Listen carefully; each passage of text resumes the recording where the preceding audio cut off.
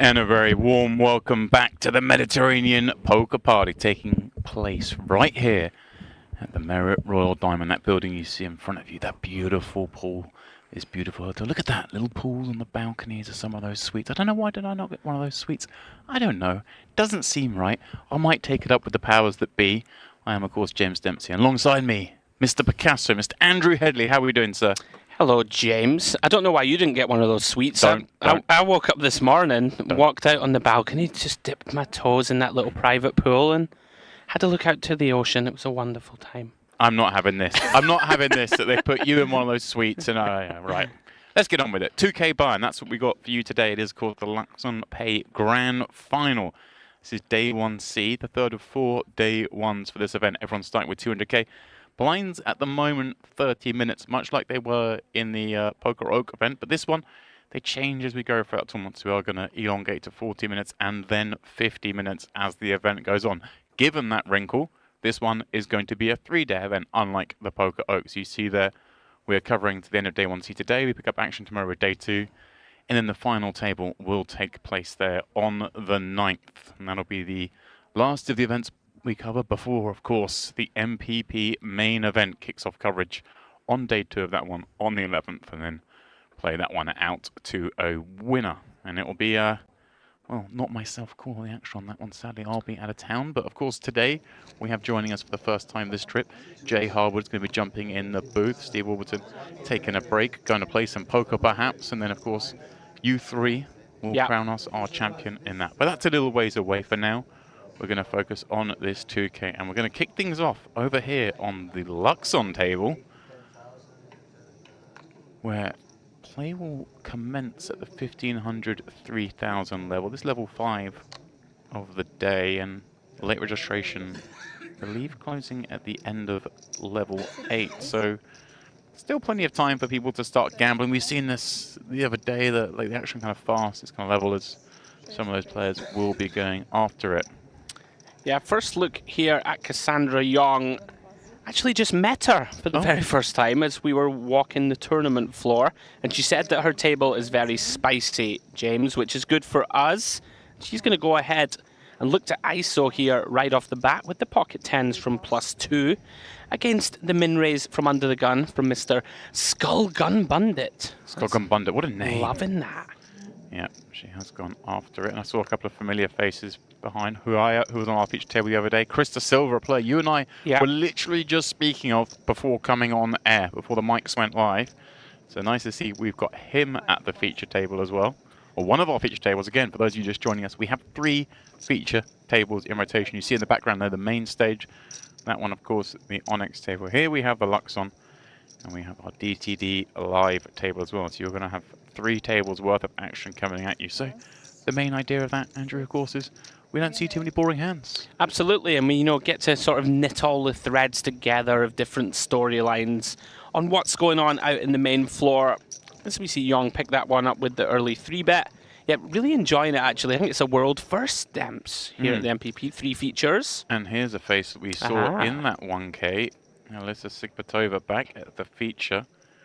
This time peeling from the big blind with 10-8 of spades. And a pretty nice looking flop for that hand, although, of course, one fraught with activity likely from the cutoff. In this case, Brockman having open, being that kind of board that we tend to say favours the opener. Yeah, these spots are always quite interesting. I think specifically once you start getting round to the cutoff and button.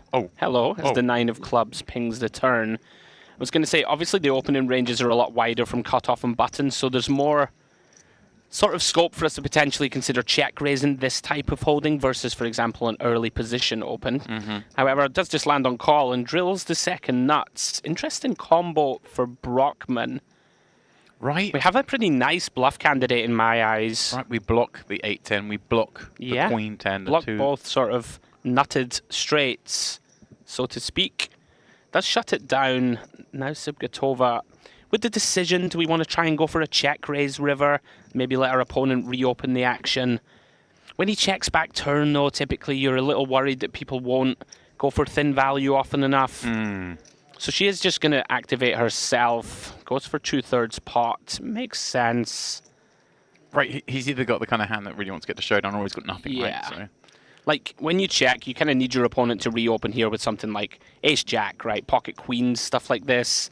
Maybe a weak king that pot controlled, but often, you know, we are not privy to how the action's been when you're at the table. Right. You can get a feel for, okay, this guy will reopen the action or not. So, decides just to do her own dirty work with the river leads, unfortunately. Brockman with just queen high. Here we are back at the Luxon table, and Lamkov looks like he's popped up with these 2 8s. Huayak on the button, calling with ace queen. That allowed Stefev to come in from the small bomber king jack, and Skolgan Bundit in here with the king 6 of clubs. Yeah, he's decided to lead. I'm not a big fan of this 4 ways. Okay, we do have a hand that doesn't mind putting money into the pot, but maybe better served, you know, to start with a check, see what happens behind. There's some potential to check raise. We can do some funky stuff on turns. Does decide on lead. Lamkov, there's an argument to raise, get this in, I think. Even 4 ways, which can feel a little dicey with 8s with 2 guys behind. But, you know, we only have, what, 68k back? Yeah. In the pot. There's already 45k in the middle. I guess this is kind of a cool, see the action behind, get kind of a safe turn, and then really never fall. But yeah, I'm with you. Maybe best served to just go with that. Look at this, Skolgan Bundit. After making the flush, now knuckles it over, and what a great decision, because Huayak overcall with the ace of clubs, certainly consideration to bluff, but no, he's going to try and make his hand. Yeah, I think you could go either way here from button. We can take a free one. It doesn't mean that we can't potentially still bluff on rivers or, of course, get there. Skolgan Bundit now. Now that it checks through turn, kind of makes sense, I think, to just bet ourselves. Yeah, well done from Huayak. That could have gotten very nasty. And the pocket 8's very quick fold as well. Well done. Tough to call, obviously, when he goes ahead, and the old bet check bet into 2 on the river seems pretty underbluffed. Do we think this is an injury from a previous pot? Perhaps hands caught in the cookie jar? I mean, maybe not. I mean, I don't know if it's that savage, is it? Day 1C? Could be. You never know. I mean, it could be an injury, you know, from a different day. Did look kind of fresh, though. Le Havre in here from +1, up against Brockman, once more involved in the action. He's going to like this queen 9-3. And has bet when check 2. Yeah, this is pretty spiced. This is a 3-bet pot. Oh, it is. Yeah, and like Le Havre, this is optimistic. And that's saying something. To call a 3-bet here, I mean, even just to open from +1, right, and then call a 3-bet from +2, he's in trouble now on the queen 9-3-4.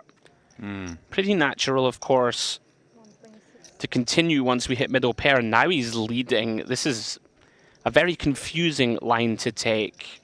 Very tough here, Demps, to represent any real value in my eyes. Brockman should be pretty comfortable here, top.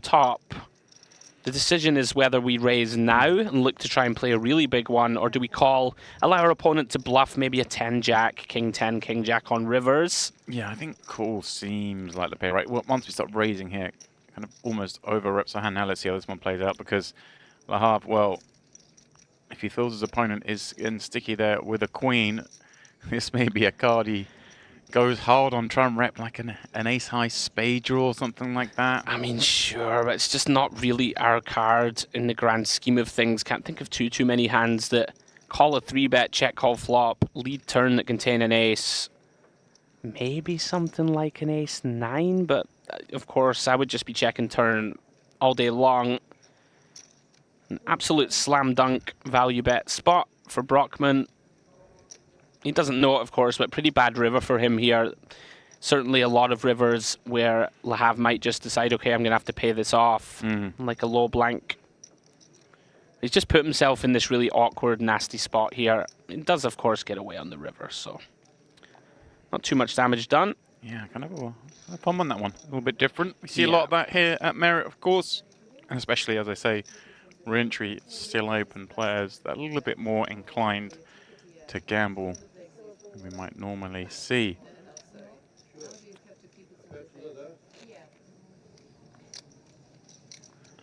Okay, as we head back over to Luxon, it is Lampkov all in from the big blind over what seems as it's Pavlov over from +2. So it's Quite a big one, 20 bigs.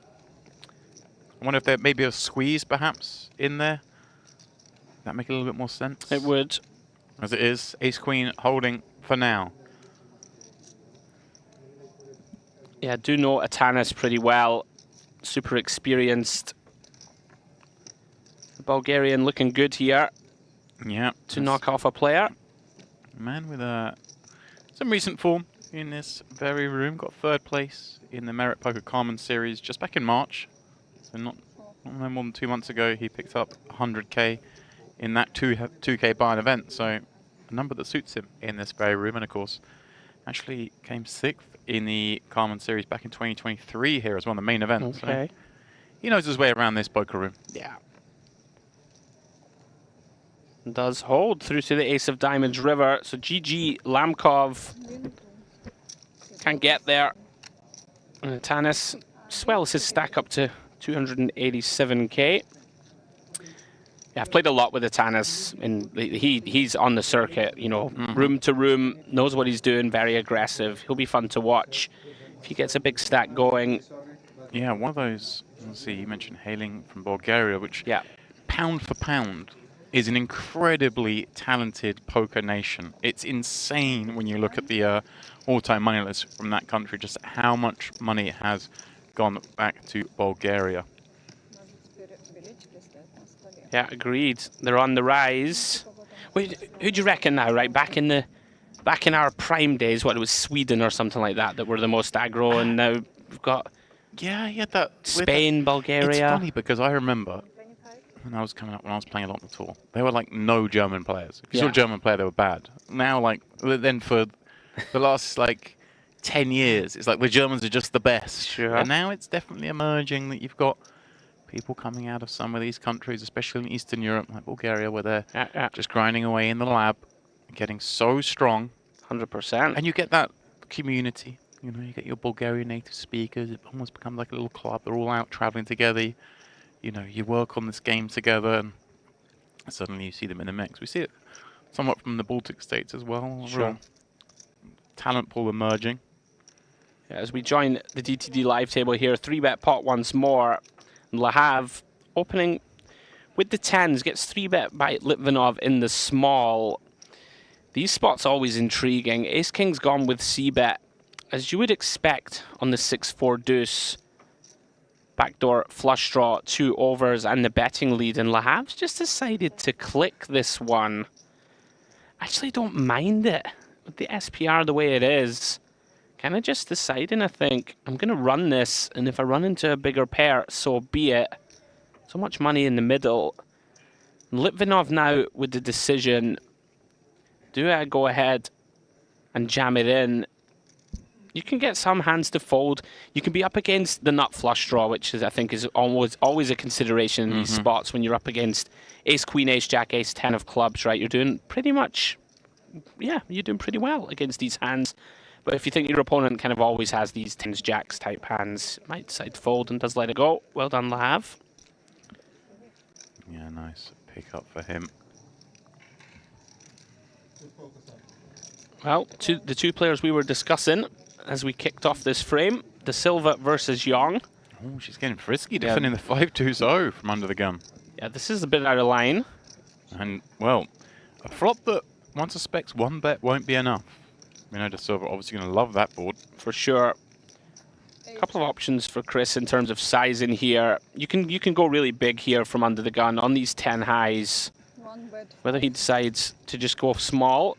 Our hand's so strong also that you don't mind your opponent continuing in some shape or form. It does go with a 3rd.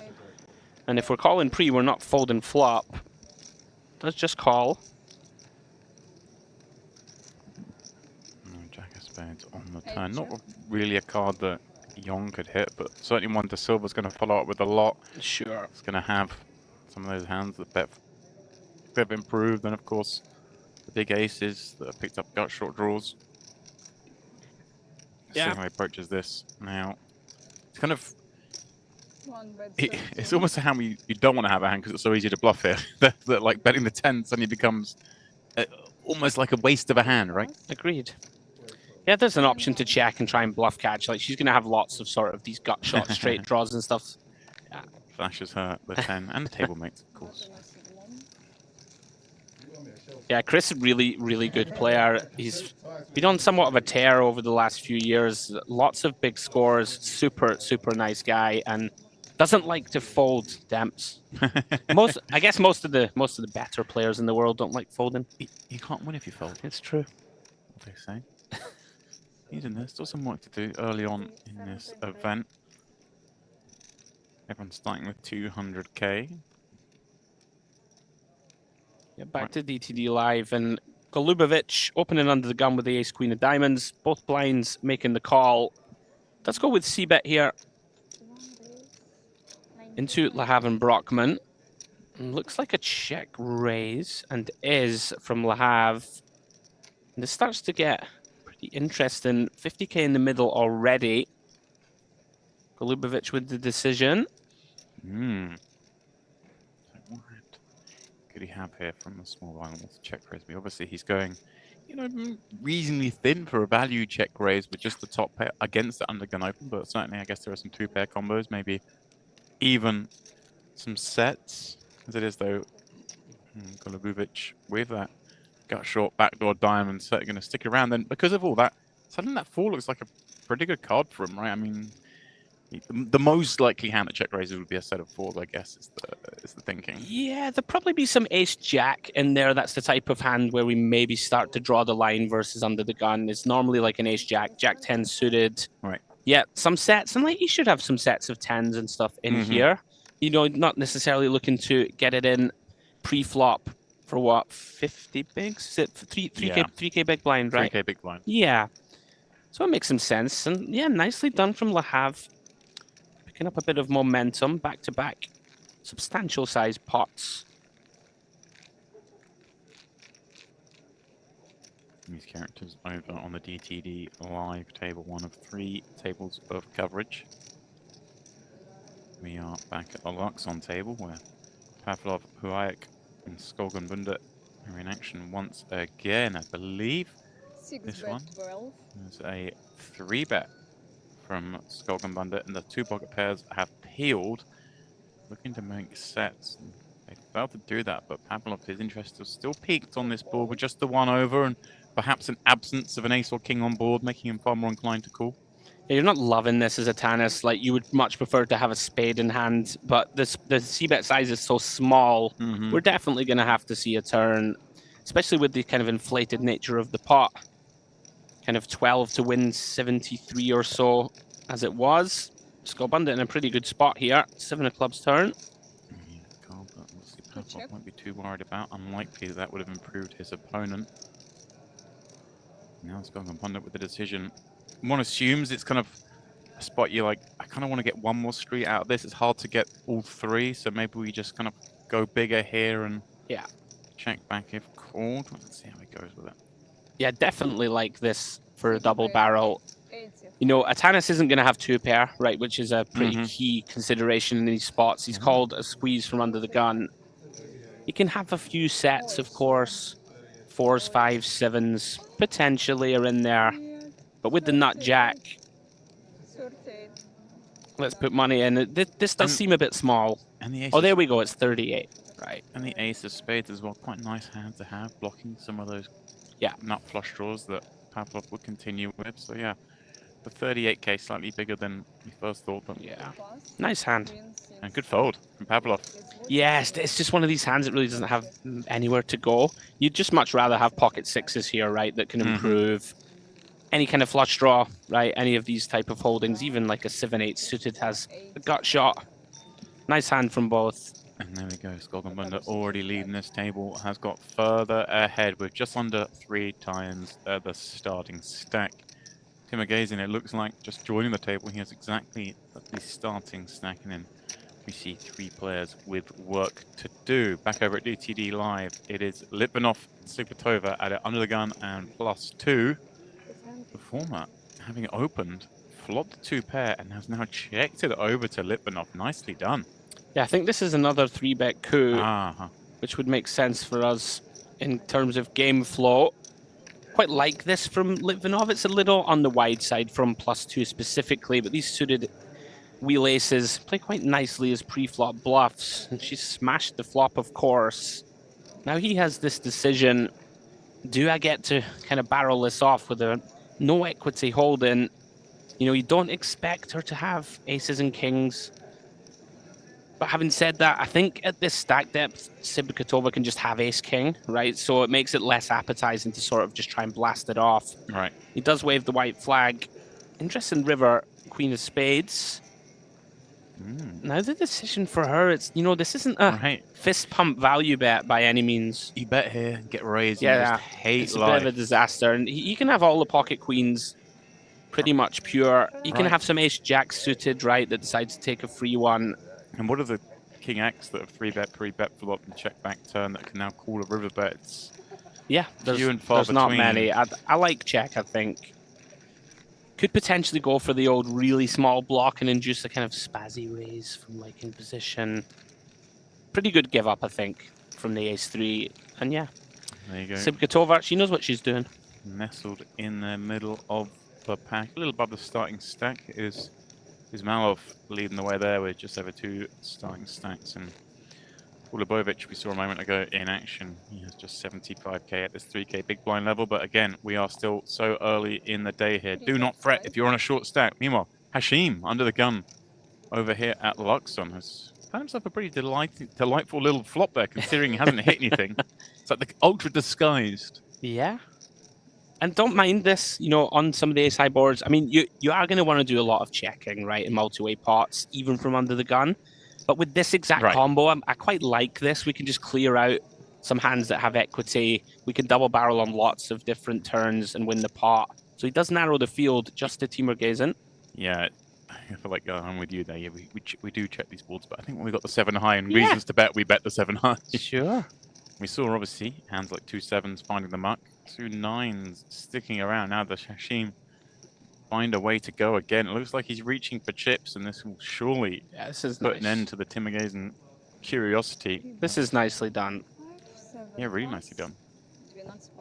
Just a really nice turn as well, I think, to continue the story. Like, we have all the ace-king, you don't, from cutoff, really. We have, you know, all of the best top set and the like. Let's just bet again, put pressure on the mid pairs, put pressure on like a 9-10 of hearts or whatever. We could get that out of there by the river. Well done. Now our first look over at the Onyx table. That is the main feature table, as it were, where the big final tables will be decided at this festival. And we see Veselov Biofri battling this one out. +1 be +2. Ace jack with a heart working on the Queen 8-5 board, but he is going to check it over to his table mate. Yeah, you see lots of checks in this exact spot. +2's range is pretty strong. I'm going to start with a check often and then decide what to do. He does have a hand, Dempsey, in my eyes, that could consider check raise here. Backdoor's working, blocking the best top pairs. You do get to just put a lot of pressure on 7s, 9s, 10s. They're in a really bad spot if he raises. I think that's what he's done. Yeah, I really like this play. Very nicely identified, and you're just in a horrendous spot now with the 7s. Yeah, kind of bet to deny equity and end up getting bluffed. Well done, Veselov. I really like that play. Picasso approved. Yeah. High praise indeed. It's nice when it works, you know? You know, you do your study, you're like, all right, this is a good one to check raise, and then you check raise and they jam or whatever, and you're just like, Well, they call and they just got king queen. And they call, and you're like, all right, now I don't know what to do on the 4 of clubs turn. Look at this, back over at Luxon, it's Hashim in play again from the big blind. The pot wasn't so it's single raise. So single raise, so he's just kept it a bit coy here against the Skolgenbunder, open from +2. In the case in P1, decides to lead the 5-3-6. This is the board that, you know, does favour the big blind, but I feel like it's not often we see this sort of hand class be the one that does come with the lead. 100%, really intriguing. Timur Gazin's not going to fold here. Have 2 overcards. It's not the most appetizing board, of course. No diamonds lurking for us down the streets. But we do turn a 10, which could be troublesome. Now this will be interesting, because we saw the hand before. Hashim bet once, bet twice, Timur Gazin folded. These two battling again. Timur Gazin haven't just joined the table with a fresh stack, so it's the second hand of poker he's played at this table. has been just like the first, with Hashim barreling him into again, and now with the 10, I feel he's kind of hamstrung here. Yeah, we just call again and make a decision on the river. It feels like. But just the instant you sit down at a table and you play the first 2 hands, and this guy's just blasting into you both times, you're thinking, right, okay, is this? You don't see the hand strength, you don't see in the hand classes. Sure. You already start to think, hang on, this it's far more likely this guy's bluffing a lot than actually making hands, right? I would agree. Or have a weaker hand than this, 100%. Well, now, will Hashim go for like a little blocky type? Like, our hand just doesn't feel like it's worth a big bet, right? On the backdoor clubs run out. It's one of those. I like this a lot. Just 10k. Yeah, and he's just going to have to pay it off. Yeah, and Timurgazin, recognizing that he beats quite a few of the hands that bet this size, right? If he's just up against a 6 or a 5, that's either a gut shot kind of hand that might have led. And well done, Hashim. That's getting really nicely found line. And Timurgazin's like, hang on a second, you got jacks here. This is an open. I feel like you didn't squeeze, and then you woke up on the 6 high board. Okay, I'm into some stuff here. You see that? Look at that. The Hashim chip flow. Gorgeous looking graph. We saw him win 2 in a row. He's moving on up. Obviously, still early days. Let's not get too excited. Got 3 days of play, but nice nonetheless. Best of luck. Into the gun. Alright, we just saw him with the ace-jack getting a bit fruity post. Now he's like playing the rush. That's the old solver open, this one. Stone bottom from under the gun. It's probably in there. You maybe get to open this 20% of the time or something. Oh, what happened to roll the 20% again? Yeah, I rolled it again. 28 times in a row. I mean, it's King 7 suited, right? We just got a check raise through. Let's go. Lasuski, I recognize that name, Demps. Get down the rabbit hole. Yeah, Maxim Lasuski. I remember he won something big. Oh, yeah. Somewhere or other. It was here. I seem to think remember it was him. here. It was like a really good final table where I think they all chopped and changed the lead. Let me have a look on the old. Consult the Hendon mob. Yeah. Yes, I remember him. He was great fun to watch as well. He was box office. I remember he sort of wore all his emotions quite publicly. Yeah.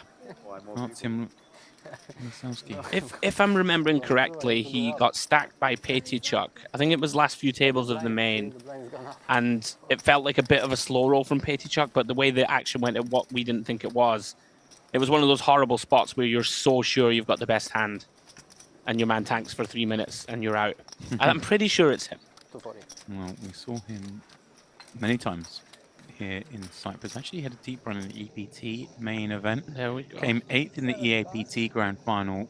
Oh, it might be that one. Year. Good for 63k. So that's the same sort of 2k event, and that's it. Pettychuk was on the one who came 4th in that. There we go. My brain still has a little bit of grey matter left. I'm trying to remember. We did see him here in another Merit event. I do recall where he got really savaged in something. I'm trying to jog my memory. Well, as you have a look for that, we'll call the action over at Luxon. Young finds kings +2. Round 2, Atanas Pavlov in the cutoff. Ace Queen. One of those hands you can go either way. He's decided on 3-bet. Makes it 18k to go. Music to the ears of Cassandra. Just jog my memory where I'd seen him more recently. It was, of course, at Triton Montenegro last year where he won a 20k event. There we go. Because he went straight from here and he just YOLO'd the money in, right? He came 8 That's here, unreal. spun the money, went to Montenegro, said, oh, I'm just playing the rush kind of thing. I'm just spinning up and ripped that off. How good is that? So Cassandra here deciding, is it a mandatory 4-bet? She decides yes. Let's try and get the money in pre with the kings. She's gone pretty large. Makes it 50k of her 164 total. Last 10 seconds. Atanas going to be aware here, I think. This feels like pretty underbluffed for a third of stack. Right. Yeah, I mean, it's just nicely identified that our hand can't quite stand the heat. I like these spots as well because you'll see this ace queen used here. 3-bet bluff in this instance. We say bluff, obviously, more than happy to get called and play flops, but recognizing, hey, against the 4-bet we'll fold. But against some opponents, we'll be 3-betting there to love the 4-bet. Of course. It's such a great fun game, and that hand in particular can give us, so many more options. Yeah, agree completely. over at DTD Live. Cyprus in action again, this time from the small blind, but it's Marley from the button, who's going to c-bet this Jack 6-3 board. Has found a piece as the Cyprus. Ursula from the big blind overcalled, and Queen 8 of spades. The Jack of spades is on board, but kind of tough in a three-way coup, isn't it? Just one of those that you don't see people take very often multi-way. Very wide open, of course, from Ismailov. Don't mind the small size flop, you know, just try and clear out some equity. It's pretty dry. Let's just get the king 10s of the world out of there. Sibgatova, of course, not going anywhere. Bottom pair, backdoor nut flush draw. Decision on Ismailov. One of these. Do we want to bluff this hand? Potentially. You're not thrilled. Like, it's kind of hard to win at showdown, is what I'm saying, against Sibgatova's range here. She is going to have a bunch of some pocket pairs, some Jack X, some threes like she has when you have the ace high to go with it. King of spades, river. Sibgatova with the decision.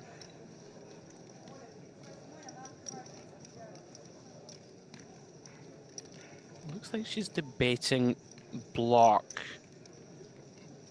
One of those, I'm not sure how much this achieves Dempsey in this exact spot. Right.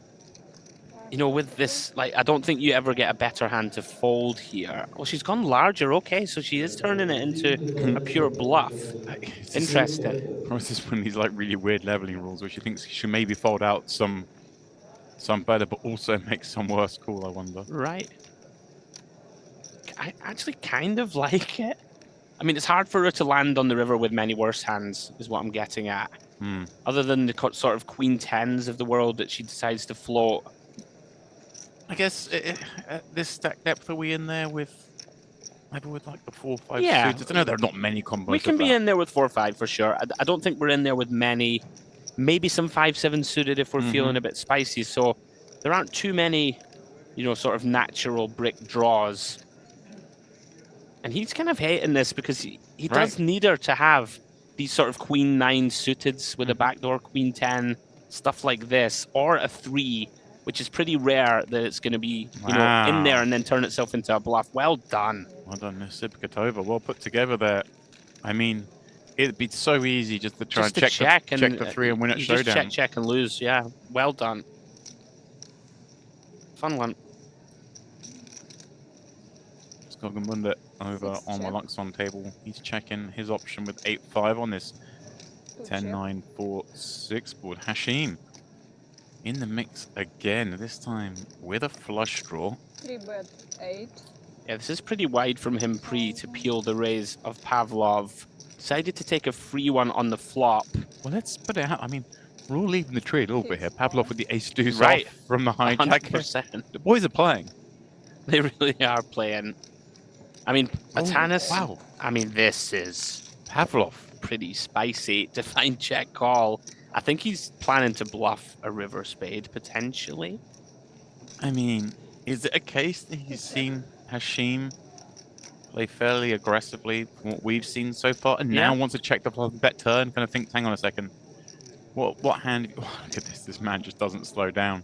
Love it. 38.5 thousand in the pot, and he bets just 12.5. Really nice. The value bluff. Value bluff, I love it. That's an intriguing check call turn from Pavlov. It's hard for our hand to really...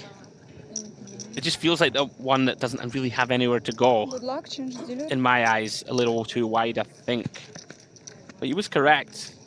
Nice sizing from Hashim River. It really did look like value.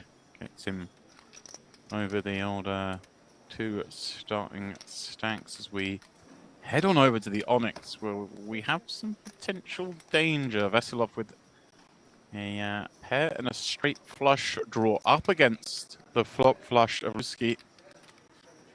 Actually does check around. Lasowski was in the mix, of course, here as well. Now that turn card, actually, kind of a bad one for Lasowski, isn't it? In the terms of, it just makes the board that much richer. The monotone boards always are, but hard to get action, especially when we block the jack as well, isn't it? Yeah, Veselov here already thinking to himself, if I continue here, what are my possibilities to bluff? And there certainly are going to be some. We have a pretty nice candidate already to consider it with that bottom pair blocking some sets, with that very key 8 of clubs in hand. He is going to call turn. You know, we have a straight draw to go with it, so potentially we can just realize our equity for 9k.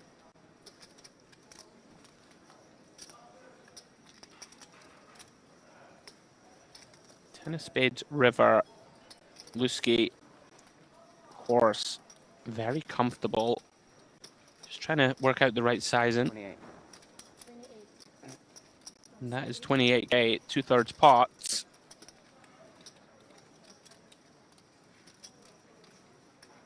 I mean, pretty tough Dempsey, I think, for Veselov at this stage. That doesn't look like the face of a man who is going to bluff. Yeah, and not one. I mean, obviously thinking, what hands does he beat? You need your man to be really taking a fly of most of the Queen X, which doesn't seem too likely, and always bluffing some big club offsuit combos. Again, hard to say if that's too likely, so it does arrive on fold. Yeah, almost no bluffs, I think.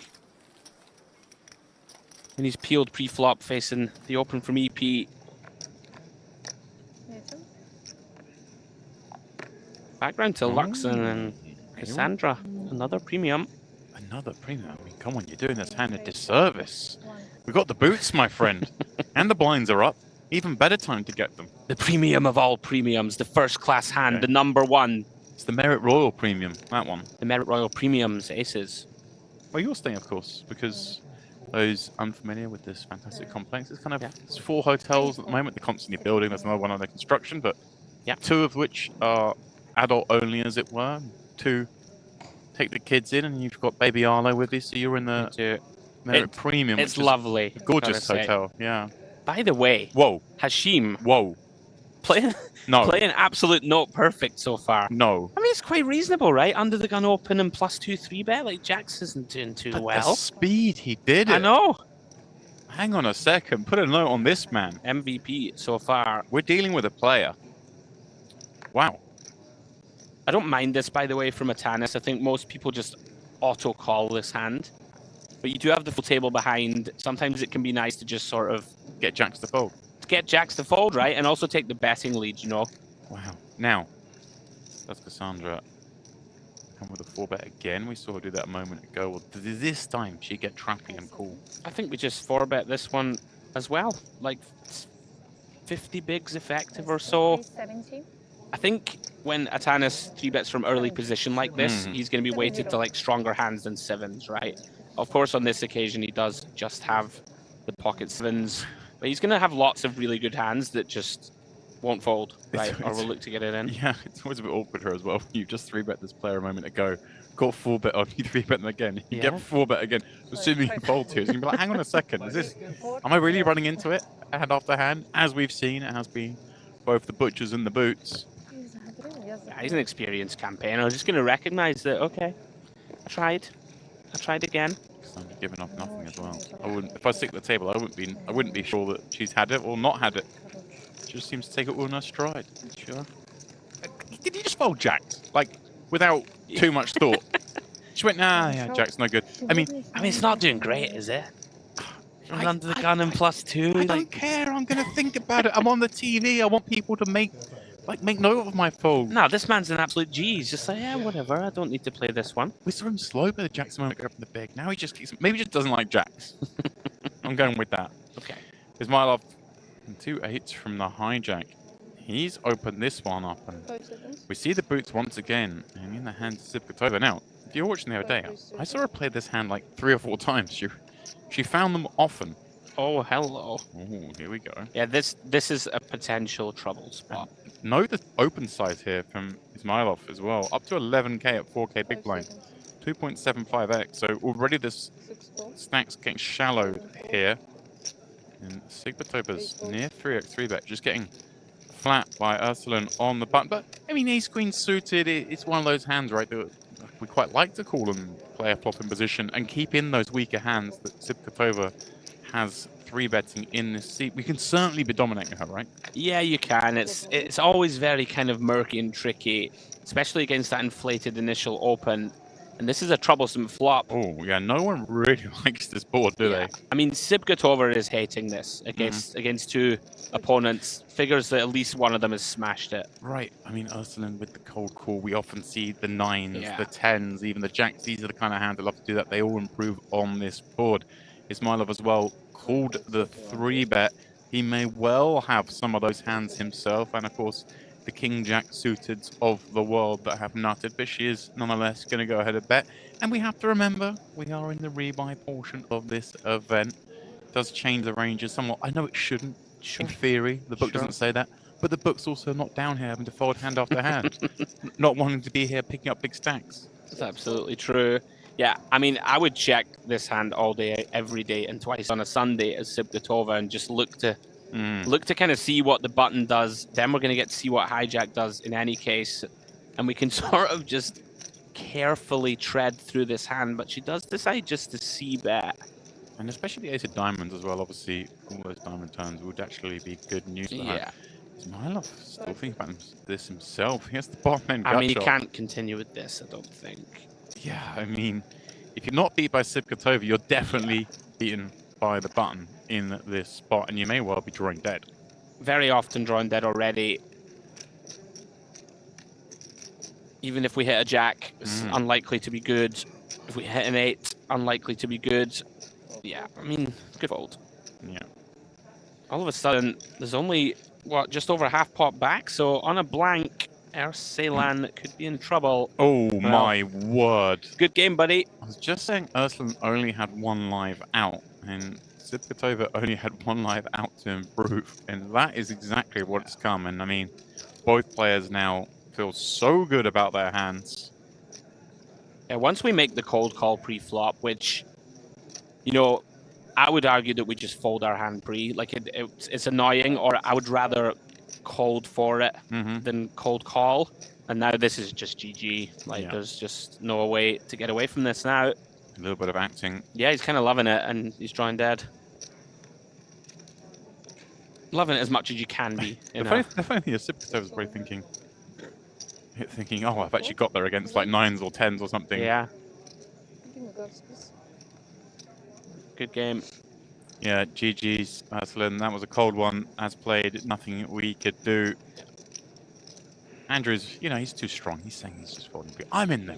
30k. Well, flick it in. Build me a stack or send me to the rebuy. All right. Oh. What was that look about? Does he think he has some... Oh, maybe just the table. Kind of a little bit confused. Table 2 is it open? We were taking our time. Yeah. We're just giving you more time to express your thoughts, Andrew. On that hand? I feel like when someone's drawing dead, let's just rip the card off. Yeah. Send them off. I'm not loving it. When it's like when they, you know, when you bust in various different series and they say you must stay by your chair until the floor comes to collect you. Yeah. Yeah, but sometimes in the massive field events, you're stood there for about 3 minutes and you're like, you're raging, number one. You've punted or something. You're like, I really want to get out of here. And you're looking around the floor, like scanning the horizon. There's nobody to be seen. And then you'll have to force her to stand and watch the next hand. Yeah. And like, people don't want to talk at the table yet because you're still there. But you know, as soon as you go away, they're going to be like, God, he punted that off, didn't he? Awkward. Although the plus side is, if you wait long enough, the floor doesn't come around. Maybe you do a dirty little ladder up that wasn't justified. Oh, yeah. Absolutely. You know? I'm always like, hold fire, dealer. We're 6 away from a pay jump. Don't shout. See, open just yet. Team Snake. Well, you know, call me what you will, but you know, look after the pennies. Oh dear. Right. Back to Onyx. Open from Lusky, defend by Gjorfi. Check call. Very spicy Queen of Clubs turn. Gjorfi now improves to a gut shot. Yeah, and flush draw. This was a check back from Lusky. Was it on the 8? I think he bet. Okay, we bet small. I think it was just 6k C bet. Okay. Could be wrong. Just looking at the pot size, it's pretty small, but here we are. Yeah, these spots are kind of dice. Like, you know, like middle of our range like this, if we get check shoved on, it's not a great spot to be in. Although, having said that, Georgi's pretty shallow. Certainly an argument to check shove turn, but typically you normally call when you have a pair and have some showdown. You know, maybe jam like a jack-9 of clubs. I have that river for you. It's a pretty good one. You're thinking if I hit the 9, it's so obvious. I hit the clubs, it's obvious. But if I improve to a 6, they'll never see it coming. Yeah, he will not see it coming. Lusky with the decision, do we want to go for value? This starts to get pretty thin. I feel like we're going for value. All the draws have missed. Our man can have a 7 or an 8. He does check it back. I think like with the king kicker, you can definitely consider betting, but like for example, an 8-9, we would just check. I'm with you there. I think because we beat that queen, I might bet, but he does check it back, and it was a good check back. Definitely not unreasonable to consider it. In there, with the goods. If you are just joining us, welcome. Where have you been?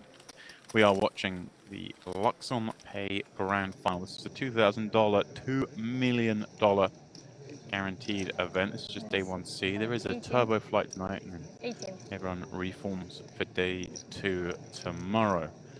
Still towards the end of late reg in this one. The field size there ticking up. 365 bullets so far fired so far today, pardon me. And well, Hashim has probably caused a few of those bullets to be fired because he has been faultless thus far. And look at this. Yet again, he's getting it right. Falls ahead on this 7, 8, 9, 8 board. Stafiev, well, gets there on the end in form of a counter. But now, does Hashim turn into a bluff? Does he lead? So this is a 3-bet pot.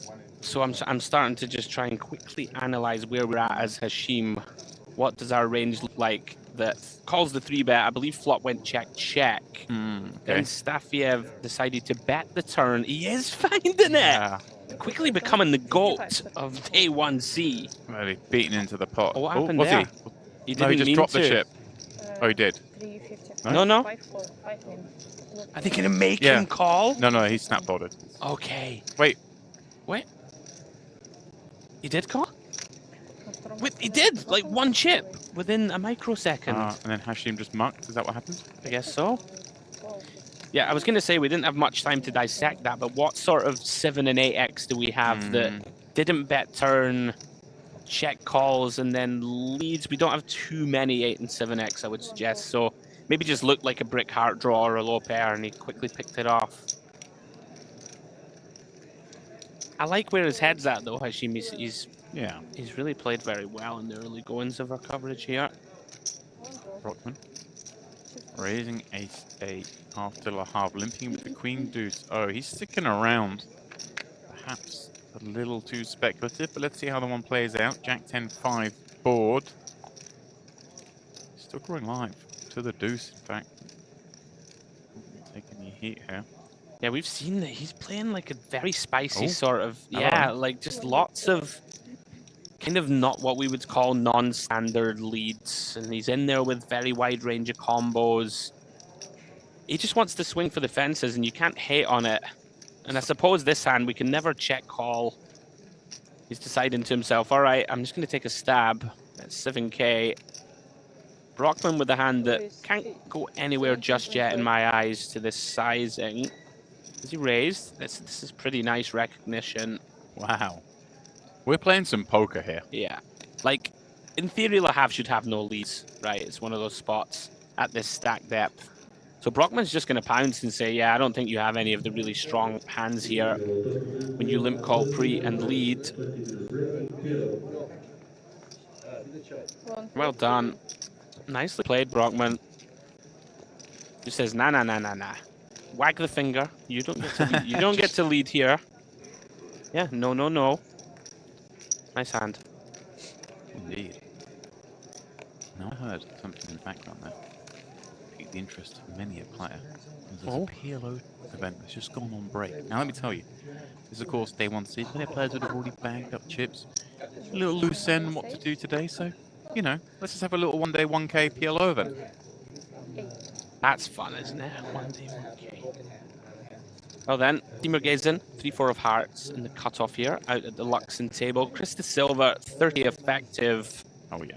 Only one decision, I think, here, and that is whether to 3-bet call or to jam. Jam feels like a little too much, but it is the hand class that doesn't mind to do it. I think it's one of these things. Look, we see the jam from this kind of hand when ICM becomes a factor. Yeah. But I think in chip accumulation mode here, early stages of a tournament, we just want to try and win a big pot. If it's gone like raise and call, then we would just rip it in. But yeah, I agree. He's a pretty cool looking guy, Chris. You got to hand it to him.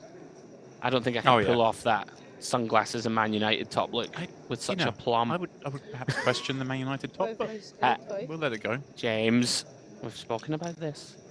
7-4. They're like 15th best team in the English Premier League, aren't they? Yeah, but we're going to get in the Champions League. It's going to be a travesty. Literally would be the shame of the rest of Europe. The backdoor run a Champions League qualification. And it would be a bit of a joke, but you know, it would be funny. Right, multi-way pot. Gatova opens. Interesting from Amar, and I like it, by the way. I think most people auto 3-bet ace-king here, but you should have a bunch of calls, even at sort of 45 bigs deep. You know, you can induce squeezes behind, and Golubovic has a potential. I think he'd like to have more chips than this. Like, you have a lot less fold equity here with 17 blinds, but I wouldn't be shocked. He needs just to run it for those reasons, but you say, yeah, just as cool. I mean, obviously such a playable hand, happy to go 5 away, try and make something of it. I think if he has like 30 bigs here, that like shoving's really attractive. Yeah, and I suppose the thing here with 15 is, hey, look, hey, if I call away a flop a queen and end up going broke with 1 pair, it's no disaster with 15 blinds, whereas with 30 it'll be far worse, right? Yeah, 100%. So everyone bricks. Sibgatova has the betting lead, but she's not happy with this. Got to try and get through 4 people. It's going to be very difficult to do. Checks to Lahav, and he's just in there again on the button with 9-10 off. Takes a free one, and it's bad news for Sibgatova.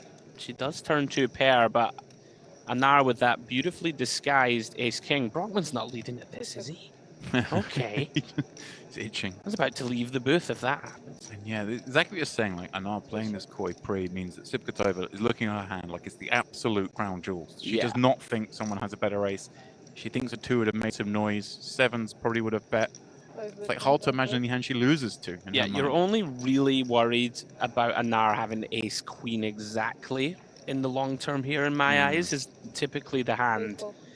I like her sizing, by the way. There's no need, you know, to absolutely blast money in here. We want to get called by all the weaker ace X. We can size up River if we think we definitely have the best of it. He's not, is he? If Lahav raises here, this is spice. What is going on? 40k? I mean, it's going to look so strong. But what do we... I mean, we're repping a slow-played pocket 7 somehow, or... That's about it, right? It is. Like... But people don't bluff here, right? Which is the reason you're thinking, what in the world is going on? Yeah, that's true, because I would never put this as a bluff. Like, Ever. No draw on board. He's going to get called in 2 spots. And and it's fun, because Sibgatova pretty feels still alright about this hand, right? I mean, when Anar overcalls, I think the alarm bells are starting to go. But yeah, I hear what you're saying. It's such a random spot for Lahav to decide to go for it. Yeah. Against bet and call. He still had the 2 blinds in behind him, by the way, who could somehow have a big hand. Oh. Wow. Anar with a block. Recognition. Wow. This is amazing, this hand. This is a ridiculous hand. I was like, well, whoops. I got this one wrong. Save face for a moment. And then Sibgatova, I can't wait to see her reaction when we cut back to her. Something that's interesting here is that if Anar thinks Lahav is just giving up here with a bluff, he's not. He's not giving up. Oh my word. What is going on? And now, I mean... He's not going to fold. And I was like, yeah, whatever. He's just snapping it off. You got to... And Lahav going to show his hand, or is he just going to muck? Oh, he jammed, so he's got an extra few chips in. No. He's going to get to fold. No, I think they're working the count out. And okay. Lahav's going to see that it was all in for less. And Lahav's not going to show his hand. He might be forced to, right? Will he force it? Will be, actually, because it's an all-in. Let's see. Yeah, they are. Hang on.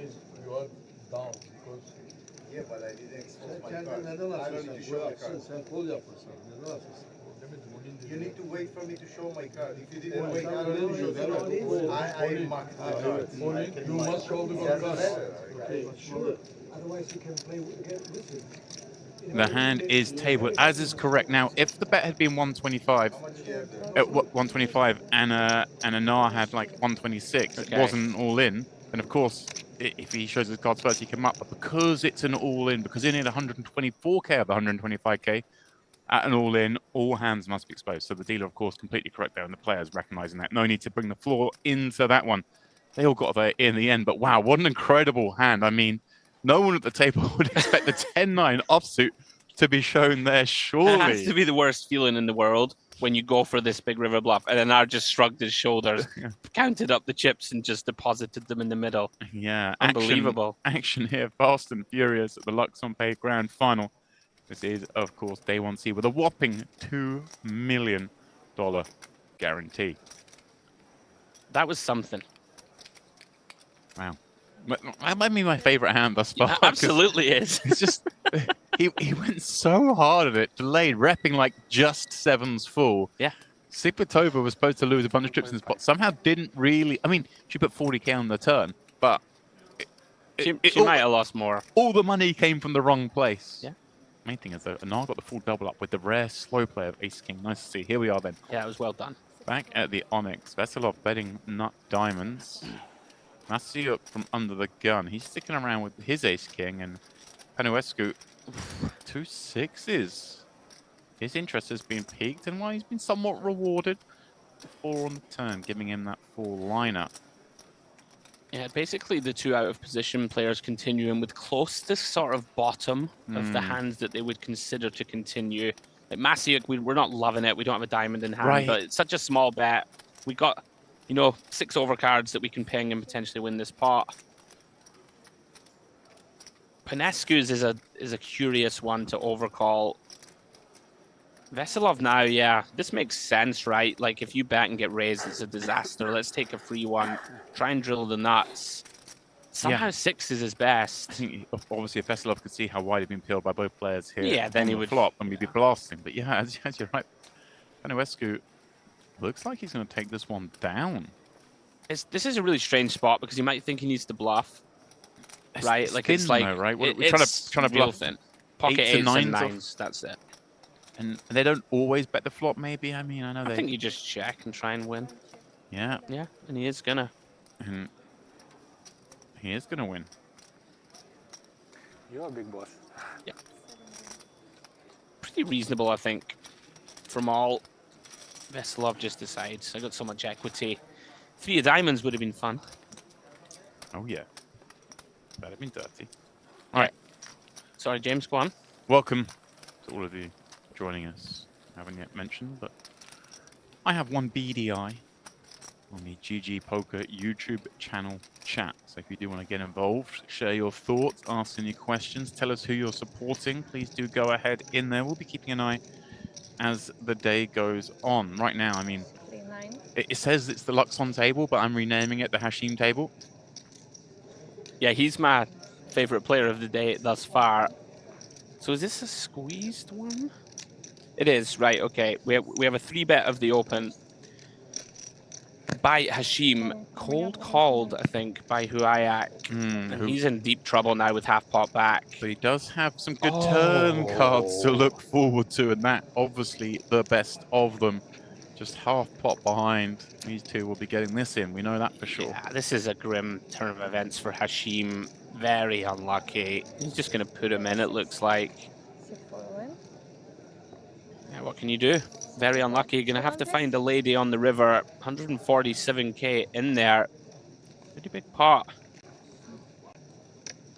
Yeah, actually, I'm going to see. He was looking pretty for the KO, instead likely to send chips the wrong direction.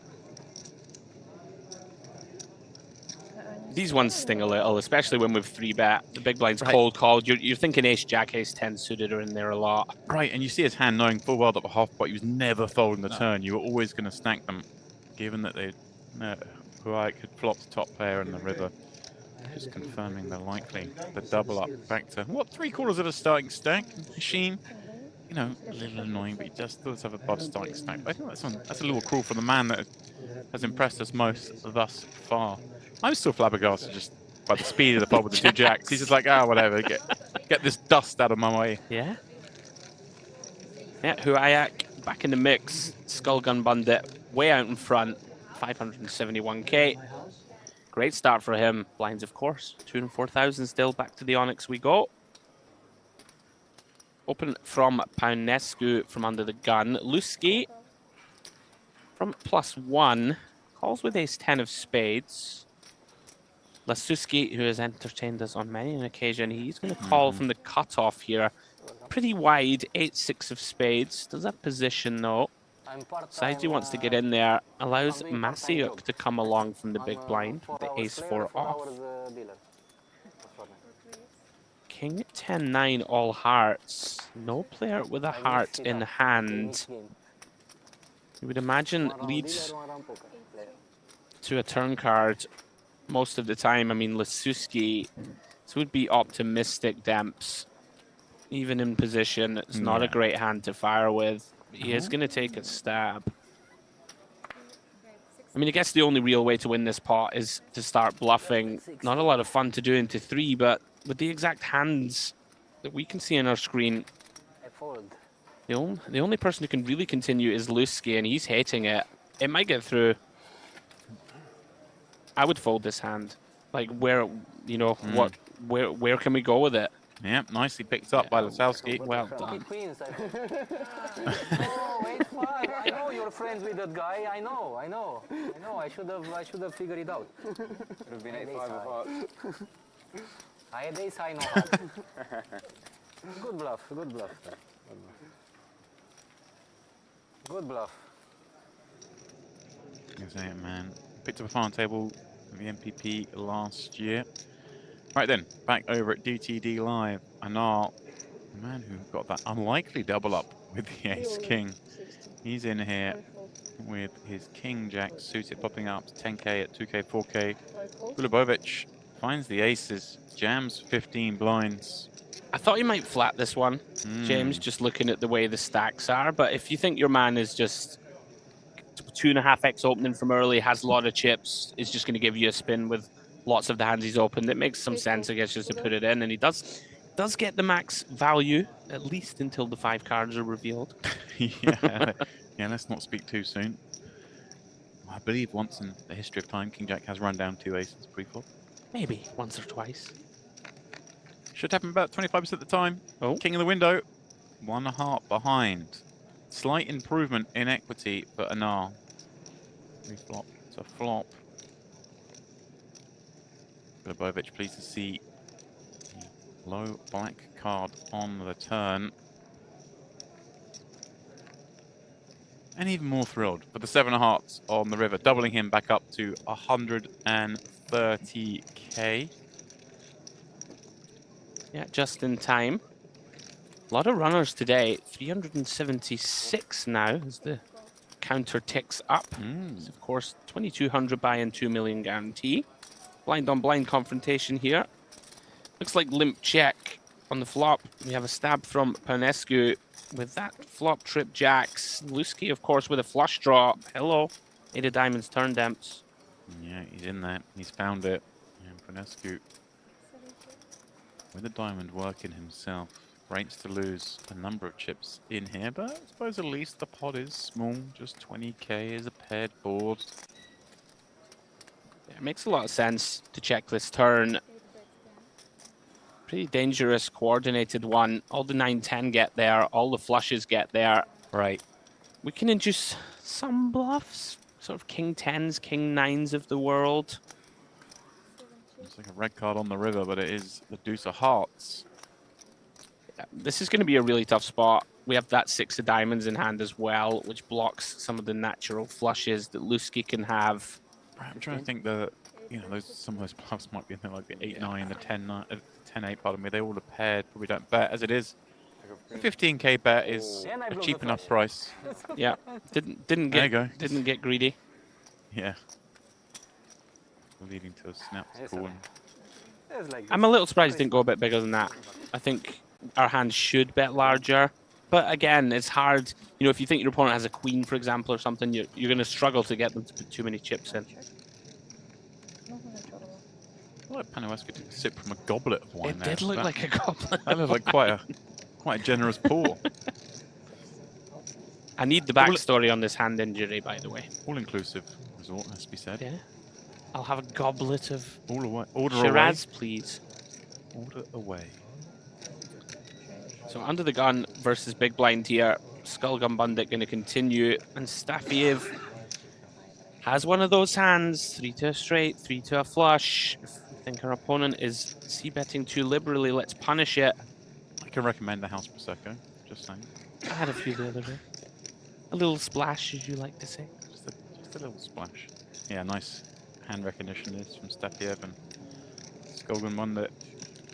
Very hard to carry on with this hand. Yeah, with this exact hand as well, it's just super difficult, even if you suspect. Yeah, well done, Stafiev. Nicely done.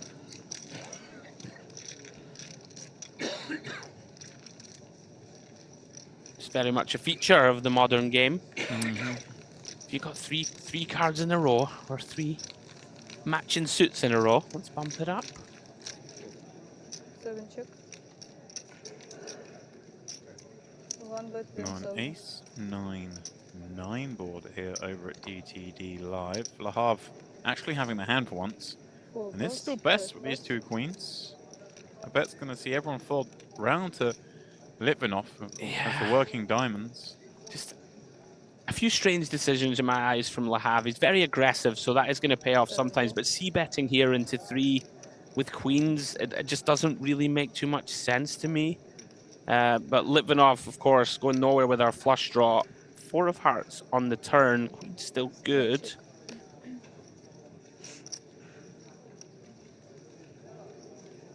You would presume we just check now and then decide, but like He's just running it. Just wants to deny against diamonds, perhaps. It's the only reason to put them in, yeah. Yeah, maybe thinking, hey, is anybody thinks he can make Litvinov maybe fold a bad ace?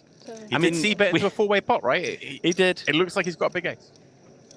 Although having just shown the most kamikaze of bluffs, I'm not sure. I'm not sure I want to be putting it in here and trying to make someone fold an ace. That's pretty fair. As it stands, he actually maybe he's thinking he can get 7s to snap. Right. There we go. His reputation precedes him. Let's bet. Ace, Queen of Clubs. On the Queen 6-4. Flop. Look at this. Panuescu. With the nut diamonds. Yeah, this could get fun. Especially this board texture, right? We see Ace Queen with the backdoor flush draw, the 7 working around that 6-4 as well. There's so many interesting turn cards here for these 2 to play out on. The 16k bet for now being matched as we head to the turn, and it is one of those interesting cards. Deuce of clubs, both players now with the nut flush draw. Resber, of course, loving life with that top pair. Typically here just goes big bet turn and call again. It's gone small though. I'm not a big fan of this. I think it's too small, like 16k third pot, almost a quarter pot in fact. You just make it really easy for your opponent, right, to continue. I suppose when they have sort of the 7s through 10s of the world, we don't mind giving them a very good price.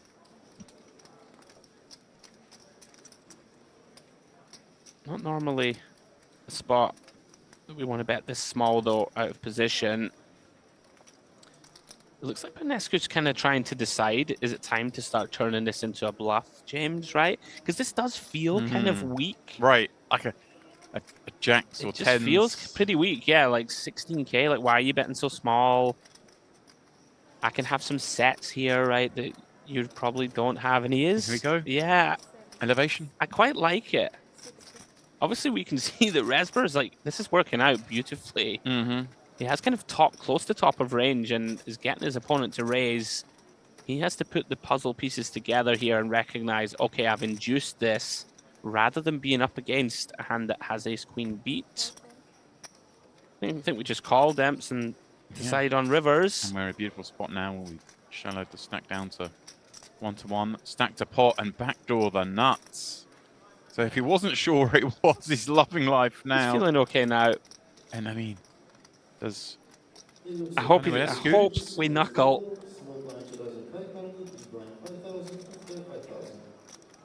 I mean, if you are up against the really strongest hands, Demps, like the 6s, 4s, somehow a turn set of deuces, they're going to bet river for you. Right. Right?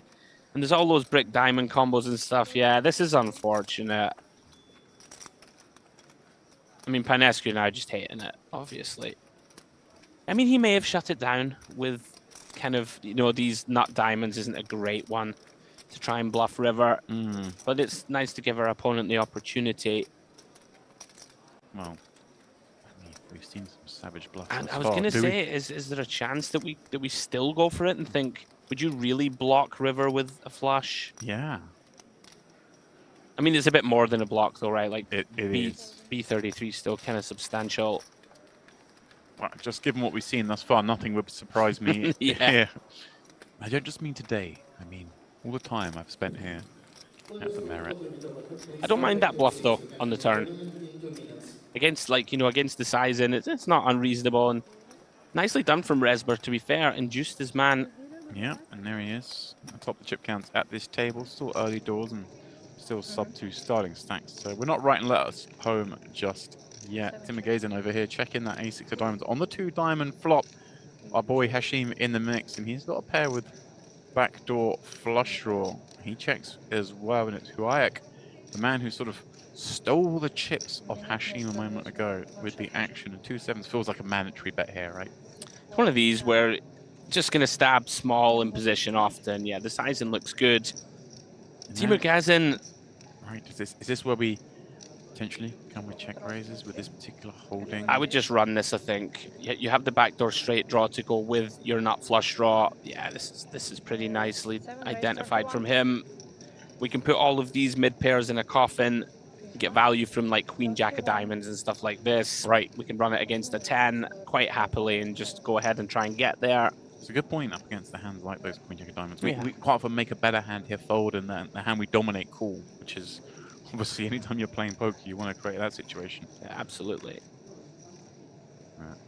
Right, this is the problem, of course, when we do bet these spots against these balanced players is suddenly things get so difficult, right? Yeah, when you get into theory world here, we're probably supposed to continue with this one, right? We have a pair, we have a diamond in it. You have to think of the natural bluffs, and it's normally the nut flush draw. Going to be some hands like King, Queen offsuit with the King of diamonds, stuff like this for Timur Gazin. Maybe something like a Queen Jack of hearts, right? 2 overcards, backdoor flush draw. These are the natural kind of bluffs that people can find in the modern game. It's just so hard to be sticky with 7s. You know you're going to be asked for all of it quite often on the turn. Yeah, nicely done. Yeah, very nice. Take a bow, sir. Good pick. Seems like a pretty cool customer.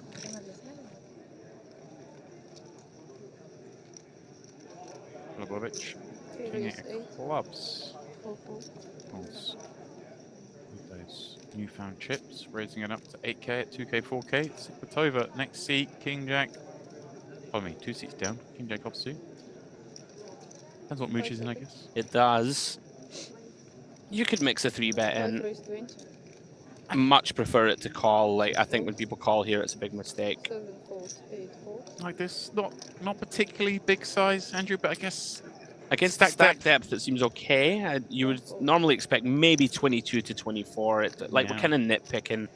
What is it? He started the hand with 35 blinds, so I think maybe a little small. Yeah, 5.5 to 6 might be a little bit more typical. Right, we do want to generate some folds, and it's very hard for Gulovic to actually have too many hands that do fold to this size, but we can see with that hand, one of the weakest ones he's going to have. Sure. Timing spot on. She's played really well, like, the first few days of her coverage. It just never really seems to put a foot wrong, just ticking along. Yeah, tends to get it right. We see that a lot with her here. This is, of course, the Luxon Pay Grand Final, Day 1C. And those eagle-eyed amongst you can see the big projector screen in the background. I can see, Andrew, just 1 minute left at this 2K, 4K level. We'll be then kicking things up a little bit. Maybe the old 5K big blind, get things moving. even a little bit faster as we head towards the end of registration. Although, I believe actually there may be more registration today. I don't think it's in the level 8, level 10, I believe, today. Oh, hello. Oh, Mr. Biz. Here's a man we know and love at this very venue. In here with the 2 9s. Against Vesilov's Ace King. Yeah, around about 40 blinds each. Not unreasonable to see these two go into war. I think typically you'd expect Biz just to flat here in position, but he's just decided Vesilov's aggressive enough. I'm going to run my pair. So here we go. 344k in the middle. Veselov, the man at risk. Biz with just 28k behind, though. Pretty critical for both players. I think it's close. Another one of those that played a lot of his poker. 51, Right here.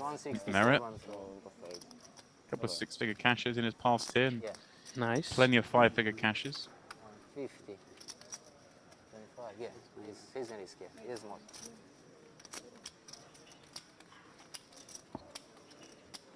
All right, off we go.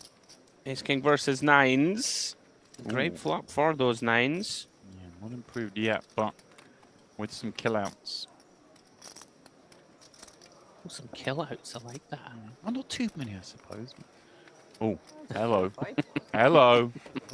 All right. Okay, well, we get it with 2 9s against Ace King. We take this situation by the turn, but when we see that flop, we're a little upset to see the emergence of a club with the 8 river.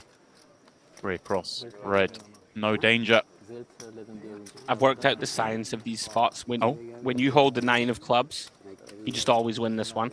Okay. But when you've got like 2 red 9s, you just pay them. Oh. Telling you. Okay. Science. Next time you're all in at risk, Demps, have a look. When they turn a nut flush draw, if you've got one, just sit back down.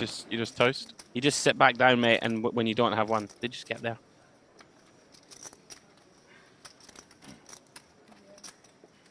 Wait a minute. Why is Veselov? Okay.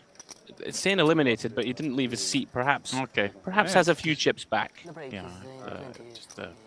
Obviously, our chip graphic is as accurate as possible, but occasionally there's you get one bet size wrong, and it kind of spreads around the table like a virus. You know, like, oh, that person doubled, but that person's stat was slightly wrong, so the graphics then go further behind, and obviously, players going to count down their stacks far more important. King 8-4 over here at DTD Live, and I'm seeing a lot of cards out there. We've got a 5-way pot. Lahav is just so spiced. Like, it checks them on the button here. Somehow in there with the 10-8-0 multi-way, and he's just going to bet. Look at this. He's going to win the pot, I think. But no, it's better than that. He gets 9s to fold and a weaker 8 to call. So he's bet out the better hand, got the worst one to call, and now looks like he's in great shape to win a decent-sized pot here. I mean, I'm trying to work out how Brockman was in here. Is it a limped pot pre somehow? I don't think so. I think the 9s opened and everyone else called. This is real spice from Brockman with 8-3 suited. I was saying, like, obviously not great to be called in this spot, but Lahav just doesn't care anymore. He's running at every spot. I'm all in. He is. And Brockman, you call with the 8 here. Well, what do you think this man was going to do on the turn? Yeah, and also, by the way, we might talk ourselves into calling this off. There's a multitude of draws. We've seen our man. He doesn't even need a draw. No? This man. I think he might call this off. Just against the particular opponent in question. No, he's going to get out of the way. Well, back up to just shy of a starting stack. Well, he's scratching the back of his head. He's going to have plenty of players scratching the front of theirs. Right. I mean, the thing with a player like Lahav, if he starts hitting cards, then watch out, everybody. Yeah. I wonder now he's back up to sort of 170. Is that like, okay, now we cool down? Now we'll chill out a little bit. The reactor needs to chill out. Power has been generated. Veselov did have some chips behind. They found their way into the middle here from the hijack with this Queen 8. And Garofri and matching it quite happily with the Ace King from the cutoff. This board, well, brings some sort of hope to Veselov. 8 of spades working in a couple directions. But alas, only one way to win. That is to make a pair.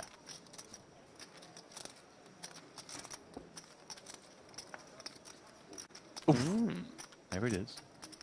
Here we go. Well, okay, I was going to go buy 200k, but I guess I'll try and play this freebie 60k stack instead. Yeah. Every epic journey starts with the smallest of steps, Demps, doesn't it? There we go. There we go. I'll be making an epic journey to the dinner buffet when I go on my break. Ooh. Yeah. Have you been behaving yourself this trip on the dessert front? Talk to me. No. I can't lie. I won't lie. They had lovely. They're so nice. They had a lovely beef tartare started there. Ooh. Buffet. Oh, it was just delicious. All So I right. had that. I had a couple of slices of the mini pizza. Then went for sort of a main course. This thing, I got some chicken in there, some salmon. It was delicious. Nice bit of vegetables, and Dreamy. then I went in for some sort of raspberry chocolate. Beautiful she was. Oh, I almost just want to talk about food. Right back to the action we go. Open from Machine +1. Pretty wide peel this from Young with the Queen 10 off. But, you know, he's been playing a lot of hands, right? So she's maybe just thinking, right, I want to try and get in there into the mix. And Hashim just checks back, turns a flush. Checks back, and it, almost like that check back looking almost suspiciously strong, isn't it, on this ace-3 board? But he's almost hating the fact. Oh, wow, he finds another check, just extending. Offsuit jack, anyone? Extending some rope. And does Young perhaps try and stab her, or is she just too suspicious about these checkbacks? Yeah, looks like. Yeah, it's kind of like so showdown based from Hashim. It's hard for us to like. I guess we could be value betting like pocket 8s with a diamond, something like this, right? Right. 9s with a diamond. Relatively small subset of 1 diamond hands out of the small blind. She's done well not to. Yeah. So like sometimes you just feel like, okay, right, I'm just gonna have to try a little nibble on the river. Just try and rep one of those medium flushes. I like watching Hashim. Plays well. There you go. Back at DTD Live, and Lahav had it once more. No signs of slowing down, but Litvinov laying the trap, having opened this ace-queen, sends it on over, and the king-jack, 0 equity, is starting to bluff. I mean, they've been sitting there and they know just how much he is just rifling it off, so it seems like we just call all day. Yeah. We've seen him, obviously, the queens was one of the hands, but they didn't know that. But I mean, it was kind of a spicy turn jam, albeit somewhat sort of a value. But they must be getting the perception that, hang on a second, this guy's like literally never slowing down. He bets flop, he jams turn, bets flop, jams turn. Yeah. I'm going to give him as much rope as possible. Well, I mean, I'm not sort of endorsing the follow-up, but if we are going to go blast with no equity, perhaps we do some blasting and we turn some. This seems like one of the better hands to like continue the story. I wouldn't have bet flop, but yeah, once the 10 of clubs comes, you know, we can go all in on a club river, we can river a queen, we can fold out 8s, 9s, 6, 7 suited type holdings are really in trouble now.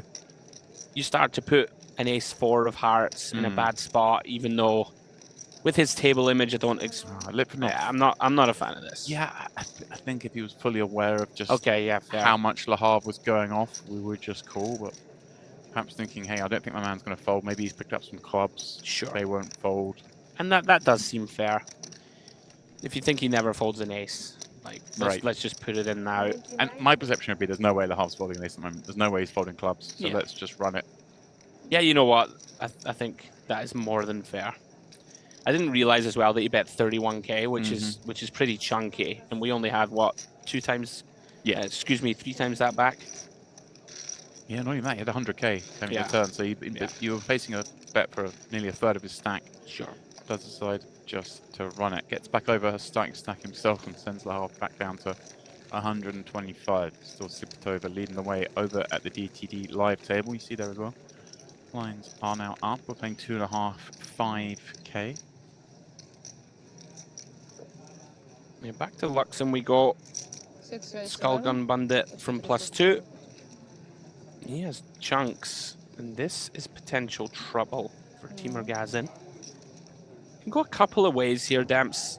I quite like call with exactly the suited variety. Just one of these that if you have to 3-bet fold this, it's a real bit of a disaster, to be honest, with a hand that performs so well. It looks like he has 3-bet. It's obviously never a mistake. You know, it's one of these annoying ones that And it is infrequent that you get jammed on or 4-bet. It's just it's just a value 3-bet, right? And then we'd see. As we were saying earlier, ace queen always seems to be that hand where you kind of always 3-bet, but how you face 4-bets completely depends. Sometimes you're doing it to snap, sometimes you're doing it to snap fold. Sure. And a lot of the time it's somewhere in the middle. Yeah.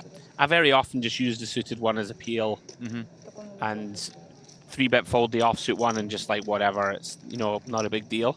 But of course, you do get 4-bet jammed on so infrequently that you shouldn't have that in your head for it to be an issue, right? Fine to mix in 3-bets. Can't be afraid of the monsters under the bed. Exactly. But you can be afraid of the ones in the closet. Oh, hello. That's a story for another time. Skullgun Bandit now, 40 big blinds deep. Feels like there's only one way to play it, but okay, apparently not. Hey.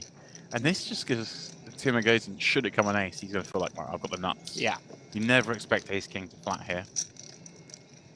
Yeah, I'm a little surprised. Yeah, like so often we say the value of ace-king, even though we know it's a good hand, is just in playing it aggressively, right? Okay, we can see you've probably got the best hand here, but now we're playing a 75k pot out of position. It can get very difficult as we see a jack 5-3 ball rolled out. Yeah, I think when you do decide to play it this way, you need to be prepared to just check call down on a lot of boards, right? Because we just are so under-repped. It's one of these spots. You have the nut ace high. We're not really supposed to have it. And Team Mergazin with a pretty nice board to continue. Jack 3-5, backdoor nut flush draw. I don't think he'll do anything else but bet. The small sizing in position. We can line up some barrels down the street. One of those, right? We knock out just some hands that have equity against us. Yeah. Pocket pairs probably stick around, but we can blast against them on certain runouts. And then, of course... I mean, just pretty easy check call, I think. This is curious because it looks like he's considering raising. Oh, no. Not sure about that one. Wow, I mean, fellow Skullgun Bandit must have just felt like he had some sort of read that this was the goods from Tim Mergazin. And I mean, it's dangerous to trust ourselves that much, I think. Yeah, wow. Didn't want to 4-bet it pre-flop and get it in. Just really felt like he was up against the goods, peeled and just check folds flop. Yeah. Okay, back here at DTD Live. Some familiar faces in the mix. Lahav's got no part of this board, so expect to bet any moment now. Sipkatova, she got in the pot in position, ready to take on her man. And I thought he said all in. Menard. Well, here's the best part of this. From the flop with that second pair and a gut shot, drawing at the wheel. Ooh, what a turn card. He picks up the nut flush draw.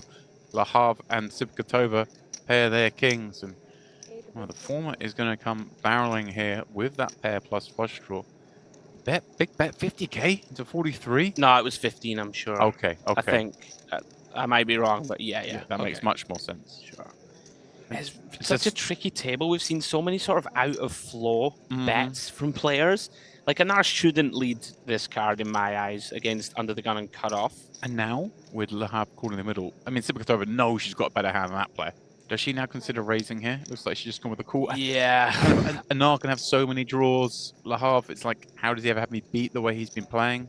He is, but on the positive side, when we do just call, we have the kind of Rocket Man Lahav in there who could just rifle it off, given the opportunity. I do hear you, though. We certainly could consider it not having a diamond or a heart in hand. Now, could have set our own price, so to speak. Yeah, I like this recognition from himself. I mean, we've seen it go off, but really hard to get value here. If Sipkatova's got a king, it's almost certainly better. And as we're looking at sort of the king 9 suited to the world, does check it over to her, and she has clear the value bet and goes pretty small. Very nice. Maybe recognizing that, hey, like, I don't think Lahav really has much as played. As it happens as a king, going to pull any amount on this. And Anar's probably got some sort of weak one pair. Yeah, one thing I will say, she's sort of...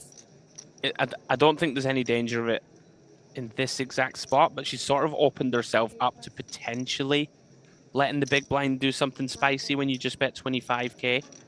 You know, like the small bet, we kind of... It looks like we have what we have, right? Which is like a mediocre sort of top pair. But nicely done. Yeah. She gets some nice additional value from Lahav. Hard for him to fold. And a really cruel turn card for him. The only way he was going to do some chips here was on a king. There's only 2 in the deck. There we go. Sukatova up to over $500,000 in chips. Well, seatbelts must stay on. Lahav is down to sub 20. He's not going to be on that stack for long. That's my prediction. It's going to go one way or the other, isn't it, James? Yeah, Masiuk, he's going to try and take these kings for as much as possible, but for now, just met by a couple of peels. Veselov flops the flush as Masiuk has the king of hearts in hand. One chip. Andrew is in the booth here, suggesting a check. Yeah. That's exactly what he would do. You have to check this one. Right, that kind of medium strength made hand and the nut draw check. Let the baby hearts in there, the raggy heart in there that can pay you off. You also have Penuescu behind who could perhaps go bluffing here with, as we can see here, no equity. Hey, just this one of these spots where both the button and the big blind have a lot of flop flushes. Also, we can check raise at some point in this hand with the king of hearts in hand and potentially make an ace fold. There's lots of good things that can happen when we check. Pretty easy for Veselov if he decides to put money in. To do so with this hand, obviously. And he's just going to jam. That's interesting. Okay.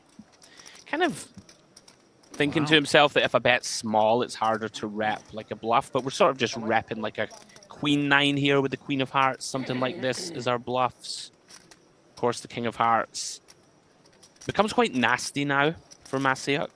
You know, I was going to say we always get to the river, but we are now facing a pot-sized turn all in.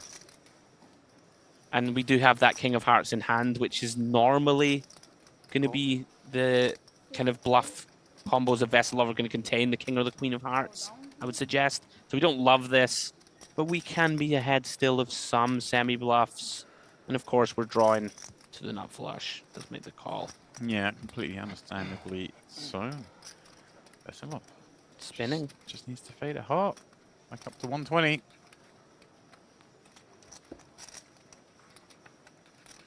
Oh, that's cruel.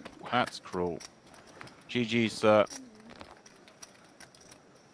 Yeah, nasty way to go for Veselov. Almost saved himself a couple of K. Yeah, it's like you flop the flush in a three-way spot on ace high board. It's prime for value, and he got max, but the river didn't cooperate. I'm trying to help her because in this area of the table, you know, the corners, she cannot read. It is a big table, that one over there on the Onyx. Big in volume. Unless you're Go-Go Gadget dealer, you do need a bit of cooperation. You need one of those little stretchy sticks with the creepy little hand on the end of it that pulls the chips towards you. Three-way pot here. Ace-8 from Brockman under the gun. Litvinov peels button. Lahav completing with 6-7 of diamonds. There's come queen 7-4. I'm intrigued to see how Lahav proceeds here because we've seen he seems like he's primed and ready. You'd have to presume that this goes c-bet from Brockman, call from Litvinov. Really no other way to play this with jacks. Okay. Lahav decides to find an overcall. This is very reasonable. Yeah, middle pair with backdoors. For like Brockman shoes and the halves in the pot, I'm passing up on all the like c-bet spots. I would be checking every time here from under the gun, I think. I mean, I'd check this one anyway. I'd c-bet so tight. Oh, here we go. I hear you. He's found an 8. Lahav has found a gut shot draw to go with that flopped pair.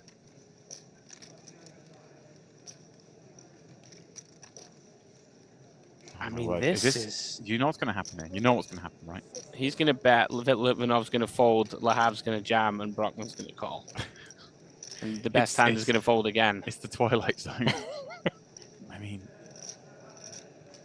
Lots of these really curious sizing choices, though. Like, do we really B25? Yeah, I like this. Against quarter, like, what's he betting a quarter with here? In a three-way affair. That's a strong hand. Does... Yeah, just cool. I think recognizing now, hey, look, I'm not going to get into fold and I've got a gut shot draw. Let's just run my equity. Sure. And well, a great river card for Litvinov to see. Oh my I mean, like Brockman's Brockman's just not bothered about Litvinov. Yeah, he's like forgetting he's in the pot. He's eyeing up the half stack there, like I've got him. Like, no, you can't bet again. No, he can't do it again. This is insane. Oh my word, he has bet again. Now the jacks aren't happy. I'll tell you that for free. What a curious hand. Now we kind of for 26k. Is he ever going to bet that small with a queen? Has he bet? Oh, look at this. I've just clocked this. He eyed the half stack, sees it's 52k, has bet 26. So should he face the check raise, it reopens the action. Oh my God, he has found the check raise. Oh, no. Oh my word! What a genius you are, Mr. Brockman. And Litvinov, let's go. I want to see Litvinov's face. Come on, cameraman. What has happened in this hand?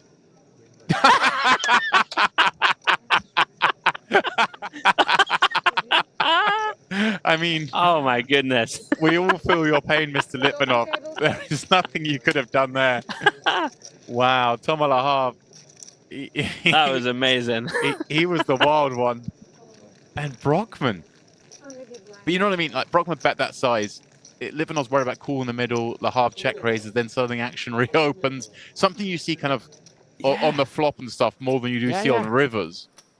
But it was all just bizarre antics throughout that hand, and Litvinov. The face, that was amazing. I still think 26 I'm going to call, because I think I beat some value, right? Sure. I know I shouldn't beat some value, but no, what does beat 26? It was 26. I think if he took a little bit more time, it's like on the turn he's gone, right, you've bet a quarter. Right. I'm still doing okay to continue. Right. And then on the river queen, you're thinking, well, he won't bluff this, but again, he's just bet like quarter pot. It looks like maybe he's got like 9s or something. Just ace-8 off, apparently. Yeah, there we go. What a hand. Clip it up. That's one of my favorite ones I've seen thus far. That one needs to be clipped. And Litvinov didn't disappoint in his reaction. Yeah, we'll say GG to Lahav. You were a lot of fun to watch, sir. Good luck the rest of the week. Yeah, there we go. Focus. Andrew and James. No, I'm done. That's it. We're not topping that hand today. We're not topping that hand. No, it's going to be hard. Poor Litvinov. He's probably watching this back right about now. What the hell was that? That was hilarious. Okay, Masiuk. Yeah, it did go small c-bet flop and call. Masiuk, interesting that he decided to bet with jacks. I might check this one back and look to induce some river stabs in any case. Nice pickup for him. You timed that so well just to go, I'd like to see Litvinov. His face just melts into his hands. Amazing. We've all been there. You know, you get these non-standard spots. You know, everyone sits there, they study their souls. This is what happens. But you get down here, the GTO doesn't get through immigration. It's not getting through, I'll tell you that. The only thing allowed here is the MPO. Yeah, right. Limp pot, blind on blind. Stafiev versus Skullgum Bandit. Checks through to the Jack of Spades turn. On the 4-liner, curious bet this from Stafiev. I'm not sure what this is achieving. I mean, we're trying to... I'm not sure why we're betting, James. This one has me a little stumped. He, ironically, is getting value from an 8. I mean, I guess we're just betting small to sort of get a little bit of value and protection from some king-high type hands. Feels like it's going to go check. Does Stafiev gets the value on the turn? Very reasonable for Skullgum Bandit to call one bet. As we can, I'm just digesting that hand still. That was box office stuff. I'm sad to see Lahav go because he was kind of causing a ripple effect throughout the table, and we've seen some kind of crazy hands as a result. We saw a lot of craziness. Yeah. I mean, the hand against Anar's Ace-King where he bluffed 9-10 as well. A few epic ones. Right, back to DTD Live. Sipgatova opening with Ace-10 from +2. Kotkovsky, 3-betting to 40k. Pretty large size from the hijack. 8 big blinds. A little too big, I think. Starting the hand with 40. And she's just very aware in general from what we've seen. You would imagine she's just going to let this go. Yeah. Against this big chunky size, like +2 versus hijack. It just screams to me, like, ace king all the time. It's this size. Like it's a hand doesn't want to get peeled, but it's never going to fold. I think it's normally just I'm going with my hand. Mm-hmm. When people do this sub 40, maybe just a little value potentially left on the table with that big 3-bet size. Like you want to give her the chance, Demps, right? Like make it 5.5 blinds, 6 bigs. Let her maybe make it 13. A reminder of what we got coming up for you in store. Today is day 1C of that Luxon Pay Grand Final. Tomorrow, we will play our way down to the final table of the very same event. And then, of course, that FT coming on the 9th. We then go dark for one more day. Andrew gets to work on his tan, and we will return for the MPP main event, the biggie. We have 3 days of coverage. We crown our champion. Although, sadly, I won't be here for the end of it, but Mr. Steve Warburton will be returning alongside Andrew and, of course, Jay Harwood, who is going to be joining us very shortly today as we are approaching the first break and play of the coverage. Yeah, Jay's first stint in the booth in 2025 incoming. So we had an open here from Atanas, defended by Timur Gazin. Check, flop. Makes some sense that Atanas doesn't want to bloat this one with a hand that has some showdown. Seems like Timur Gazin has seen enough, though. Going to activate with a turn bluff, which makes, of course, a lot of sense. Open ender here, we can chase out some hands that have us beat, like the King High and Ace Highs of the world that didn't see bet gets the job done.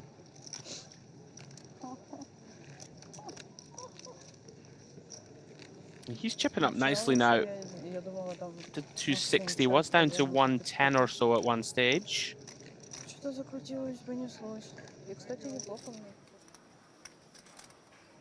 Back over at the Onyx.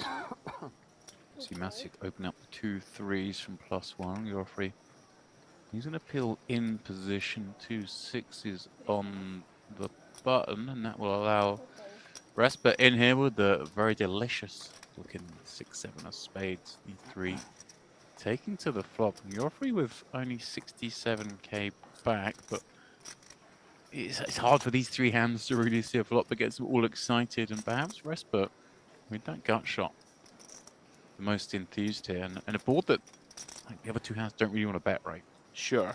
Like Yorfi had that sort of stack depth where you could just put this one in pre. You might have just enough. Like we're on the button. I think if we have sort of 17 bigs, for example, then peeling is a bit more appetizing than peeling off 15. And now this is the problem, is that there are so few boards where we get to just get it in post. I think I'd maybe argue for just running it pre rather than peel off 15. This to me seems like quite an optimistic bet from Masiuk, because that button peel is just going to have a lot of Broadway, right? I would agree with that completely. He's just deciding, all right, I'm going to start trying to leverage pressure here. And it's pretty uncomfortable now for Espen. You know, we do have a hand that wants to continue, but we're facing more than half pot. Right, and more than half pot that's bet into that kind of into that scary looking range. Yeah, into that button peel, which doesn't figure to fold too many flops. Yeah, I completely understand this fold from him. Same. This is a nice find from Masiuk, and it's very difficult to find it. Versus that sort of shallow stack button peel. Well done. How much were the satellites? 1K? 1,000 or? Yeah. All satellites. I know, all together, but the last one is like 1,000 or? 1,000. 1,000, yeah. From 1,000 you got the package. Okay, so it sounds like he was one of our package winners. They got 12.5k packages that included a buy into the Poker Oak Mystery Bounty, this Luxon Pay Grand Final, and then of course the main event, as long as with your travel and accommodation included. So yeah, lovely. He stepped his way in by the sounds of it. I'm guessing from 125 into a 1k into the 12.5k package. Here he is, making waves in the Mediterranean. Anar, the opener here with King 3. Yeah, put in a very large flop c-bet on the kind of blank look at 8-3-4. I believe it was 25k. Brockman feeling he had to continue with the overcard and draw to the wheel, and are improving to 2-pair, hand over though on the turn. Yeah, some of those satellites are good to be looked out for. for future events here? Because they sound like they've been lots of value, lots of people been drilling those pathways. This is the thing, we know when we come to these events, ones put on by the likes of the people behind Dusted Dawn Live, but usually overlays are a theme of the festival. Okay. We saw in that first event, the 1K got 1,500 players smashed through because we haven't had so many of these qualifiers, and of course, just the joys coming down to merit at the start of May, meaning that it's weird that I've never been at all these stops, but we're not sort of sweating overlays. It's like we're just breezing through these guarantees.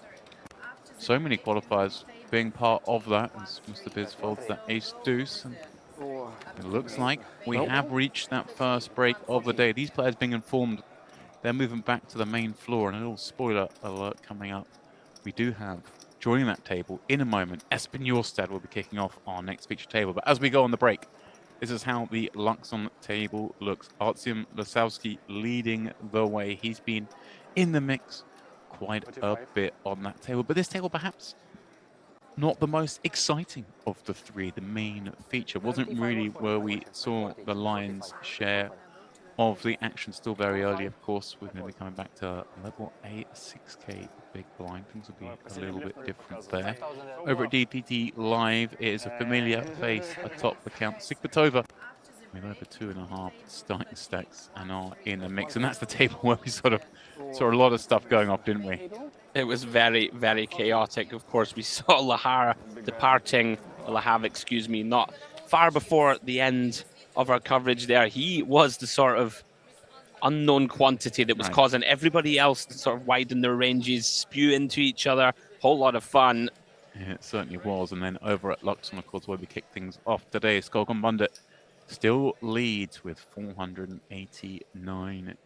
Timagay's enjoying that table not too long again. Of course, Hussein, pardon me, Hashim, the man that we fell in love with at the start of the play, didn't we? He was ducking and diving, making the right decision all the time. And of course, the shortest stack there, Joseph Huayak, who we saw in the 1K. Nice to see him back in the mix. Bit of a character at the table. Right, guys, it is going to be a 25-minute break. Andrew's going to tag out. When we return, myself and Jay will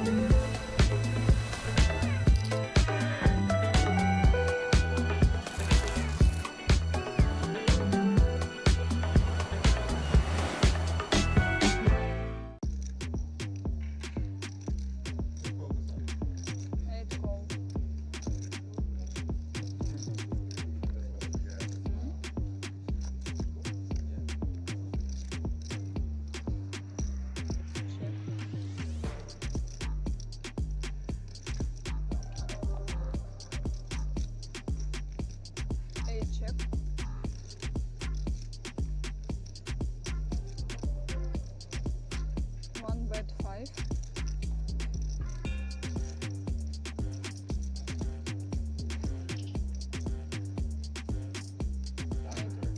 Eight balls.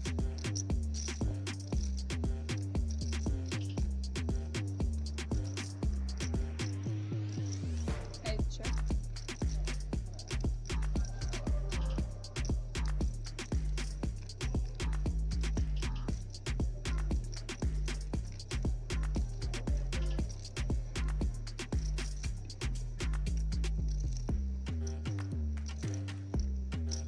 1 bet 13.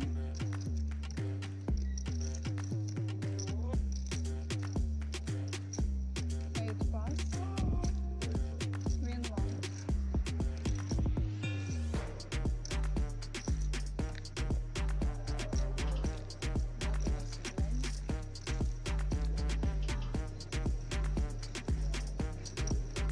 Eight raise 6.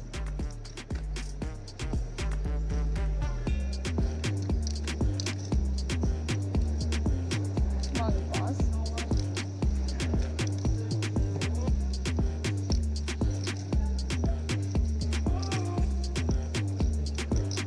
2 18 raise. 3 pass. 4 pass.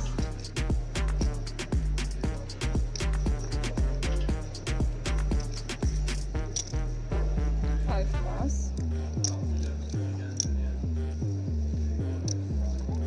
18.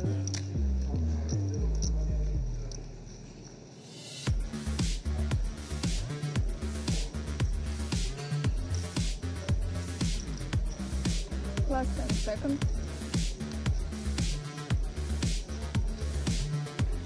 5. 50. 8. 50. Re-raise.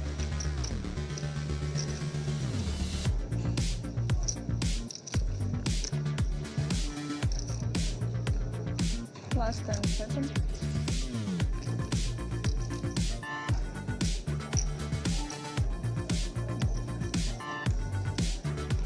2 pass, win 8.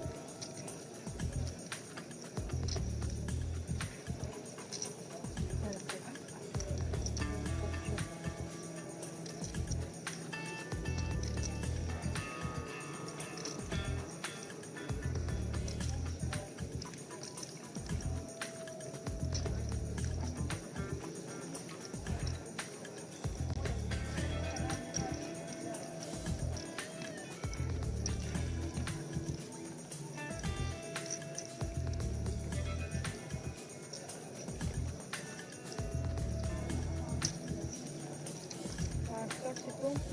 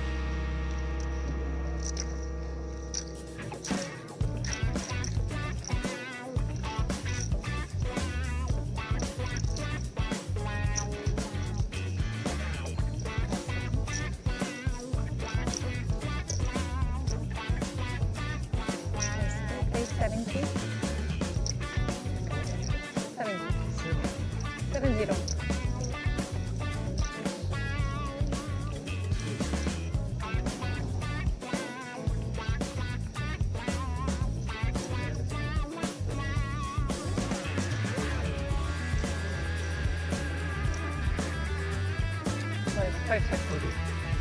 3, 4, yeah.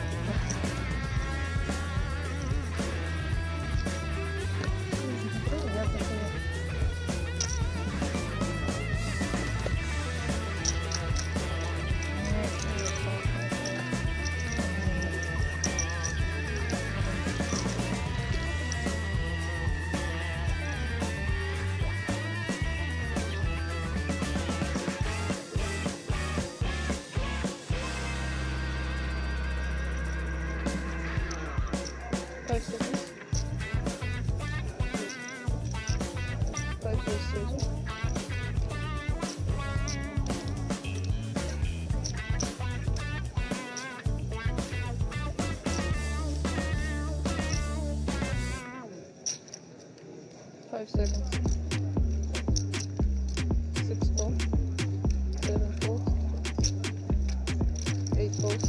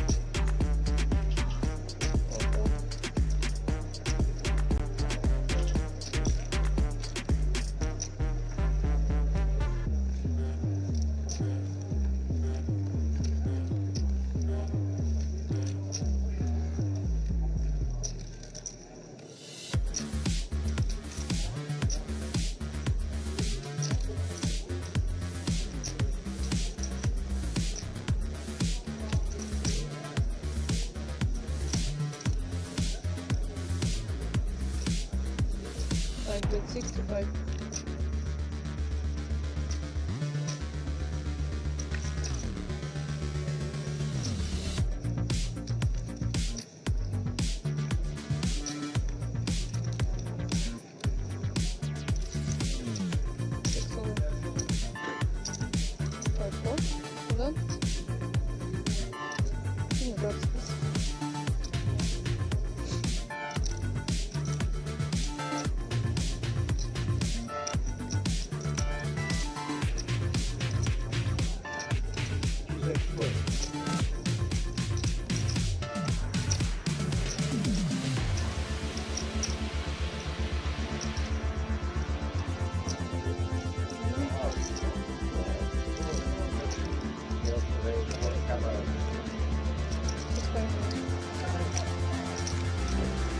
They will do it open.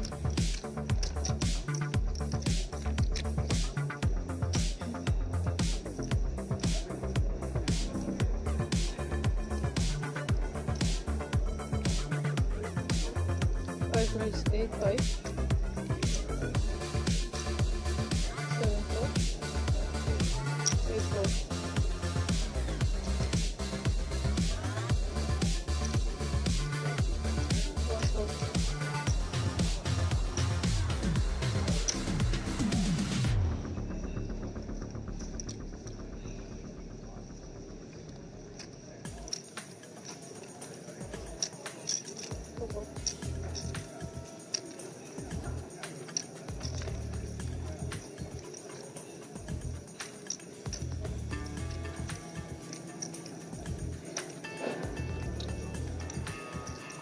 5 seconds. Equal.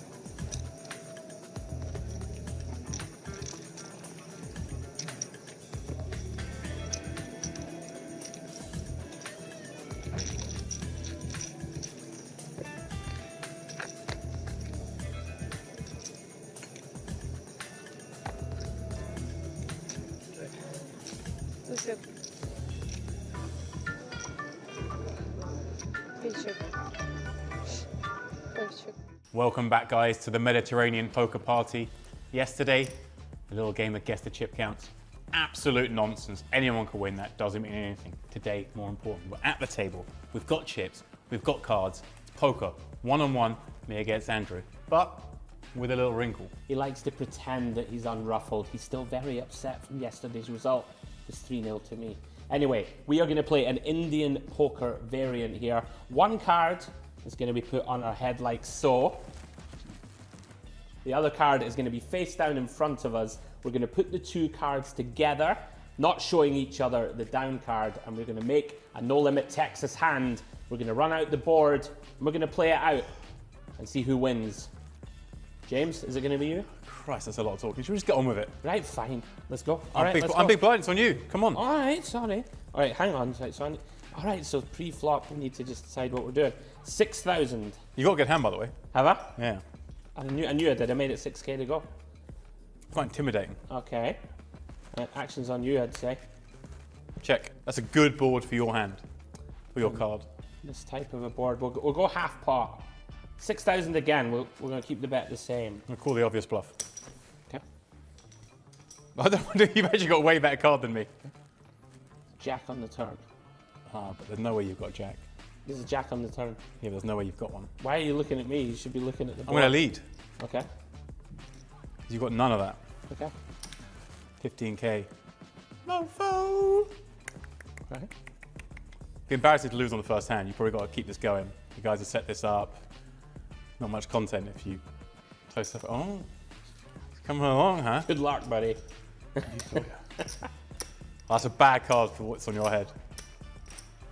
It may well be. But you neglect to consider the card face down on the table. He's put himself in a bad spot now where he thinks he has to bluff. What?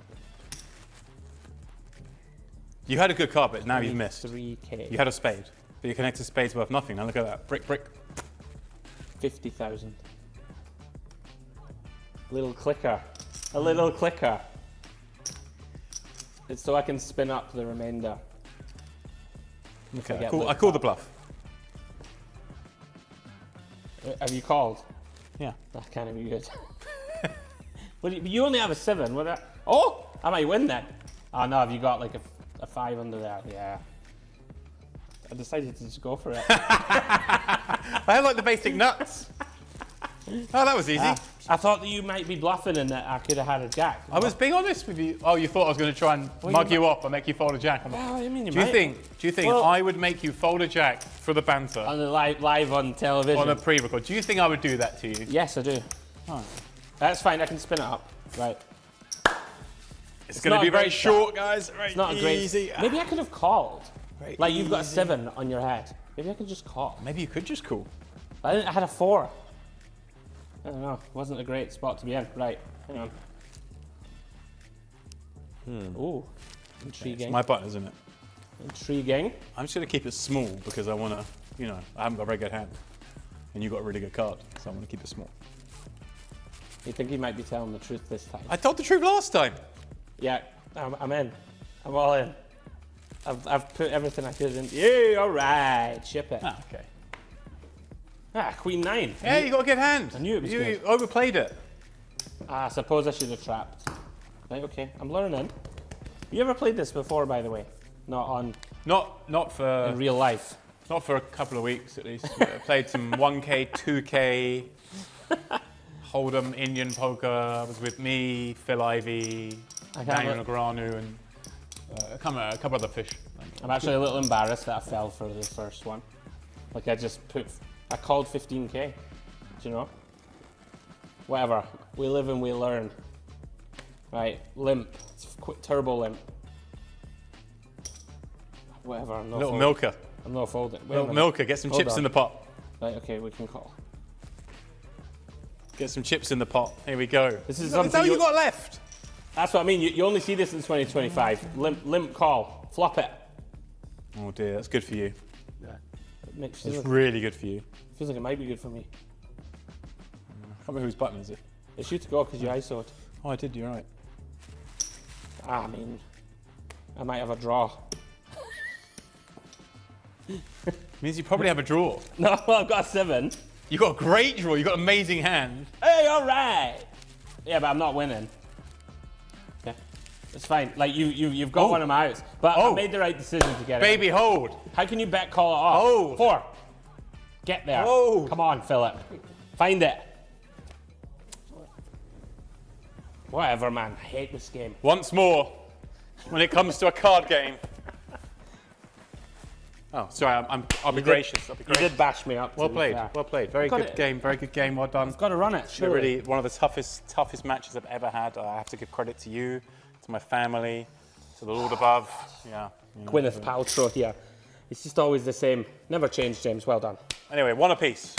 Better at poker, better at counting chips. How many chips is that? What's your 50,000, my 50,000? 100,000. Guys, we're going back in the booth.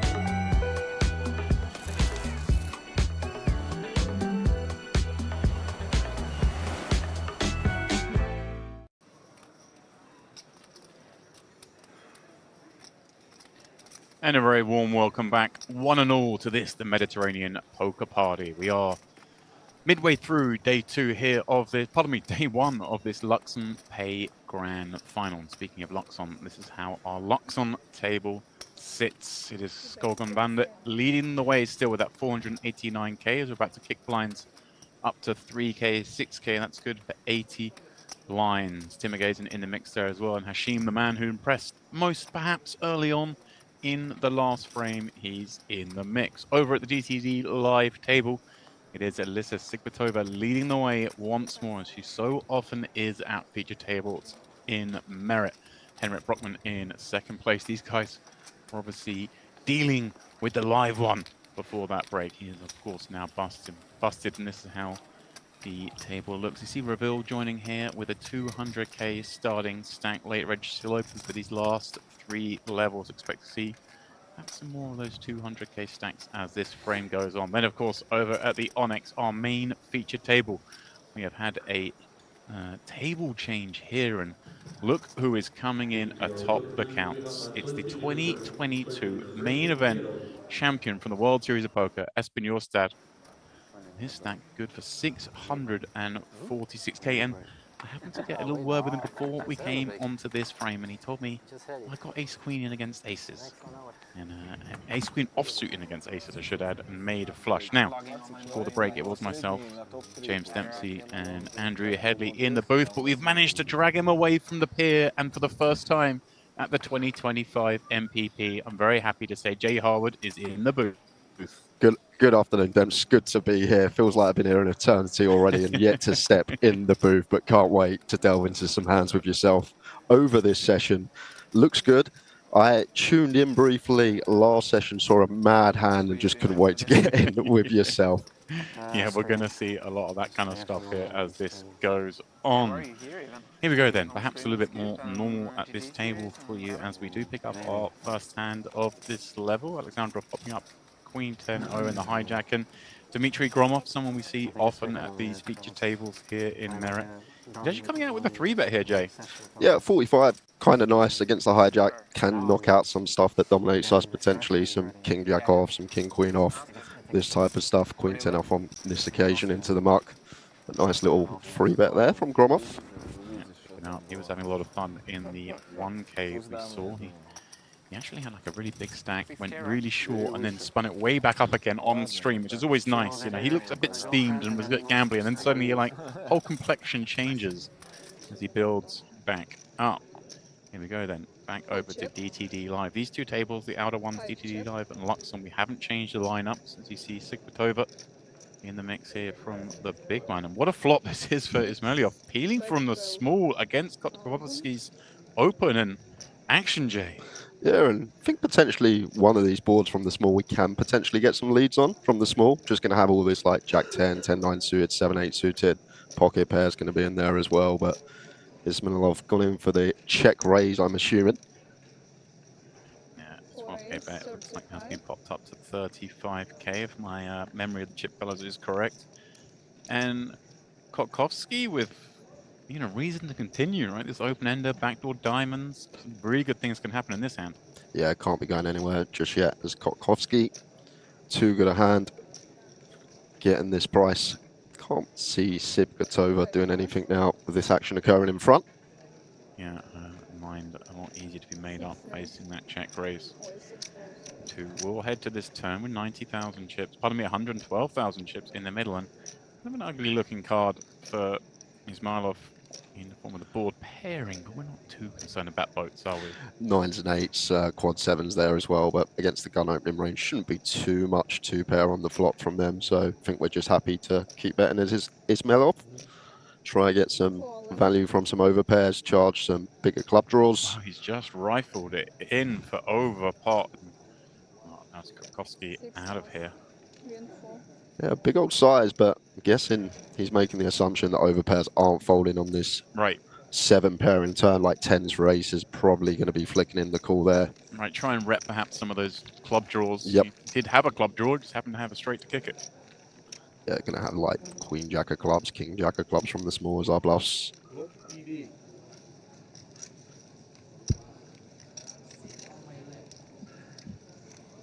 Stafiev opening Ace-6 of hearts from the hijack over here at the Luxon table. Tim McGazen in frisky. Ace deuce oh. All right.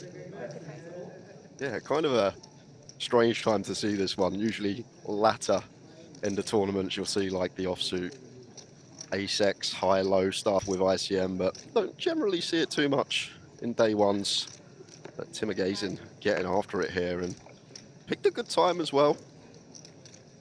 Yeah, like the Silver's stuck in a spot here now with these 2 9s, isn't he? Yeah, well, I say picked a good time.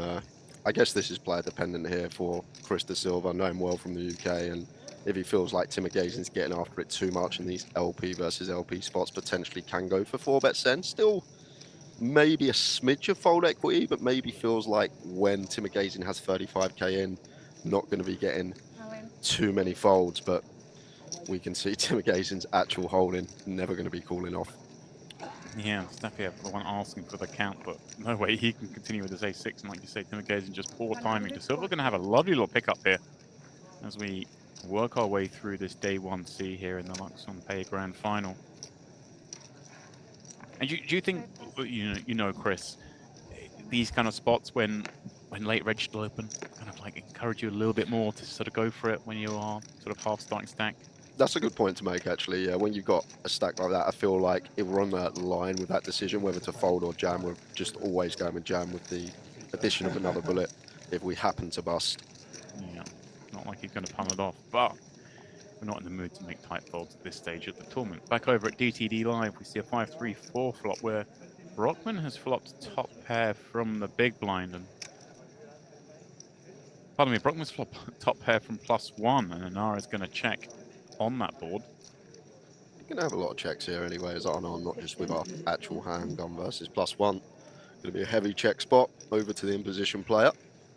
And then, like, we can spring some check raises with some of our strongest hands this particular holding. I think a nice one just to check call, as he does. 15k, that is matched, and well, how about that for a turn card? Won't know just how good it is. Obviously concerning the hard nature of it, but look at this, coming with the lead. Yeah, interesting one.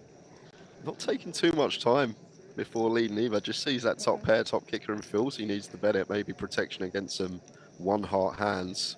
Right, maybe expecting that Brockman's just going to check back so much. Doesn't want the sort of 6s through 9s to have a free pull. Maybe those where the heart was going to call. Yeah, good point to make. Like 6s through 9s going to definitely be in there for +1 that want to bet. So just always checking back this turns prevents that from happening. But still potentially going to have some flushes as Brockman even from these positions. But nice laydown there. Yeah, really good laydown. Kind of managed to get some chips in on the flop when having the best of it, and after the disaster on the turn, loses no more. I've got to say, Dempsey, as well, I'm loving this pace of hands, like having the free tables, being able to switch between the three whenever we like. It's really nice, just hand after hand. Usually got that sort of 25, 30 seconds in between hands with just one feature. Yeah, and again, obviously Jay's first venture into the booth for the MPP 2025, but those of you watching us, if you have just tuned in, we do have 3 feature tables, and we are paying between them at quite the pace. So you guys, basically, as I said the other day, you don't have to watch the dealer shuffle. We're just straight into the hands. And here we are over at the Onyx. Espen, defending 6-4 from the big, and up against Vismanis' Queen Jack, the latter of whom finding a gut shot to go with the 2 overs. Yeah, so not the worst board to continue here, as Vismanis can knock out some king highs, even some ace highs from the big blind. Espen with an interesting one here. 6-4 off with a dummy and gut shot. 15k into 39, so around 40%. Like usually at 20, don't see as much check raising with like the gut shots. Usually need to be a bit deeper because we're just happy to realize, but in this situation, still going to take the turn in the form of the check call. Yeah, 2 players all head to that turn, and the beautiful looking Queen of Clubs rolls off for Vismanis. So I guess now go for some more value with 69k in there. Yeah, I feel LP versus big blind, we're happy to just bet this one, and potentially when we get clean rivers go for 3 streets of value. Espen's particular holding cannot continue. Yeah, it does make way. And again, if you're just joining us, I do have one eye over on the GG Poker YouTube chat, and I see Man of Straw obviously asking a few moments ago, saying hi, James. And is Jay Harwood in the comms today? Well, yes, there you go. You get what you wanted.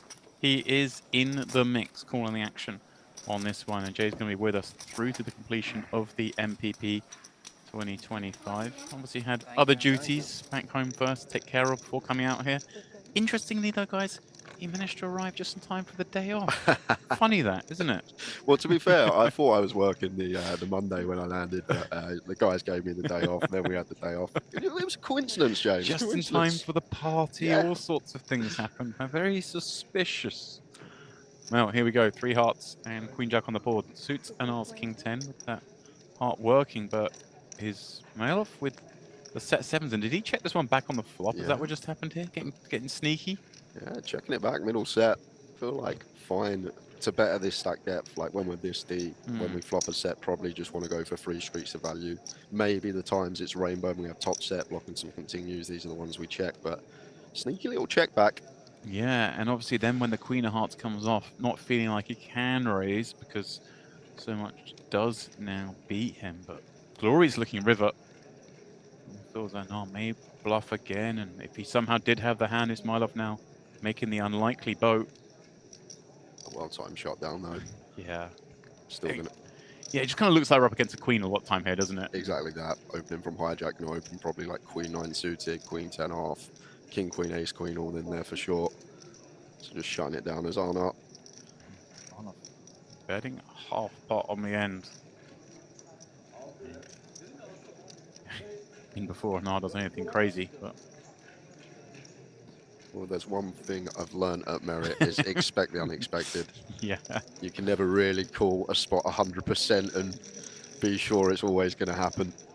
Tuned into that ace-8 hand, I wanted to check out the 3 tables, how it was working, and Jack's folded river and the 6-7 shoved, and I was like, what is going on here? It was a crazy old hand. Yeah. And anyone who regularly tunes into Merit streams will know just how crazy things can get. Back at the Onyx, Espen from the hijack, Dmitry Gromov peeling the big blind. Now these two I think we can trust to know how they're going to play fairly closely. Both very strong players. Not too familiar with Gromov, I'm sure you are if he's a regular here at Merit, but everyone knows Espen from the 2022 WSOP main event. As we see 10-7-3 here. And I was sort of discussing this the other day with someone who's not too familiar with poker, and I was sort of explaining how last few years, main event champion has kind of been how you would expect, right? If I won the main event, I feel like I would just sort of sail off to the sunset. I mean, I still play poker, but Espen is looking to create a legacy for himself, right? He won 10 million. He's like, right, I'm going to prove I'm the best. I'm going to start going to every Triton tour, battle the best, prove myself. I want to be a star in this game, and he's made himself into it. Yeah, there's not many in recent years I can really think of, actually, now you say it. WSOP main event winners that attack all the bigger tournaments. A lot have a little time off. Going to call here with the worst of it. 5 on the end here. So decision point for Gromov. Does he feel like we can value better 7 here? A lot of bluffs breaking out. Jack 9, Jack 8, 8, 9. We can credibly have bluffs here, some spade draws as well. So it's going to go for a thin bit of value. It's a point where for Espen, perhaps the 6 of spades suddenly becomes problematic. Yeah, like 8-6, 9-6, definitely going to be in there for the big blind. Some of the natural bluffs, and even like all the King 6, Queen 6 of spades as well. So not the best catcher. Like much prefer having something like Ace 3 of clubs here as like a hero call, just unblocking some of these bluffs. Espen reluctantly calling. Nearly 5-1. Only need to be right like 17-18% of the time there, so the price is right. Espen pays it off. Okay. There's still plenty of chips in that stack, 570k, of course, leading the way here on that Onyx. But like I said, he did confess to getting rather fortunate. See it there, Gromov up to 350k. Yeah, Gromov with a fantastic pedigree, obviously, former WPT champion. He actually got second at the WPT that was held here back in 2014, which is the first time I ever came to Merit, was to play that one. So that's why I kind of remember him, especially being in that event. Of course, a multitude of big cashes in this venue. He's just like almost every series at a big final table, you know, they have here. Back over at DTD Live, Sikmatova's kicked this off with 2 10s, and 3 players have found their way to this turn card, and looks like Kotkovsky deciding, facing the second check, to now start to get a little bit of protection / a little bit of value. Yeah, a tough one for Sikmatova here. Wouldn't fault her for taking one off after flop checks through. Expect a lot of the King X to just be better multi-way, just flush out some equity, so can't fault her here for the call with the 10s. And I think Kotkovsky here, this sort of bet designed to check back a lot of rivers, Demps. Yeah, that kind of knock out some of those lone spades and be able to check back on a card like that. Especially when Cyprus starts to ask how many chips have you got. There and 8 of hearts shouldn't really change much here, other than maybe 8s. The Sipkat's over 8s with a spade, 2 combos. Do you ever see like Kukowski try and get small value here, or are you just too wide that ace queen's still a large part of the range? That's the thing. Like she can have queen jack suited as well. She can have ace queen as well. I don't think king X are going to check twice. Maybe some, like maybe a king jack, jack of spades might be the one that checks twice for Sigpatova. A small one goes its way. Almost a standard hand. Who'd have thought? At merit. Sigpatova, again, one of those stars here at merit as we flip things back to the Onyx, where we find ourselves with some cards out here. Talboom opening up from the hijack. This man is peeling with that beautiful looking queen jack suited on the button. Gromov just calls the small, and look at this. Bekhuziev activates the 6 deuce from the big blind. Here we go. This is why I love it here. You don't see this anywhere else. I'm sorry, you just don't. Finds this squeeze with 6 deuce of diamonds. Not the combo I would advise, but Gromov in a predicament here with the 9s because we're going to be out of position in a pretty hefty pot. He does make the call. Little does he know, he is absolutely dominating in this pot. And oh my word, 3, 4, 5 flop. I mean, it's the kind of flop Gromov's looking for. It's the kind of flop he expects, like big aces, to continue on with that gut shot. But somehow Bekhuziev has the joint. What is going on? All about timing in this game. You can speak about what we're supposed to do or what our range is supposed to do on this board, but I guess as this man, we're just going to be firing with our straight. Ace highs have to call once, as James noted. Any ace high is going to have 2 overcards with the wheel draw, have to continue. Now, turn 10 of hearts. 210,000 chips in the pot. Gromov with not a lot more than that left. Bekhuziev, I mean, he can sort of start to really narrow Gromov down to these kind of hands, can't he? A hand that called the raise queen and called the squeeze. Makes sense that he's going to have a lot of these hands. Look at that sizing, perhaps targeting just this kind of holding. Yeah, I think our hand's too strong here. To go for the shove on the turn, it's over bet shove. We want to get it over 2 streets, and like we might also get some streets from still some ace high stuff. Like ace 10 suited's going to be in there, I guess. Ace 10 off's going to fold pre. Some heart combos as well, I guess, maybe. King, queen of hearts with that stick around. Maybe not. Yeah, but tough spot with the 9s here because supposed to be repping jacks through aces here, maybe turn top set that goes this size. You never assign 6 deuce suited. Ace deuce suited could be a thing as a bluff potentially. That is definitely one that could get in there. Squeeze and pre as a bluff, flops the wheel. Well done, Gromov passes the test. Suspicions peaked, but there you go. That's not how we saw this hand playing out. And as I said, you only get that at merit. Something else you only get at merit, James, is difficult surnames. I'm used to Smith, I'm used to Jones, I'm used to Baker. It's nice and easy back in the UK, so you might have to take the lead on some of them. Well, I'm going with Bekhuziev for that one. I think Last 10 seconds. yeah, the chat will let us know if we're wrong on some of these. But back over here, and a name we 5. loved from the off today, myself and Angie, was Skogon Bundit. It's a great name. Raise. We did speculate that perhaps his hand's been caught in the cookie jar on 1 or 2 occasions, given the plaster on board. But here he is, 3-betting from the big with his ace-9 off over the Pavlov Open, who looks like he's going to continue with the dominating and suited hand. I like the aggression. The thing I don't like is just the combo twisted. Like the idea of 3-bet bluffing from the big blind is knocking out better hands against late position. Like we're never getting ace 10 to fold here, so it doesn't really achieve too much. We just bloat a pot with a hand with reduced playability out of position here.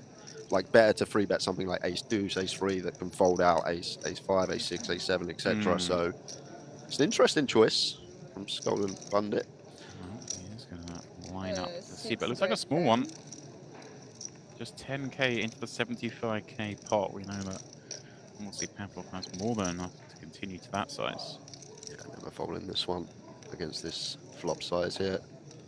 Just makes our decision easy. Just calls here turn. To call. As you say, Skogon Bundit has swirled this pot out of position. Not a lot of hand. hand, pairing in 3. Is he going to continue telling the story here that he's got one of these overpairs? It feels hard, doesn't it, with that 10k c bet that doesn't overpair really go so small.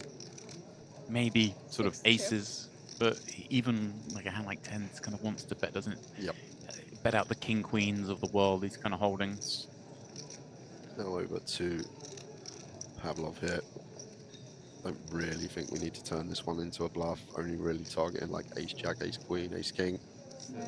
We will see. 2-bet 17.5. Oh, it looks like he's going for a really small bet here. B20. Interesting stuff here. This hand. Seen a lot of Atanas play over in the UK. Plays a lot of the high roller stuff. Usually a pretty solid player. This one's kind of interesting though. Like, what is our bet achieving? Is he just trying to knock out some like king queen, king jack, some potential bluffs? Right.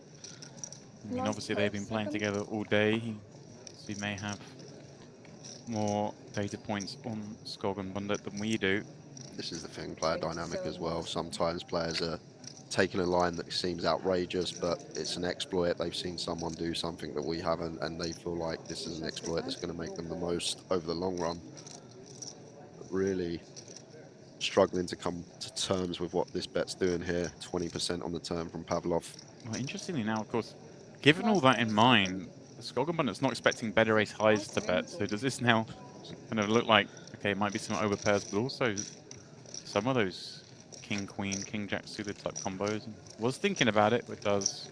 The problem is the flop size. It doesn't knock out anything. There's not a single hand that calls our free bet that now folds to this tiny flop size. Like anything with 2 overs is just going to continue. So we're sort of still playing against the pre-flop range. The flop doesn't really start knocking out anything and condensing our opponent's range. Interesting hand. It certainly is. As we switch back over to DTD Live, we find a Queen 8-5 board. Brockman has defended from the small blind here. Kamakarev in there with Queen 9. Did flop top pair. Goes for the check back with one of these top pairs. I guess one of the worst Queen X we're going to have, so not a bad thing once in a while to go for the check behind, but so unfortunate we check behind to invite some bluffs, and the man pairs up the bottom card, and not one you attribute to the small blind too often, the 5. Tennis spades rule, we're really going to struggle here to let this one go. We check back flop to induce some bluffs, and can't see a world in which we fold this one unless we're met by some extortion. If Brockman gets greedy. Ooh, wow, we found the check. Kamakarev now going to feel like he certainly has the best hand, and he's in for a nasty surprise. Yeah, really surprised that this is going to work out well, but you think of Kamagarev's range, he's going to have some 10x, turn 10x that are always checking back, some 8x as well, some ace highs. Like, not going to assign too much Queen X, but what a well-timed check here from Brockman. Oh, just a snap call. Wow. Obviously, Brockman a little fearful that there may be something stronger checking back that flop. And Kamakarev sort of shaking his head, but I think he should count his chickens lucky that he didn't face an elevation there, because, as you said, his hand was so under-repped. Having checked back, he may have had to call that raise. And it's not even like we're met by a big river size there. 27 into 67, I think it was. So it's like between 40% and half. And against that size, you just never expect to be behind with a 5. If he's river jack 9, he's going to go bigger, surely. So maybe something to read in the size in there. Yeah, certainly a surprising hand here at the Luxon Pay Grand Final. This one, of course, that 2K buy-in.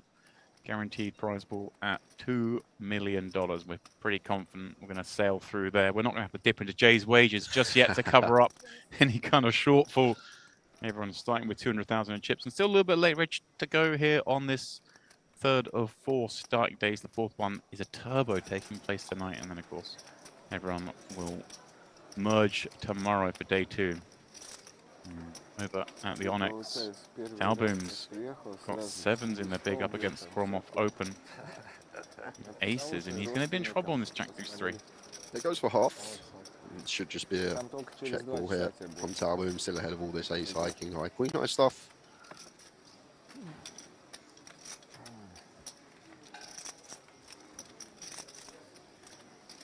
Well, king on the turn, not a card that Talboom wants to see in theory, but up against the aces, maybe a card that saves us some money.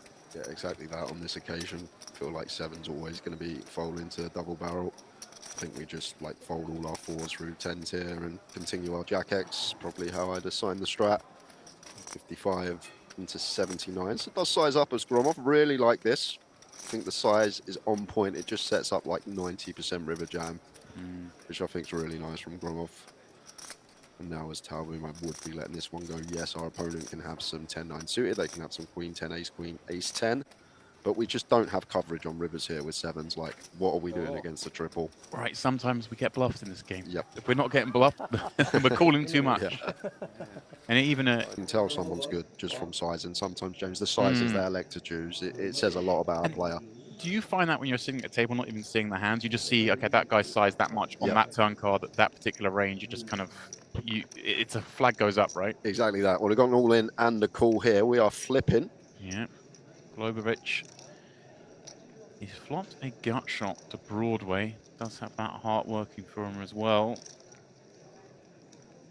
Yeah, diamonds, not a welcome sight. Needs to hit to get back up to a starting stack. Otherwise, it's the re-reg desk for him, and that's going to be the only way he can continue in this one. Come on, Gareth. Sending him out. They seem pretty standard. Looked about 15 bigs effective. Cut off versus small blind. These two hands always getting in at that stack depth. Just need to win your flip sometimes. Yeah, we saw him involved in some early skirmishes, but couldn't really get things going here on this bullet. I always say that quite flippantly, like, oh, it just goes to redesk. It's another $2,200. Like, this is a big tournament. A lot of money on the line. I feel like anyone that's travelled here, though, would have a few bullets in the bag. I feel like if you bust before the late reg, there's no one saying, oh, I'll leave it till next year. Yeah. They'll be jumping back in for sure. Yeah, that's a fair point. From +2, Huayek raising things up with his king-queen suited. Young in the small blind. Finds the call with ace-8 of diamonds. And then De Silva in the big kind of offsuit one gappers that suddenly get much murkier three-way. Yeah, spot on, James. Like, that's a misperception a lot of people make. That you hear the old saying, I'm getting a great price, I'm priced in now. But in reality, although your price goes up, equity just diminishes. Like, we're more likely to be dominated, splitting equity three-way, reverse implied odds, all that malarkey. Of course, taking this one on. I'm actually surprised Huayek's not open jammed here. 10 from +2, king-queen suited. Well, that's why he's not open jammed. Yeah, flops all the world on this king 10-6 board. Check. Oh, 8 check, 1 check. 4 bet 18. Swiftly coming out with a C-bet. One assumes this gets through, but don't assume anything in this room. You know, Huayek is someone we saw quite a lot of in the 1K, the Poker Rogue Mystery Bounty. Nice to see him back in the mix. Bit of a character at the table, was kind of getting the players chatting, having some fun. Hang on a second, what's Chris doing here? He's thinking. Surely not. There we go. Blinds going up, perhaps, maybe? Trying to get okay. The full. Okay. Could be a potential. Right, okay. Trying to engineer maybe so the button is at a new level. Yep, button lands on him for the next level. If there's like 1 minute left on the clock, that makes sense. Chris just making sure the blinds go up on his button. 36. You don't miss a thing, do you? Gromov from under the gun, getting a little fruity here with an offsuit combo, and Espen pouncing on it. And Talboom maybe is going to look to do something himself, but so hard when the action's already taken place in front. Yeah, I can't see Ace Jack doing much here. Gun open, Espen wants to 3-bet cut off. Personally, would be folding, but look at this for a find. Champion of the world. We are playing some poker here at the Onyx table. Yeah, pretty sick find from Talboom. this Manus, I mean, yeah, okay, there we go. Maybe forgot it was him for the second. 75? And obviously, just come back after break, been playing 30 minutes. Espen, we've only seen on this table for that long. You don't know what's been going out on outer tables. If Espen's been 3-betting a lot, then potentially Talboom's just going for this, and this guy's 3-betting too much. I'm just going to 4-bet like ace 10 plus whenever he 3-bets in front of me. Could be the idea. I'll do it for mine. A little chat and a flick in. Not something that Talboom wanted to see, although little does he know, the situation is pretty nice with 177,000 in the pot. He has his man drawing thin. Yeah, and queen 6-7 rainbow as the 4-bet are still going to have strongest over pairs. Generally going to see small sizes in 4-bet coups when the ranges should be so condensed. We'll see what Talboom's got in mind. 32. 32,000 declared. And it's just one, right? Espen taking a pill of the 4-bet, but this board is just like, oh, okay. Yeah, we do have that free to flush, free to straight out position. Not really much we can do here as Espen. Open. One time, show. One time. He wants to show it. I will not watch this. Okay, you want to show us. He was like, he was going to mark, but he's so happy that someone asked him to show. He doesn't want to just rip it in Espen's face, but really wants to show. Oh, if you insist, here you go. Talboom up to 316k. We're going to have some fun with this table. That was me thinking the ace jack is going to find the muck pre, but 720. no such thing. Litvinov, the man who's had the most pain face of the day when he had to fold jacks on the river in the most bizarre pot I think we've seen this festival so far. It was the one hand that you tuned into just before the break and saw, and were like, what the hell is going on here? Yeah, it was pretty mental. And, well, he's got a good situation developing here in the sense that should both players make a straight, he'll be sitting on top. Obviously, Sipkatova drawing to the bottom end as well. Any leads there from Sipkatova against +1 on this 9 of hearts turn. Just going to have a lot more 9x in the big blind. I think 7-8 with a diamond's a really tidy one to use. We can bluff diamond rivers. We can still bluff brick rivers. As it is, both players have proved to a pair, and one imagines maybe it's just, let's get to showdown. But yeah, I'm a little surprised maybe not seeing that lead from her there. We know she's more than capable of understanding these situations. Very experienced player. Just going to show down, as Demp said, and the queen will play for Litvinov. Sometimes you just sat there, Demps, and you're on cruise control. I'll actually just snap check the turn. Like sometimes you just cruise control. I'm just going to check to the aggressor rather than taking sort of 10-15 seconds, having a little think. Yeah, I guess especially as well as we're approaching kind of the end of late reg, there's going to be some fast-moving chips around the place. You can't maybe look at to catch a punt rather than make something happen yourself. 5 check. Over at Luxon, we've got a innocuous-looking board, A7-4, couple of clubs. Stafiev from +1, Skolkan Bundit from +2. Both players not enjoying the sight of that ace. Yeah, and I actually really like this from Staffy. Once again, +1 versus +2. We are going to play heavy check on a lot of boards, even the ace high ones from time to time. And our combo's potentially a really nice check raise here with this king of clubs in here as Staffy going for a little check raise, knock out stuff like 8s, 9s, 10s, already set up some barrels versus some of the weaker ace-X. Yeah, look at this Skolkan Bundit going for the really small bet again. We saw this a moment ago in that 3-bet pot. Just 9k. Into 71. Yeah, looking at the size though, just going to take one off. Sorry, of course. I'm starting to look at the pot size and realizing this must be a 3-bet from Skolkan Bundit, right? With this stack depth, so that the check and flow making a little bit more sense. Okay, yeah, that makes a lot of sense. Thought it was single raise pot, but surprised that the Thieves peeled this one. Yeah, with a 3-bet coup out of position. 6 check. With king queen off in general, probably wants to hit the mark. Well, as played, finds himself in a spot where he has a blocker to the nuts. And when you think about hands we're going to have in this spot, we're not really going to get to the real worse than king high. We're going to have some pocket pairs, we're going to have some ace-X, so maybe one with nut blocker in hand that needs to be bluffed. 89,000 chips in the middle. I guess the question here is, like, am I going to bluff a size that reps a flush only, or am I going to try and widen the range? Yeah, I think like if we go small, we can still have some ace-X of our own. On 2-tone turn, we probably expect Skolkan Bundit to just barrel all his ace-jack plus on 2-tone. So maybe thinking he's more weighted towards stuff like 9s through kings. It is a hefty size. Yeah, I think going for that. I've got far better than a pair, my friend. Skolkan Bundit. Not much can be done here with a couple of red cards. Last 10 seconds. Yeah, unfortunate not to win the pot pre-flop in the form of a 3-bet, but Steffi showing the king of clubs.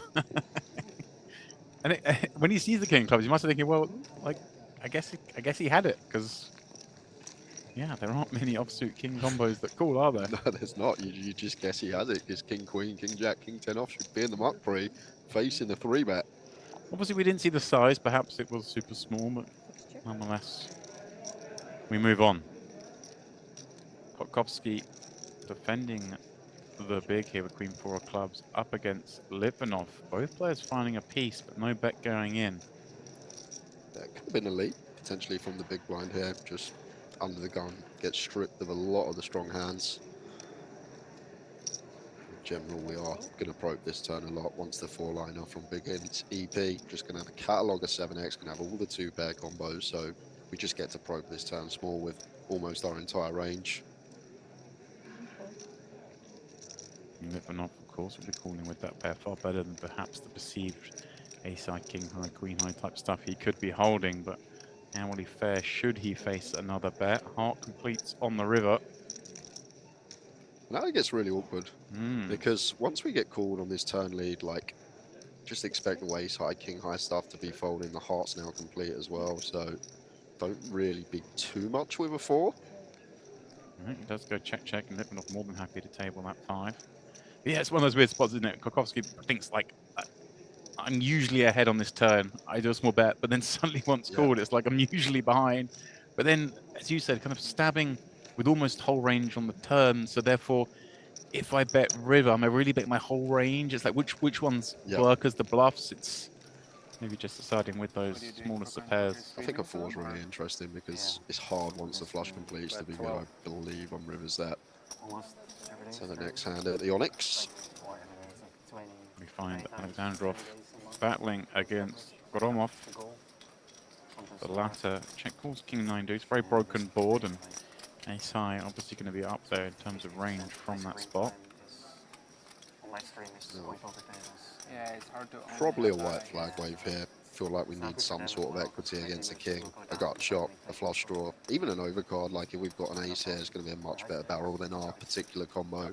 We just don't want to be drawing dead against king X. That's the idea, and even 9x on this occasion. Gonna have to check mark versus our hand, but picks a good time because Gromov at bottom end of range, just with the ace-8 height. Like it. Ramped up the aggression. Хорошая была, да? Не надо было, у него там есть такое, и он до сих пор еще нервничает. Вот здесь, ну, мог вообще выбросить. Кем-то по телевизору будет показывать. Well, some sort of post-mortem. 3 check. I can't pretend to understand any of it, but here we see Hashim. I understand this. He's got 2 clubs, there's 2 on the board. That's a flush draw. Leave the opener from under the gun. Ugly looking 20. board though. 5 bet 20. That position, but he is just going to fire this perhaps with the 2 deuces, recognizing very hard to win if he does anything else. Yeah, an interesting one for Chris here. Now getting 4-1 with gut shot and 2 overcards, position, potential to win this on later streets as well. Feel like we're going to still need to call here, getting this particular price. 1 ball. And now, Hashim, does he have options in how to play this flush draw with an over? 3. Looks like he's just content to try and make the hand. Once he goes back call, maybe just feels like there's reduced fold equity, not getting through 2 players. Probably would against these particular hands, but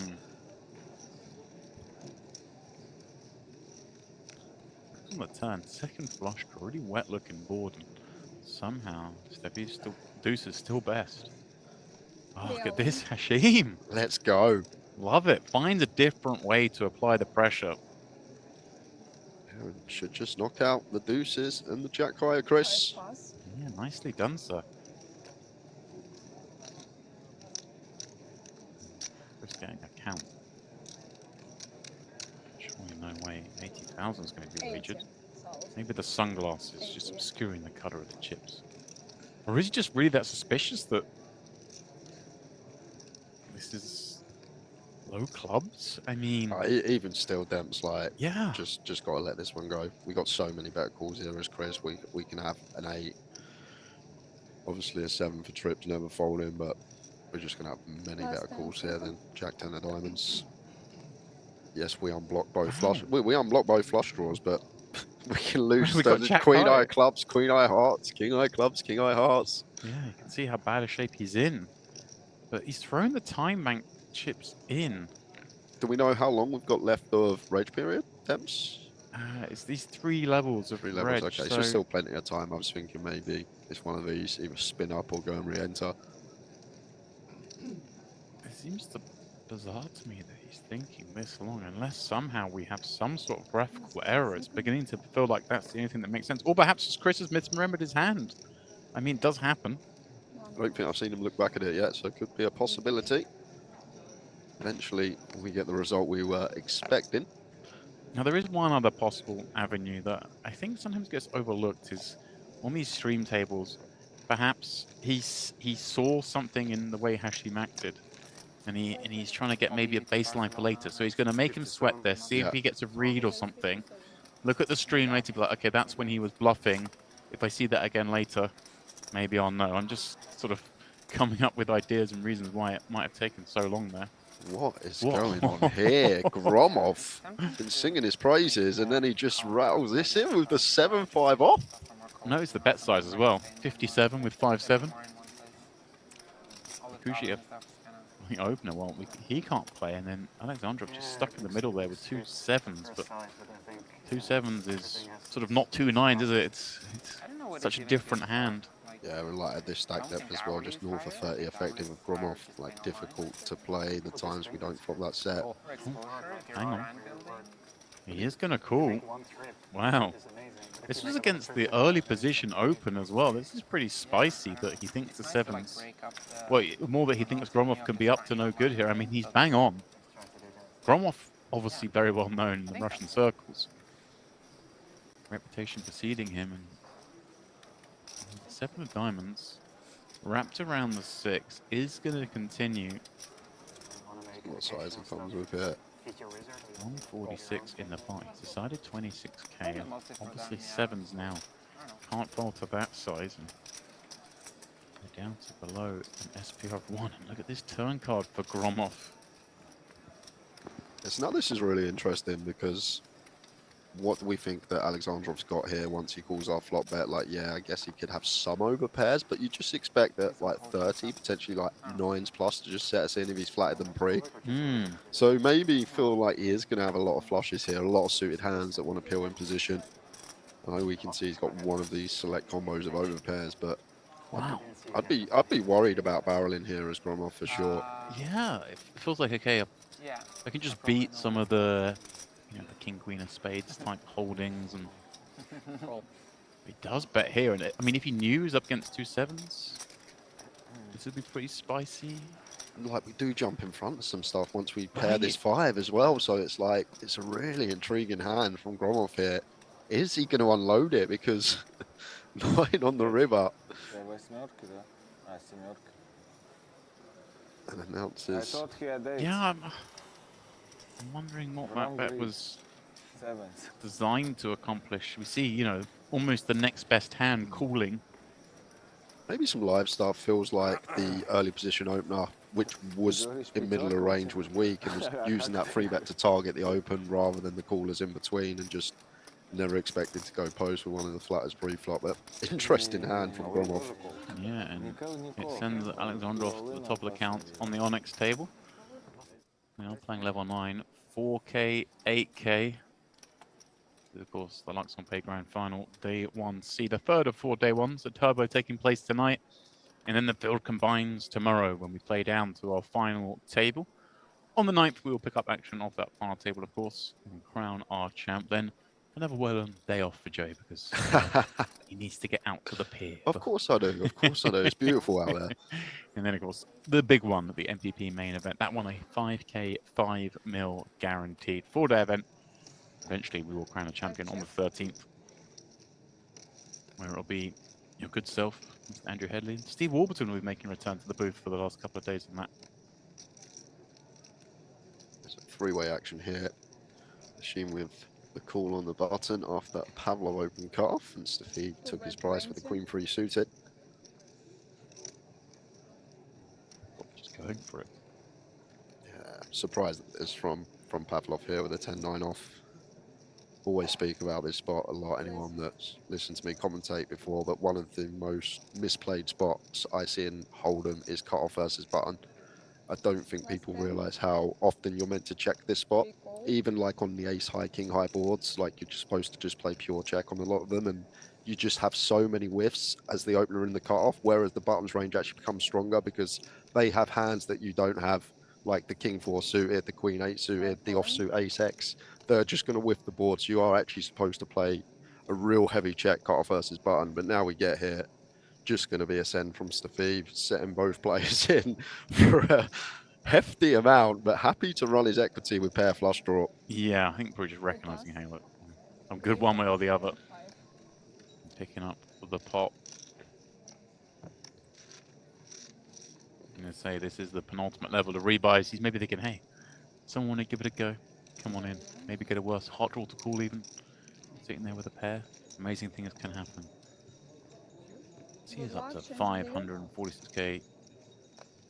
This is going to be these next two levels. I think are going to be really big. Level 9, level 10 plays as a 20 big blind starting stack.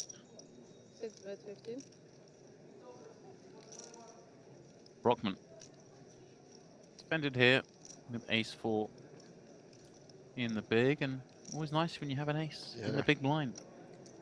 Third pot from Kotkowski. Brockman should just be calling, and already in Kotkowski's head you can have some ideas about tripling this already on this particular board. Like, we block some of the strongest ace X from the big ace jack ace 10 and then just pressurize the 9x and 7x all the way down. But once we catch this card, like, we are going to be doing a fair amount of checking. That's exactly the way he sees it. He does knuckle back to see a really rather warming sight for him, although may spell trouble here because that 10 just so much stronger with the appearance of the second ace. An interesting spot though, because you think of Brockman's bluffs on the 9-7, like a lot of his hands either make a straight or a pair of 10s that were just draws on the flop, so like a 10 probably doesn't bet. Maybe this size, we can't fold for this size as Kotkowski. Yeah, it seems like this size particularly just screams, hey, like, he can be betting worse for value at this point. 10-6 suited potentially could be going for this after check turn, so maybe even some 9. I don't know. I'd be shocked if Jack 10 folded here against this size. Becomes awkward against pot. It's kind of one of those ones he was hoping to have it checked to him and he could bet for value. Yeah, literally that. Don't really want to see a bet in front of you. Especially as well with Brockman, given that we saw that hand a moment ago where he kind of checked the river with trips, kind of, and just cool, kind of looked a bit cautious about putting lots of chips in, suddenly finding a bet on the river. It's a little concerning. Alexandrov, 2 aces from +1. And Gromov just speeding here with the 2 5s. Yeah, this is interesting. When we have this stack depth, Gromov starts the hand with what, 12.5, 13 big. So he's a man who knows that if he loses his hand, he's got 200k. That's the situation here. This is a re-entry play.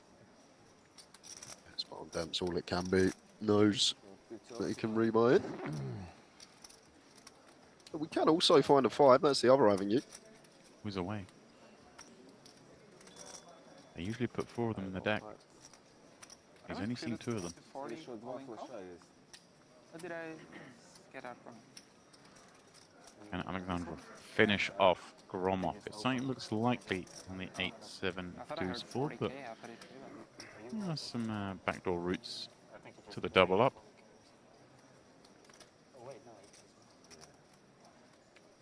We can see there at the top of the screen, the 5 of hearts already in the muck. So Gromov will need to find the 5 of clubs and the 5 of clubs only. And we'll just double up this stack. Good luck. Oh, that's not to beat. Yeah, maybe some reminiscence from Gromov when he walks over to the cash desk about the 7-5 offhand that seemed strange at the time. Would have had his reasons, I'm sure, but was sitting pretty comfortably in the 300k stack, and then suddenly in a dangerous spot with just 12 bigs. I know he's probably going to go re-enter, but he does have to leave the microphone behind. Someone can get him. He was off fast with that thing still attached. Oh, spades v spades. And what comes out? A couple of spades. Skolgan Bunda, who's kind of lost those sort of 2-3-bet pots we've seen in the last orbit or so. Was leading this table quite comfortably. Now perhaps with a chance to get a lot of those chips back. Let's see how this one plays out. He has checked in flow here from the small, facing 11k bet. Makes sense from Timber goes and right with 3 high. Yeah, it does. We do. 3 high is going to be like our nut spade draw to bet, always dislodging better hands. And I like the call from Skolgan Bandit. King high can still be good here, blind on blind. So just call. And in come the barrels from Timagazin on this card. He's the clubs on the turn.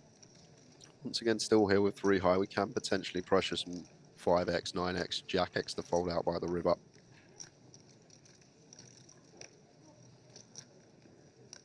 Maybe not wanting to bet and get jammed on and having to fold and not getting to realise could be what's going through Timagazin's head, but blind on blind here. Potentially could be a spot to barrel. Yet another black card comes down, but it is the one. Not the one, pardon me, that completes that flush. So these 2 players with no hand by the river. Yeah, and forget all that we don't really want spades in our hand as Timagazin. We got 3 high. We got a bet, sir. Yeah, we got 2 spades. We don't really want it, but we're not winning this pot with a checkmate. 17. Well, it's tantalising size as well, isn't it? Just opens up the value range nicely.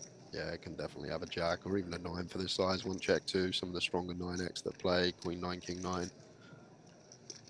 Skolgan Bandit just can't really do much with King High. I'd be shocked if he called. He's going to feel a little put upon. Oh, wow! What a sicko. Wow, wow, wow. And like, let's see Timagazin's face when he sees just what's called him. The King High. That's disrespect right there. Oh, Skolgan Bandit, take a bow. Well, maybe, you know, just lost those 2 pots. He's like, I've had enough of this. You guys have got to start showing me some cards. Well, well, well. Battle line's drawn.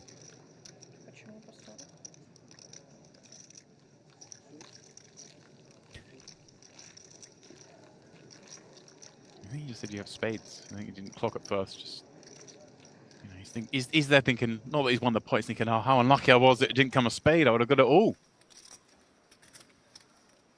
Over at the Onyx, we've got 3 spades on the flop.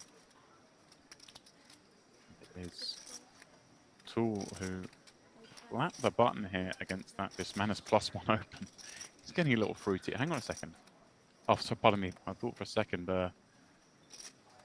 this man has a check call, but no, he has C-bet this board. And I think this. has he bet 25k? He has. Wow.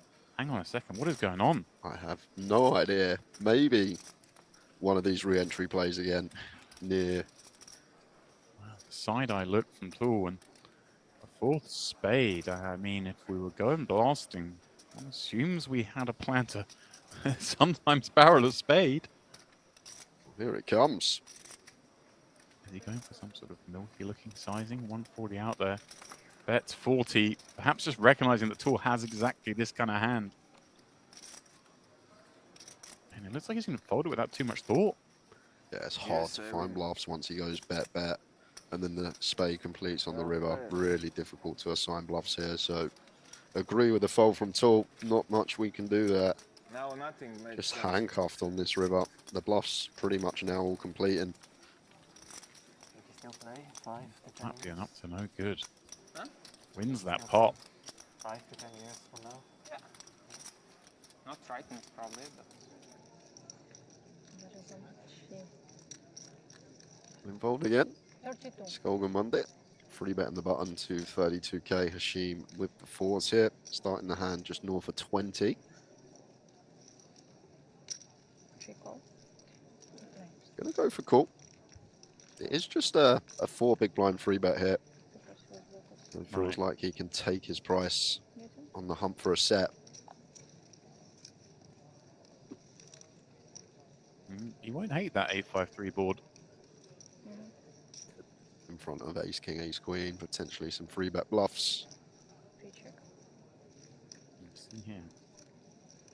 Straight draws working. Obviously, the backdoor club not live, but he's not to know this, as he's going to face a bet from a man who just turned up on the river with king high. Yeah, and in our head, as Skolgan won it, we're just size and flop to get a nice, comfortable turn jam. Might have gone bigger here. Goes fairly small, 17%. And Hashim, with his particular hand against this size, may feel obliged to continue. I wonder if he just sort of thinks, hey, if I think I've got the best hand now, do I just say all in, make it easier to play? I mean, wouldn't be that surprised. It looks like he is going to raise. He's basically committing. Yeah, and as Skolgan won it here, no need to flat. Just this shallow now. Fine to just 3-bet send this one. Gonna be getting called by some club stuff. Gonna get getting called by some 8x, although it shouldn't be too much from +2. Not worried about 10s through kings. These should just shove pre, potentially aces in there as a trap. That's out the time bank chips. He works through. Like, I can't see how he just flats here. Maybe makes the call 206 in the pot, so literally going to the turn at 0.4 SPR. Be stacking off on all turns anyway. Right, I was about to say, is there any argument to ever just flatting here and then folding if it turns a club? But with the 9 of clubs in hand, I guess we just, if we're up against a set now, it'd be tragic to fold. Yeah, exactly. There's no turn we're folding at 0.4 SPR. We just play flat, so it's probably better to just get it in here.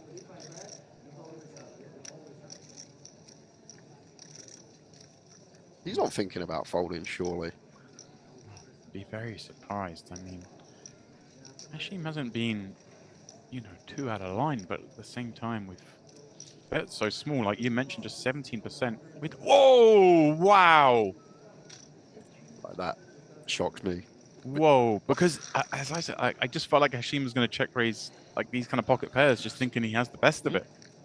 And Hashim's probably like, lovely, ace, king, ace, queen's folded there. Got that out of the pot. But when he watches this back and sees 9s, he will not believe his luck. Potentially would have been out the door. Because I doubt he was raising to fold after putting in that percentage of his stack. But that was a strange one from Skolgan Mundit. Literally only really lose to some sets and lets it go.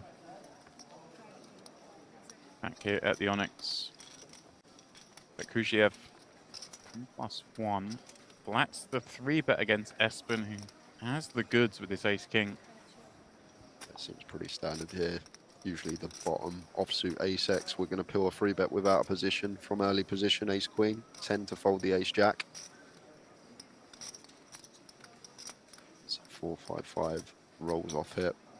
And Espen, of course, rocking the mandatory uniform. It seems like if you've played in a Triton event, you must wear Triton gear at every other event at all time to intimidate your opponents.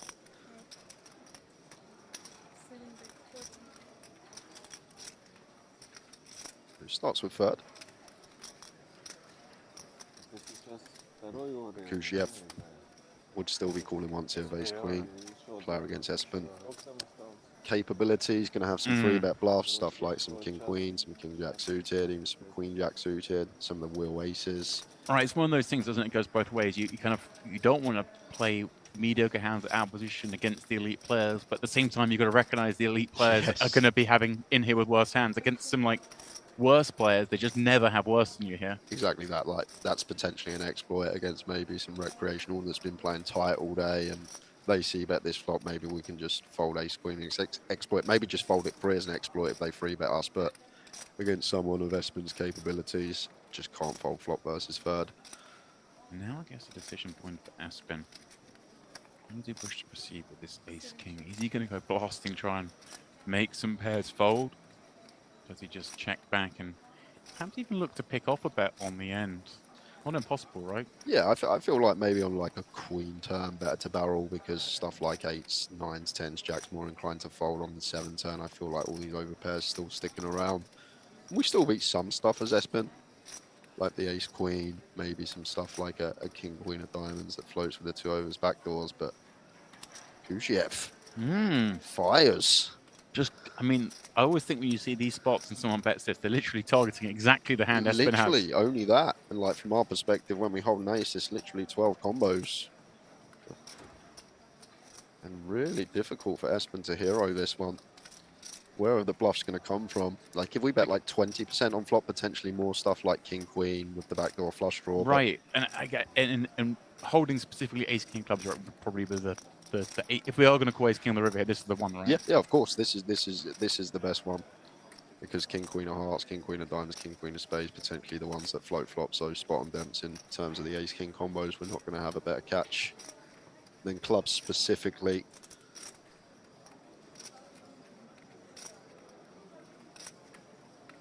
I'm really shocked though Kuzhinev went for the bet here, because we still beat enough stuff that Espen just waves the white flag with some of his pre-flop bluffs, ace queen as well that we chop with. But targeting specifically this one hand.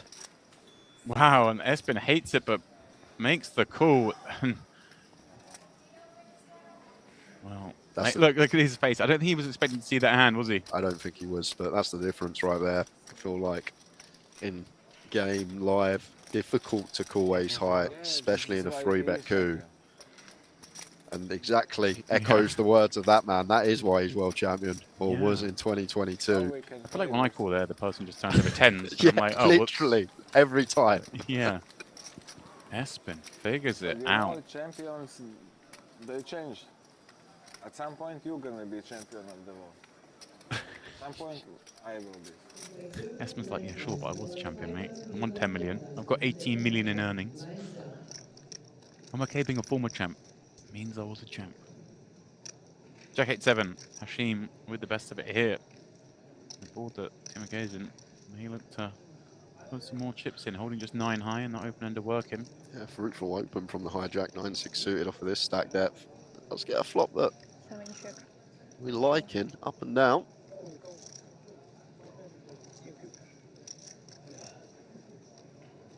Doesn't choose to c-bet against big blind, but surely we're going to see the delay on this ace of hearts turn. All of our ace highs probably going to be checking back on this board, so great turn to start barreling as Tim Gazin.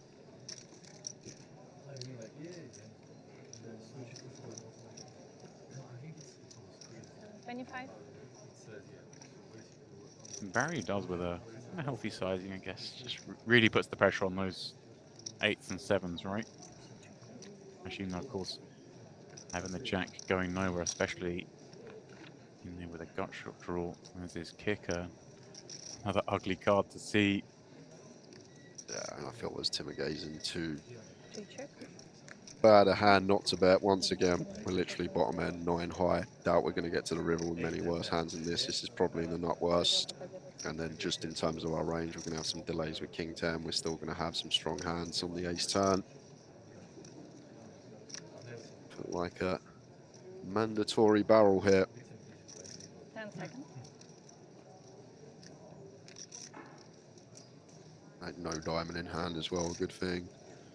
Just too good a combo in my opinion. 80. Pretty big here as well. It's that 80k into the 94,000. 80. Hashim really up against it now. It's such a juicy looking flop for that holding, but the board just ran out horribly. And this time, Tim Gazin gets it through. It's always a little bit more worrying about bluffing than you just got caught with deuce 3. I know. A few hands ago, you're like... You do need to try and take that out of your head though. Yeah. There he is. Up to 280. Well, this table pretty shallow stacked considering the stage of the tournament we're at. Of course, the Luxon Pay Grand Final Day 1C. We are still on level 9, about to go to level 10, which would be the last level of rebuys. 15 levels in play today, but of course, once we get past level 10, slight wrinkle in this one, we go from 30-minute levels up to 40. And in fact, that's the case for level 11 through a level 20. Stay with me. After that, we go to 50-minute levels. So nice that the play, as we get deeper, does deepen with so much money on the line. I think that's important as the days go on. Clock gets bigger. Do you play any video games at all? When it's the business end. Used to play a lot. Khrushchev facing a 30k bet on this 5-4-4 board. FIFA And let's go for check call. Like in general, you do see just a lot of check call with top pair, but against button, when we're in the big blind and we do have some of these lower top pairs, we can definitely go for some check raises, still get value from some ace highs. What is this man? Is just a man possessed. What is going on? Just full throttle aggression, Demps. I mean, no, but League of Legends is also very quick now. I play Dota sometimes. Cool once again. It's also like, yeah, you have to be fucking fast. Kuziev with half pot behind and another run out that makes it. I mean, it's identical to the last one. Right, we're just barreling with no hand, and somehow we get a river that, like, we get to bluff, right? Yeah. But Kuziev, upright in his chair. I mean, the 5 is surely the hand we don't get to call with. But once again, like, think about where we are in our range. We're gonna have plenty of flushes at the river from the big blind, just some like 5x with a heart. They're going to be much better calls, but the thing is, we never know about player dynamic, and what we've seen from Vismanes already, if he is a bit of a firecracker, and Bakushinov knows that, it's kind of interesting. We always play as a team, and we're on Discord, and it's like, yeah, it's a lot of fun. Credit to him for still thinking about this one. Yeah. But this is like, if you call here, it's like it's not one of those disrespect calls. Oh, it's so disrespectful. Because I can't think of what's the worst hand we've got to the river with check calling twice. Yeah. Like, I can't think of one. Yeah, I can't think of one either. I didn't want to play if I Possible, couldn't be good. I mean, and it's like even 6-7 gets there, so it's right. Like, we don't have a worse hand. Like, if we get really heroic on the turn with deuces, deuces no heart. I mean, I just play to have fun, and it's actually fine. This man must have some history, this Vismanes, for Kuziev to be thinking about it for this long with, as Dem said, probably the worst hand we're going to have here at the river. You're hating life as this man is watching him put timebank chip off timebank chip. I think he's about to make a hero. Not try harding. This man is a man who pretty much all his caches have been here at Merit. How old are you? The thing is, like, Vismanes, all his bluffs on the turn should contain a heart, like King, Queen, Heart, Ace, High, Heart. Like, I can't really think of bluffs on the turn that don't contain a heart. Too slow, you can imagine. That's the problem we got here. It's Bakushinov. Would be some time to throw on that cape. Does he want to be a hero on stream? I think that's the last timebank chip just gone in. We're into the final 30 seconds of his tank. He's burnt them all.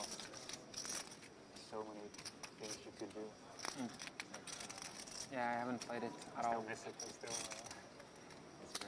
Oh, this is heroic. Just want to see the tables reaction. Oh, wow, he's made the call. And he doesn't even get to show it. he does show it, though. Vismanes mucking and... on TV. Don't do it. And just don't value. If I do anything, it's value. Same. A bit of advice from the table mates there. Don't bluff this man when he's on TV. A little bit of advice. But what a sick call. But Kuziev take a bow. Deep into the tank, used up his last time chip and then made the correct call. Oh, they feel so good though when you get them right, Demps. They feel so good. Over here at Luxon. Young popping up 2 jacks, 5k, 10k, min open from her. Ruayek flopping a pair and a flush draw with just 43k behind. Yeah, shallow stack Dempsey and may just set him in as Young on the flop. And a straight flip for these two. Young with just 7 blinds back herself.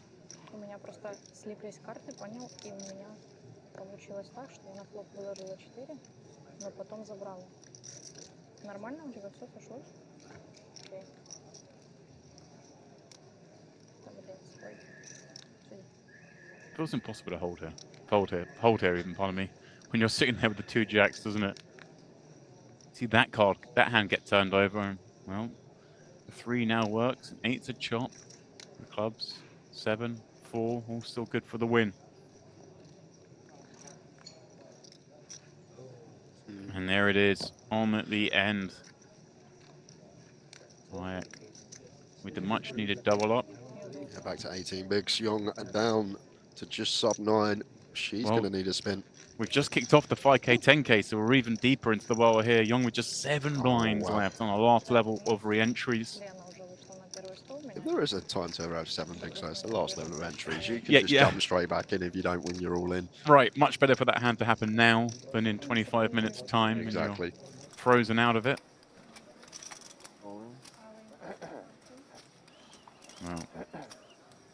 Manus moving in his 3 blinds.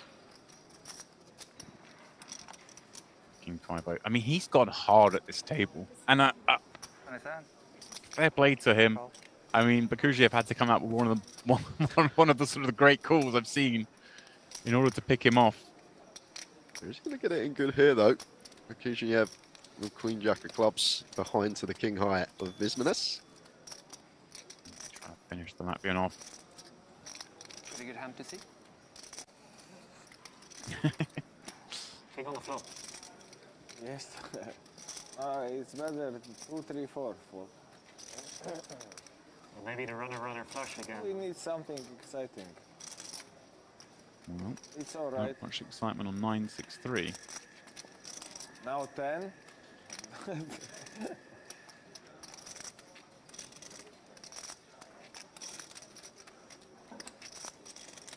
What we are waiting for now?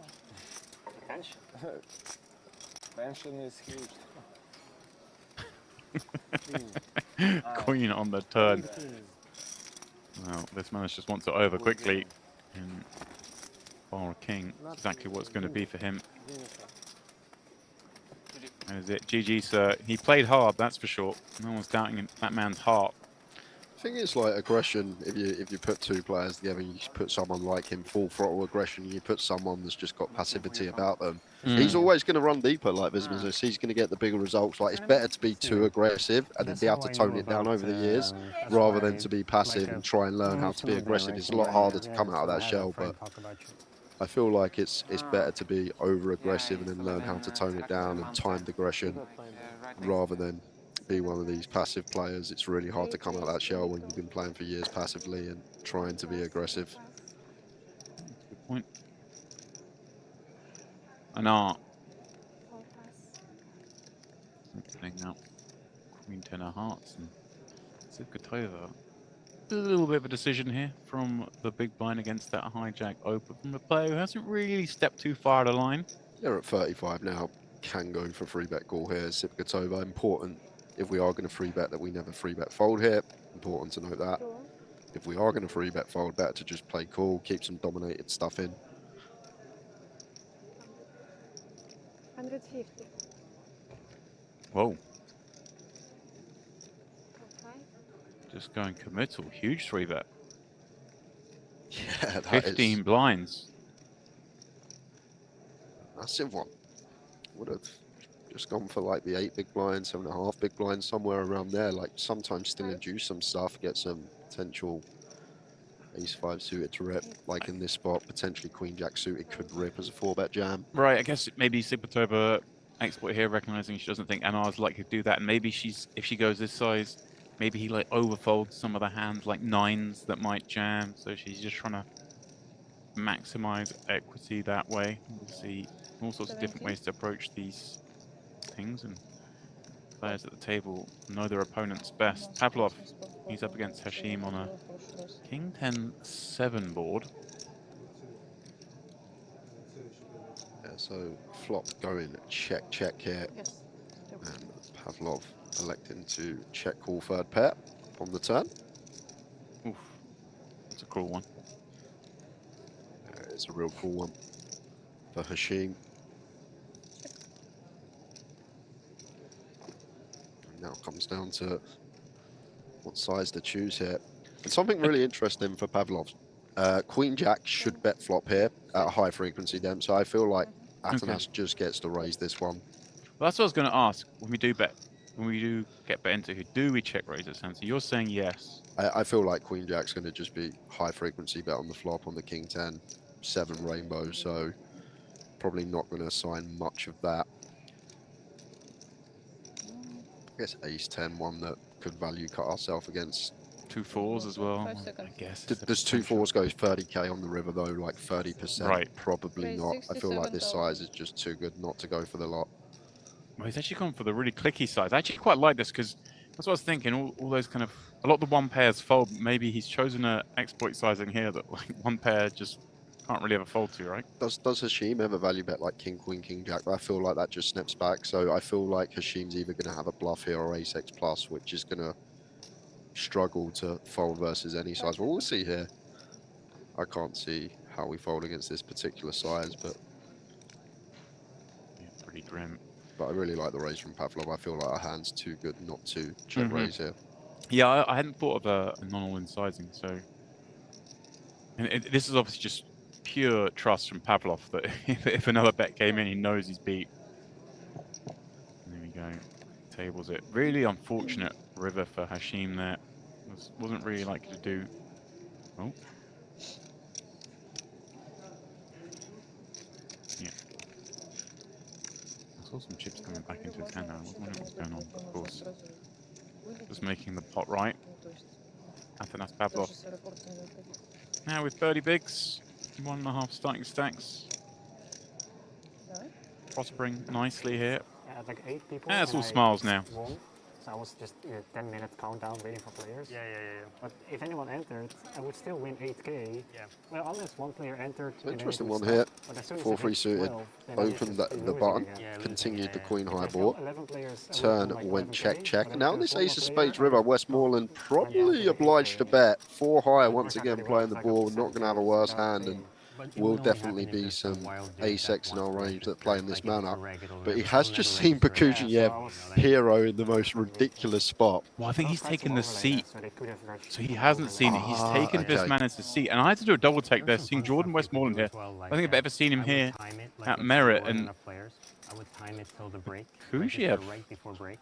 And then I get Just, all that time that runs. I mean, what is going on? You know, that Maybe trying to fold an ace here. Maybe just says, well, this guy's going to have a real tough time calling Ace King, calling Ace Jack. Once turn goes check, check, he's just not really going to have too many strong hands. So maybe the idea there from Bakujiev. I don't feel too good about this one, if that makes you feel any better. Well, Chris should feel good, because Ace Queen certainly doing nicely against this King 9. And he has 50k back himself. We used to do 2 of the shorter stacks in the room.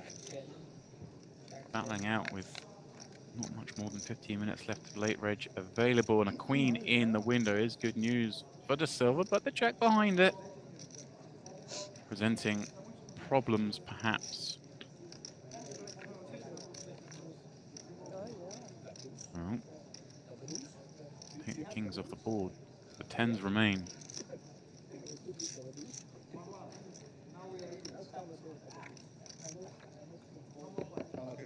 GG's to Cassandra. He's going to bust out here. Late on level 10. Crystal Silver's been battling and sort of finally finds himself just above starting stack. It's one way to save 2k though, isn't it? Yeah.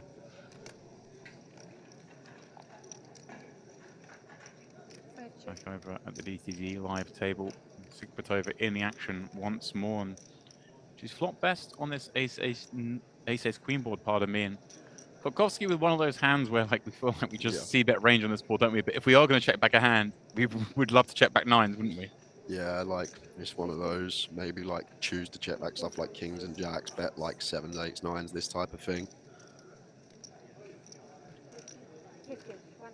Not loving it as Sigpatova against guns specifically, but gonna have to call one still, like these pocket pairs that we beat, king jack, jack 10, king 10 all in there as well. But we don't love this spot already.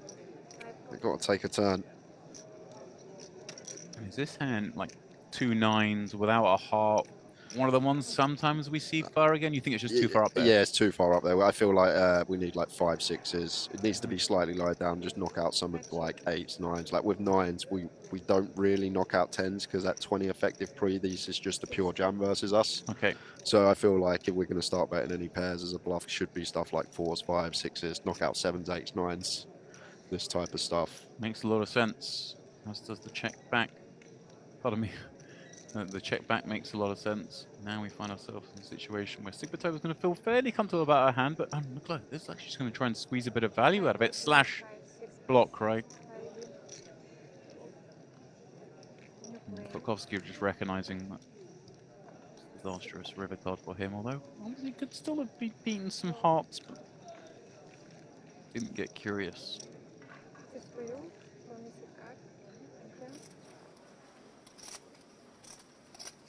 Yeah, it was always one of those spots when I saw when people sort of worked out that those small pocket pairs from early position raises just work out as like the great bluff hands. Like, I started seeing people pop up to them. I was like, what the hell is going on? Like, it was almost like overnight population realized, oh, hang on, we go hard with these. Yeah, we do, like especially on like the turns that bring free Broadway cards where we technically get value from hands that always fold river, that have like the pair and the gut shot that have to call turn, but then require to get them to fold river. So it's kind of sick because you get value from them on the turn, although they're better hands than you, but you fold them out on a lot of rivers. So it's kind of a sick way to look at it. But so we got an interesting one here, and Talboom actually finding a donk on a ball we should actually have some donks on as well, and a nice combo to do it with, up and down, club in hand. But running into the overpair part of Hasbani's range. Now, decision point for Talboom. Any triples about, we are going to have 6, 7, 7 3 suited, 3, 6, 4, 5 pure 16 combos from the big blind. 66. 66. I've never been to Vegas, but 2/3 on the it turn. It feels so insane to grind for 5 weeks. Like every time I grind, like No, for 50 Hasbani. days, I feel like I get sick. Awkward like, spot with the 10s, but I feel like our like hand's maybe going to be not too here, good you know, 'cause you to have be the spot folding. and Like we're going to have everything some in the ace high calls with But, club, like, every time one it's, club like, 2 on the weeks, flop that call, it's sketchy. that now just Plus fold the air turn, but conditioner. 10's going to be slightly too good. Vegas? No. Then you go to San Well, he just says, if you've got it, you've got it. Yeah, I mean, Don't want to give a free pull to those I draws. want to do it at some point. I mean, I go to Problem Florida with quite a lot. this, we just get snapped by the value, the 4, 5, 6, 7, 7 3 suited sets if they're ever in there, and we just lose bluffs. And like on a board like this, Talboom may be overdoing it with something like Queen 5 or Queen 4 that's just drawing to 10% equity. Like in our mind, if we feel like we've got the best of it, sometimes just got to be brave and say, okay, we're going to call turn, keep some bluffs in, and not fold many rivers. Just wanting to take the pot down there. Oh, look at this. Just won that pot to get up to 20 blinds. Finds aces and finds the trap. Yeah, generally the stack size that we do like to trap off as well. Like sub 20, 15, like around there. Well done from Pavlov, just kicking that 7-8 suited into the muck. A hand that a lot of players would be tempted to peel with, but he's probably recognizing there that you know, De Silva is going to be good enough to have some of these traps. I'm going to call, flop a pair, get myself in trouble a lot. Although, I probably wish he could have them back right now on that Queen 6 deuce couple of heart board. And Wyatt, well, it feels like he's in danger here, having flopped that pair. Doesn't bode well. Yeah, and Staffy's actually got a nice one to continue here. Even God versus cut-off. King Jack got some removal to some of the stronger Queen X of Chris in the cut-off, but does go for a well-timed check.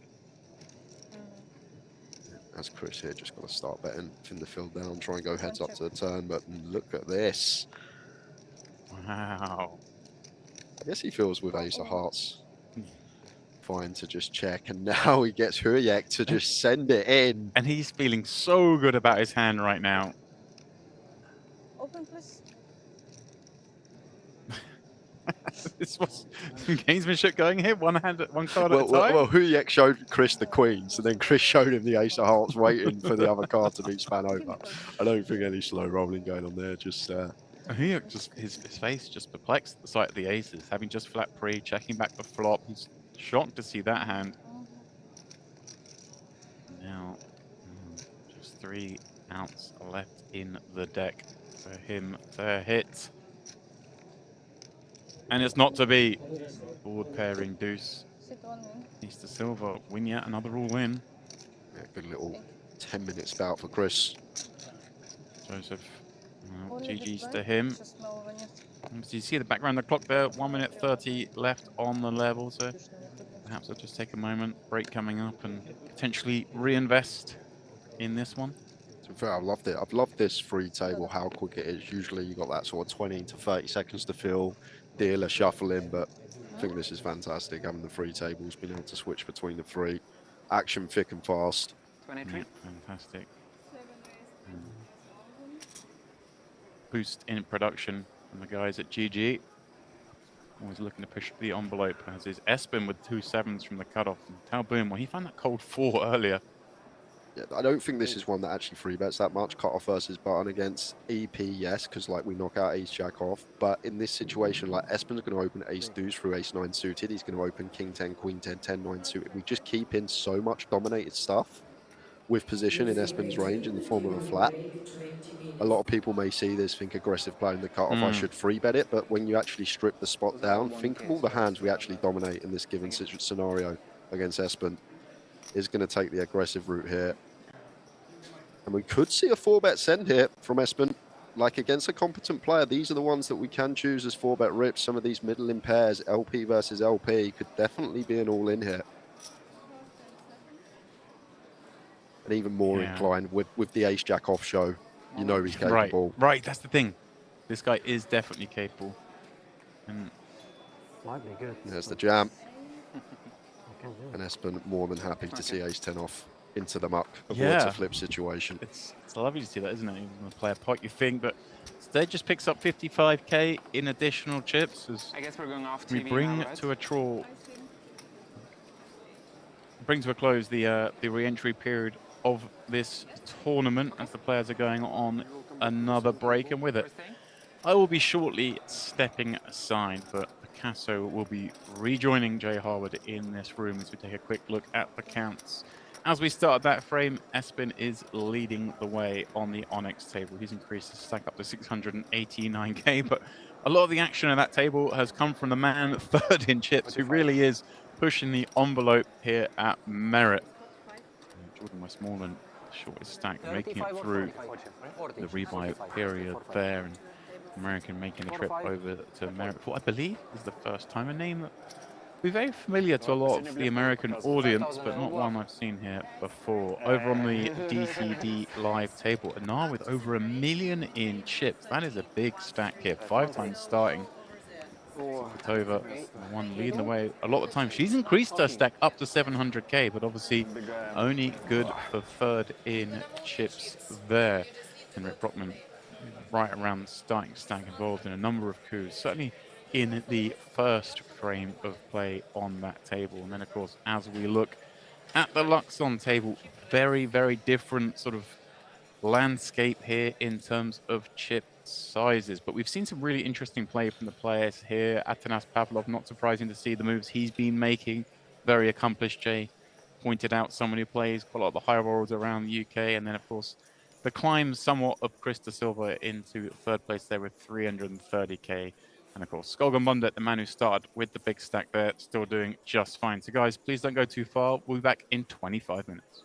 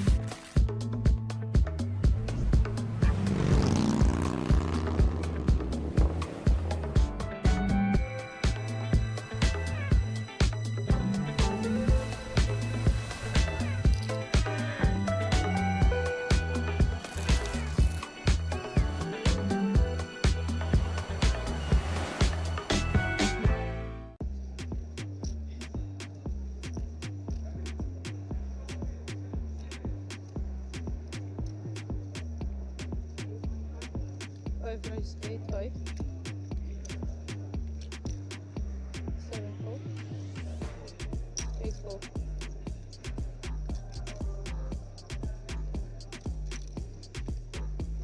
1 4.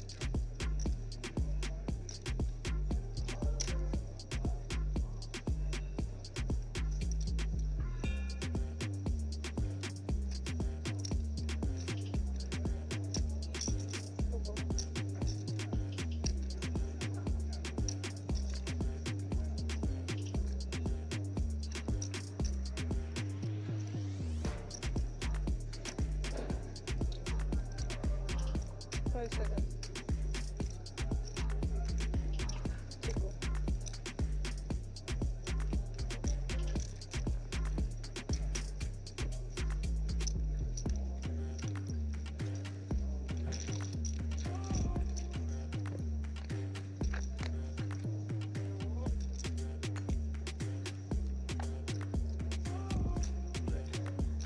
Push up. Eight check. 5 check. 8 check. 1 check.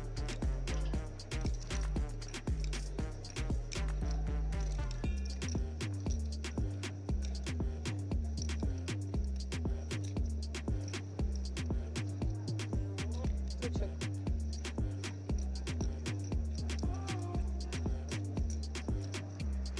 3 check.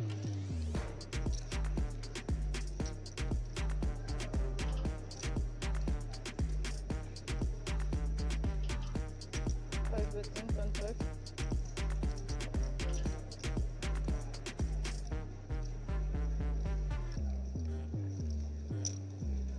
8 4.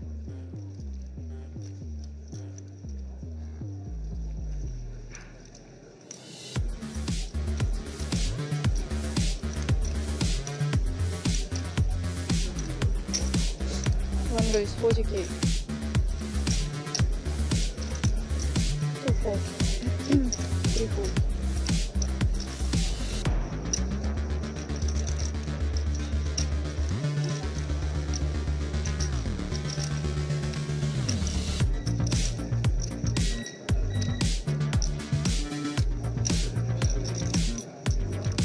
5 4.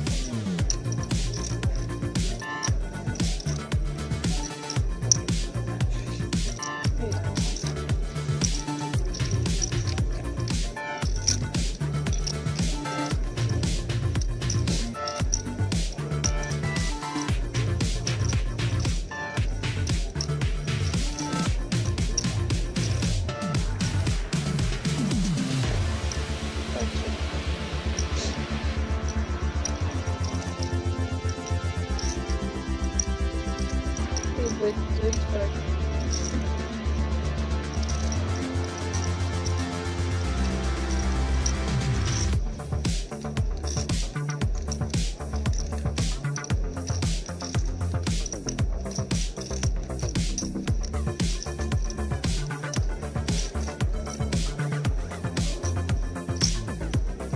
One raise 125. 5 4.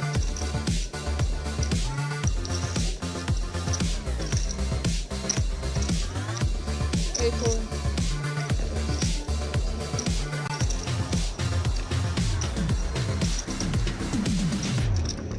It's less. Showdown, guys. It's less than 125. Wait. What? You are down because. Yeah, but I didn't expect my card. I don't need to show my card.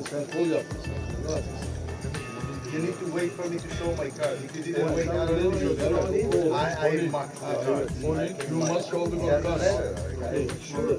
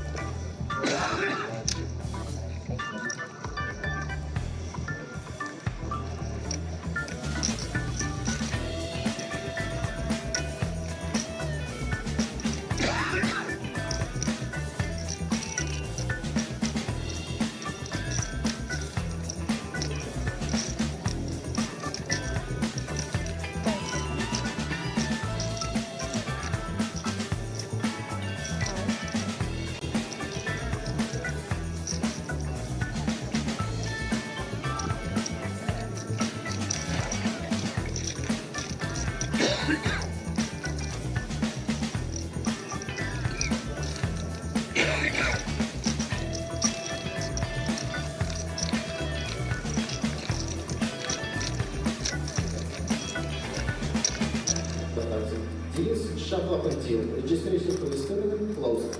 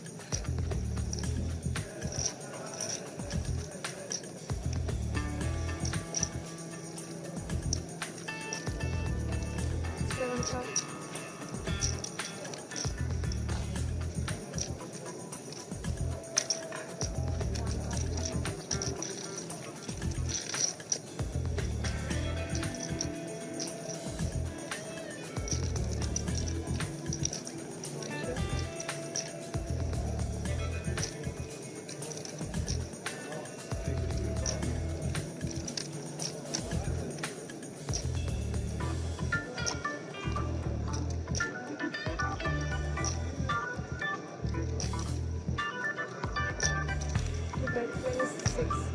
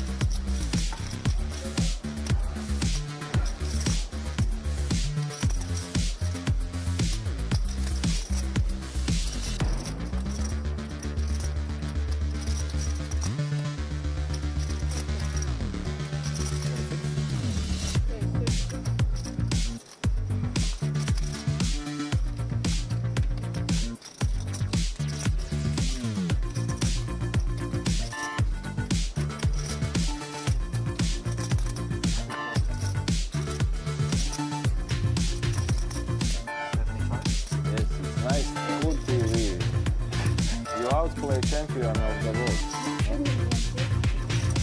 Oh, goddamn.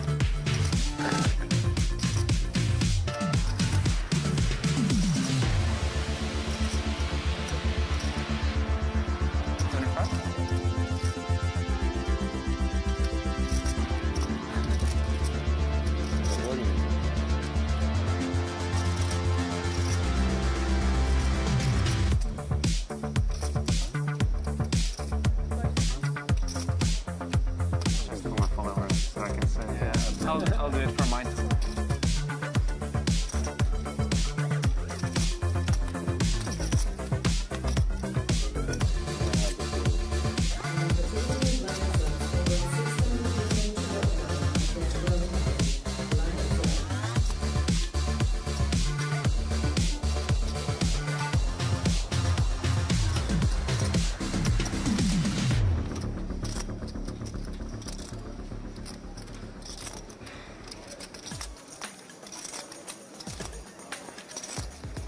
32.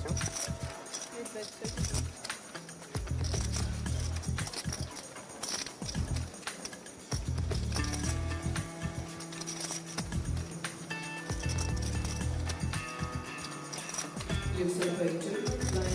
Open. One time, show. One time. To feel anyways. I will not watch this. Okay, you want to show us. Yeah, надо было. Тут вся мать крови.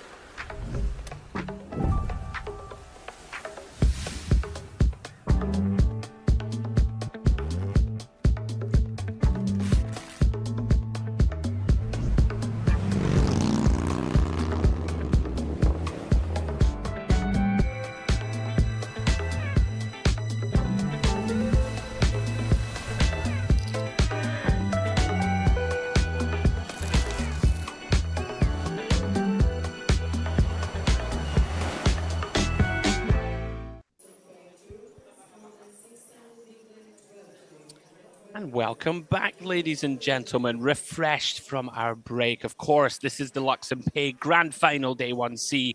Look at the chip counts on the Luxon table. Daniil Stafeyev out in front, 600k good for 50 blinds. Krista Silva, who went short earlier, he's now up to around about 28 bigs. On the short stack, we have Hassanin Hashim, who really entertained us in the early going, with some work to do now, down to 7 bigs. Couple of names we know well also, Atanas Pavlov and Jessica Tussel, both sub 20 though, with work to do. Over to the DTD live table, led by Saref Anar. Over $1 million in chips, Jay, 1.1 million, good for 92 bigs. Alisa Sibgatova, who we've seen in the first few days of our coverage, pretty serene progress for her so far. Through the names, we've got Brockman down there. We saw him earlier playing some spicy hands, but also, of course, work to do. Sub 20 now for him. And Bazem Abudavas down to 8 blinds. Going to have to get after it. And over to the Onyx table, of course, the big daddy, the featured table, led by, well, a guy that's played a few hands of poker in his time, won a couple of events. You might have heard of him occasionally. Espen Jørstad, of course, who won the main 3 years ago, Jay. I'm getting long in the tooth for remembering such things. Running through the chip counts down to the shorties, Stephen Toole and Jordan Westmoreland, 10 and 11 blinds for them. So work to do. So welcome back, everybody. Myself, Andrew Hedley, and Jay Harwood on comms, taking you through the next couple of hours. Jay, how's everything? Yeah, settled in nicely. First session with them. Had some fantastic hands to cover. Saw some mad bluffs, some sick calls. It's all been going on so far, and can't wait to get into the next couple of hours with yourself. Obviously, got to watch Espen as well. Always great to watch. And he's kind of an enigma, Andrew, because you said won the WSOP, you remembered the year as well, but like if you go back over the last 10 years and I said name as many WSOP champs as possible, he's probably the one that's going to be at the top of the list, the most memorable. I think it's probably because he was in the tank for about 45 minutes, if you remember that famous heads up hand. I do remember. When he went to his happy place, closed his eyes, just, could you imagine? Like sitting there, I guess it was simpler because he had it both times from memory. Yes. So like, but like, imagine you're all in on a bluff. Heads up in the main event and you're in the tank for 28 minutes while old mate just takes his time. Yeah, genuinely obscene amount of time when you think about it. Anyway, let's go. Bekuziev under the gun. He opens the action with the king 10. Talboom, Jay finds pocket queens off 23 bigs to start the hand. Comes in for 3-bet. Yeah, it seems pretty standard. Size seems kind of nice as well off the 23. Just scaling down slightly. Going to be working. Yeah, unfortunately for him, Bekuziev with a sort of bottom range open of his own.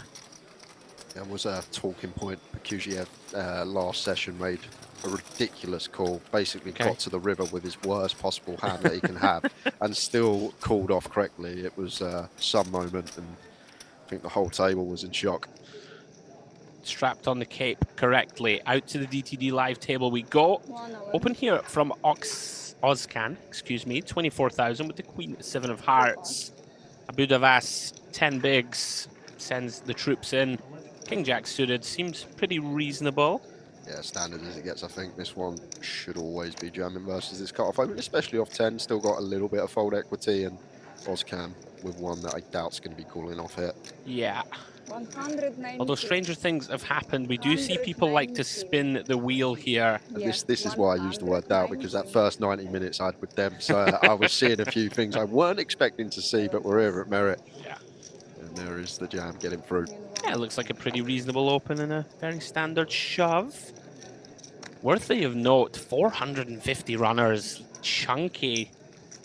In 1C here, so I'd imagine once more on course to smash the prize pool. It's been a great start here at the MPP 2025. Back to the Onyx table we go. Looks like a single raised pot here. Alexandrov content to check back with ace 10 versus the big blind defend of Tool, who has a double gut shot, Jay. Yeah, kind of an annoying card here for Tool. Gonna, in our head, have a lot of leads on the turn, but Queen of Diamonds probably one we should be checking over. That makes sense. Lots of Alexandrov's checkbacks could have some interactivity with this one. What do you like here, Jay, with ace 10? Like, do you want to start bluffing this? Or? It's kind of interesting, isn't it? Because Tool has got this stack depth that can just potentially check jam against us. So maybe is one that potentially does check here at this stack depth. Still can show down. Oh, look at this, and he's found it. Very nicely done.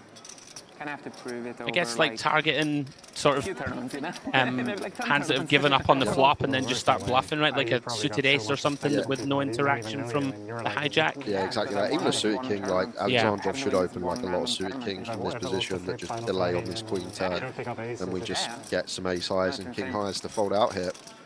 Yeah, credit to Tool for finding this one. It's not always immediately intuitive, right? You're worried that you're just going to get snapped off. That's a huge pickup. Well done. Yeah, nicely done from Tool there.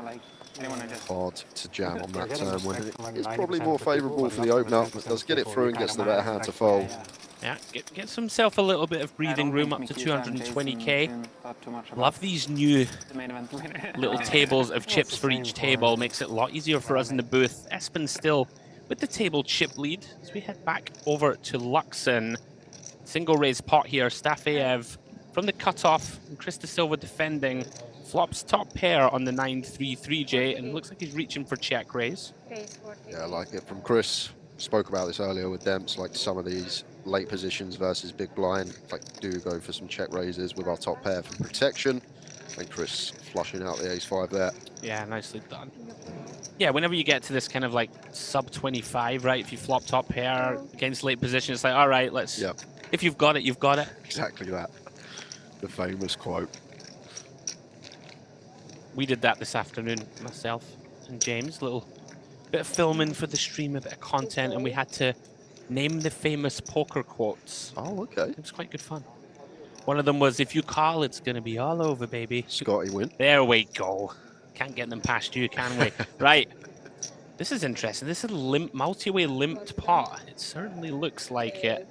So Oz can opening with a limp. Anar content to limp behind with the ace-7 of diamonds. Brings in Abudavas and Brockman. And look at this from the big blind. Astratov says, no, no, no. Astratov taking off with a 9-4 off.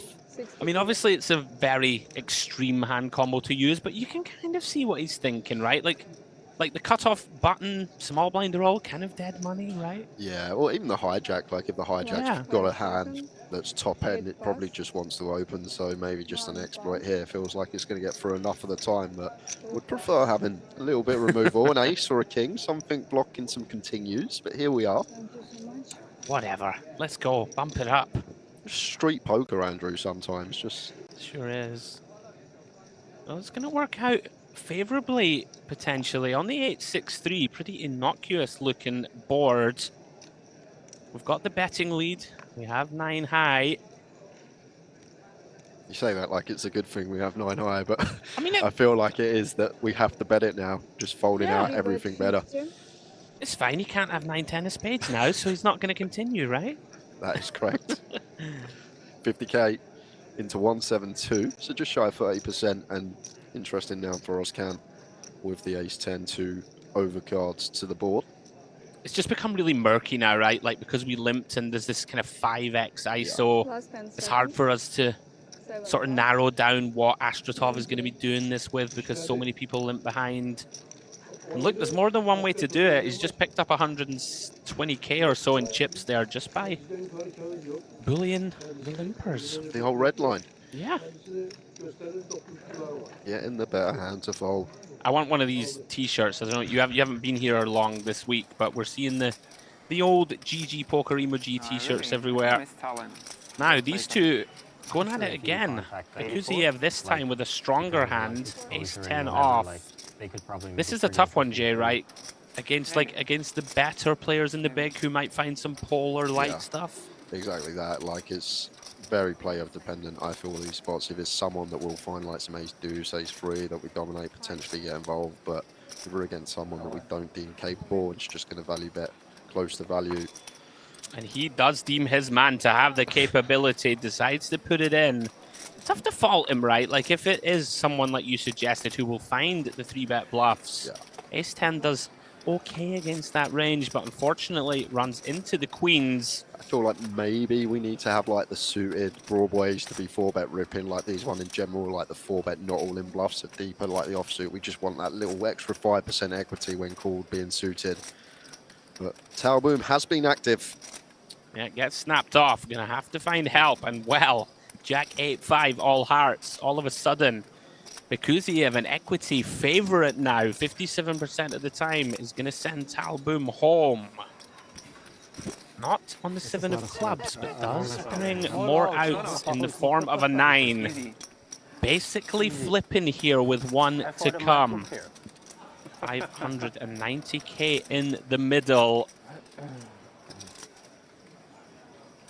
And he gets there in the most tilting fashion for Talboom. Queen of Hearts on the river. Takes it in good spirits. Top set, no good, sir. Good luck, guys. Kuziev. Up to just shy of 800k. Yeah, GG, unlucky. I always say, Andrew, if you're ever going to get caught bluffing, make sure it's pre-flop. This is when equities run finest. We have more chance of getting there. Yeah, nothing to be done. Obviously, fist pumping it in when faced with the 4-bet shove. And Kuziev on the move. Over to DT Live then. Open from Anar from Hijack with a pretty strong hand. Ace-Queen does get 3-bet to 91k from Astratov in the small blind. Gonna make the call, Jay, in position. Through to the 9-7 deuce rainbow board. Action on the Russian. Interesting one here for Astratov out of position.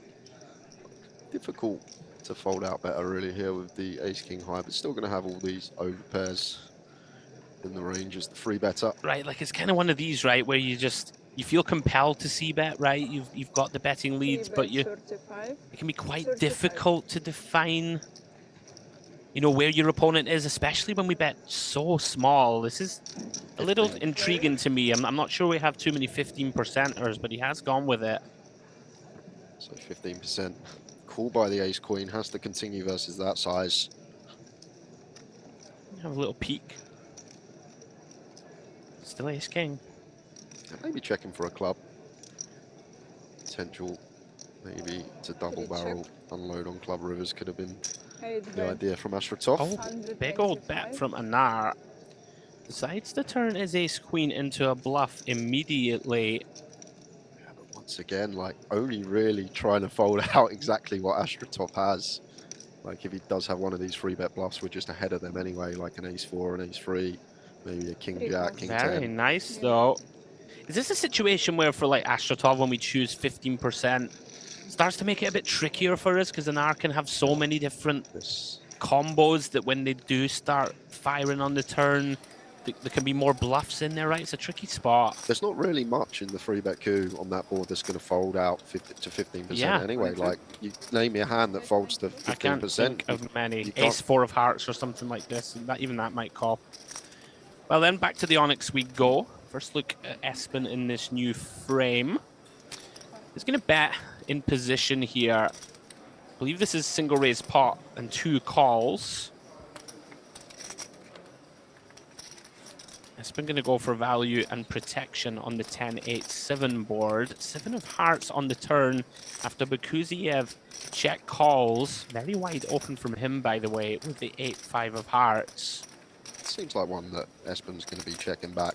Like, theoretically, Bakuziev should be checking some over pairs here as well at this stack depth, so we'll be aware of that as Espen. Yeah, I think this makes a lot of sense. We could potentially go for a thin river value bet on a lot of rivers. It's the 4 of clubs. Is this one that's a little too thin, Jay? Like do we like a bet with 9s? No, I don't think I do. Just simply because like the hand we probably target here is an 8 specifically. And yeah. from +2, Bakuziev shouldn't have too much 8x in my opinion. Like he's got 8-5 of hearts. We can see that he's treated himself to a wide open, but I feel like it's difficult to get called by worse here for Espen. Look at this. Some of the best players in the world. This is how they maximize their value. Just seems to know where he is, and all of a sudden, Bakuziev with a tough decision, Jay. Yeah, one thing I will say that is actually interesting why Espen may have bet this spot. He was present at the table when Bakuziev called off 4 pair on a 4 to flush 3 to straight board and saw that Bakuziev got really sticky. So maybe that has a factor, and there we go. He's going to get paid by just an 8. Really nice. That's the difference. That's why he was world champion back in 2022. I don't feel a lot of people find that value bet there, but could have been player dependent, knows his customer. And there was also advertisement in that hand you weren't here for. Someone mentioned at the table not to bluff that man on the TV table, so there was some advertisement. Yeah, nice. Well done, Mr. Jørstad. Lovely bit of thin value on the end. It's always important, right? Like if you, over time, of course, right, especially as you run deeper in tournaments, getting thin value can have a big old impact on your chip stack moving forward. As we move back to the DTD live table. Got a c-bet here from Ozcan. Intriguing one for me on the Queen 10-8. And our calling in position, Jay. No, big stack across these 3 tables. Just seems to be happy to bet when checked to. Yeah, this is not one that I would bet, right? Like you yourself are just going to check this one back and look to evaluate rivers. Even on the flop, I'm surprised flop hasn't gone check. Ozcan potentially with one that can check out of position, but Anar wanting to go for maybe the old bet on the turn to get a free showdown, perhaps what this could be. Yeah. Is he going to value bet this? Is he? Wow. I mean, I guess it's not a bluff. 150. Like, pretty wild to find this one, half pot. This is Madness to value bet this. I think like maybe Jack 10 suited, 10-9 suited are the ones we target, but pocket nines, like 9 shouldn't bet flop, Jack 10 suited. I wouldn't expect to bet flop. Yeah. And you see there, just the king 10 out the way. So if it was value, we're never getting called by a worse hand if the same hand is folding. Welcome back to Merit, Jay. Oh, it's great. It's, right, we bet here, we get called by 9-10, and we fold out jacks. It's unbelievable, isn't it? It's unbelievable. And Anar just on the move, having this stack at this stage. Yes, chunks. All right, then, Hashim, who thrilled us earlier, has unfortunately run into the very bladed pocket kings of Chris De Silva. Basically the worst possible shape you can find yourself in pre-flop. We're going to do well to get out of this one. Yeah, unfortunate. Was on the very short stack here. 5 or 6 bigs all in pre. Barring some kind of miracle run out, 3% equity for Hashim. Is he going to get the jack? Of course he is. You got to have some form of sweat. Jack of diamonds turn. 10 or dead for Hashim, unfortunately for him. Has to depart the table. Good game, sir. He's one to watch, though, for later in the week. Really played some beautiful hands. Me and Dempsey were pretty impressed. Chris De Silva, though, stacking him up, closing in on 500k. As Atanas Pavlov looks to have a catnap. Thank you. Back we go then to DTD Live. Sibgatova on the button. 10-7 of spades. Probably bottom of the suited 10s we open. 10-6 suited probably goes into the muck. 10-7 just getting in. Yeah, onto Ozcan. Content to defend from the big with the 3-5 of hearts. Well, what a flop for Sibgatova. 10-6 deuce, 2 of spades. Quick check from Ozcan. 15. Just north of 20%, between 20% and quarter. Small size. Sibgatova. Ozcan feels like needing to call, getting this price with his gutter. Sibgatova continues to improve. 10 of clubs on the turn. A really nice card, not in the form that we just turned trips, but like even some 6x. Obliged to continue win this 10 pairs. Any checking at all, Jay, or you think this one's just so good? Like, let's just... I feel like at this stack depth, like, we just want to go bet, get as much as possible. If it's like potential shallower and we can get still play for stacks on rivers, potentially, yeah, then check. But I feel like a 6 is just going to be calling always. Even the gutter coming along for this size. Yeah, not a big fan of this. Would rather have shown some aggression myself here. Nothing worse here than just having to always check fold rivers. Unless you ping that miracle 4. 9 of diamonds completes the board. Sibgatova with the check mark. So we choose a size here to target a 6. Like never getting called by the missed spade draws anywhere. Potentially some like 9-8, 9-7 of spades in there, but wouldn't be going too large here. Sibgatova. Yeah, she goes with half pot. Makes some sense. Very nice pickup for her. Another one who's impressed us in the early going of our MPP coverage over the last few days, just consistently chipping up. Around about half the field have been eliminated, 450 entrants, down to the last 200 or so. We jump over to Luxon. Pavlov here, gonna activate with a bluff on the Jack 10 5-8 board. Stafiev checking the flop behind as the original opener. Can be a nuisance, this man. Whenever senses weakness in the form of a check, he does just like to attack regardless of his hand. Like would prefer having a queen, a 9, but just going to take the king 6 off it. Well, he's rivered a pair, 6 on the river. Decision now, Jay, whether to take our showdown. Does quickly check. They're kind of interesting now for Stafiev. Is it, can we credibly rep anything it's off really hard, right? Yeah, super awkward. Like pocket 8s is literally it, probably maybe like a 10-8 suited if we're treating ourselves to a loose open, but Yeah, like, are we going to value bet ace 10, right? This is the problem, right, when you start putting money in on the river. What I'm saying is it's hard to have thin value, right? Maybe it would be something like an ace 10. Can't think of too many jack X at this stack depth that don't just c-bet flop. Yeah, agreed. So maybe a queen 9 suited, something like that might be. Oh, and he's jammed. Okay. Now then, Mr. Pavlov. Yeah, so now this is interesting because if he chooses not all in size, like you say, Andy, maybe there's some ace 10. Expect king 10, expecting a jack to go for value itself. But now he's gone for this size, repping a more condensed value range. But either way, Pavlov doesn't take too long before tossing the full pair into the muck. Maybe part of the problem with having a king in hand, right? Like the kind of king queens, king nines, ace kings, or the maybe some of the natural bluffs. Well done, Stafiev, though. Gets it through. Up to 727k. Action continues. Thick and fast. Back to DTD Live we go. Astratov here. Opens with 10s plus 2. Ismailov from the hijack J, 20 bigs, sends them in. Not unreasonable. Yeah, if I know the man was squeezing 9-4 off, which he probably doesn't, but if there's some dynamic between the two and he already knows that the guy's capable, fine with this jam against this particular opponent. Yeah. And then like these spots, like Theory is just a snap call because the jacks through aces should 3-bet not all in to induce, so 10s we should never really see jacks through aces, but if we're against an opponent that potentially will jam those hands, it becomes a bit more dicey. Even still, 10s for 20. Yeah, I feel like 10s, you just shrug your shoulders, flick in a chip. I hear you though, like I can start to get behind folding even like 9s here maybe, thinking that 10s and jacks are in the reshove range. Obviously against certain opponents, you're just going to call them 2, right? You hear me? Anyway, we're off to the races.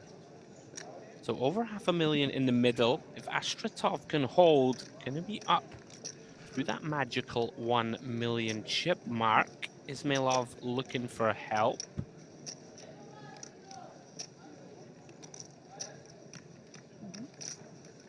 They both look absolutely thrilled to be here, playing the Luxon Pay Grand Final. Here we go then. Oh, jack in the window. Great start for Ismailov. Yeah, no runners either, so just fading a 10. No dice on the 4 of hearts turn. 2 outs once for the Russian. Oh, and there it is. What a brutal game we play. Oh, 10 of clubs on the river. Dagger in the heart of Ismailov. GG, sir.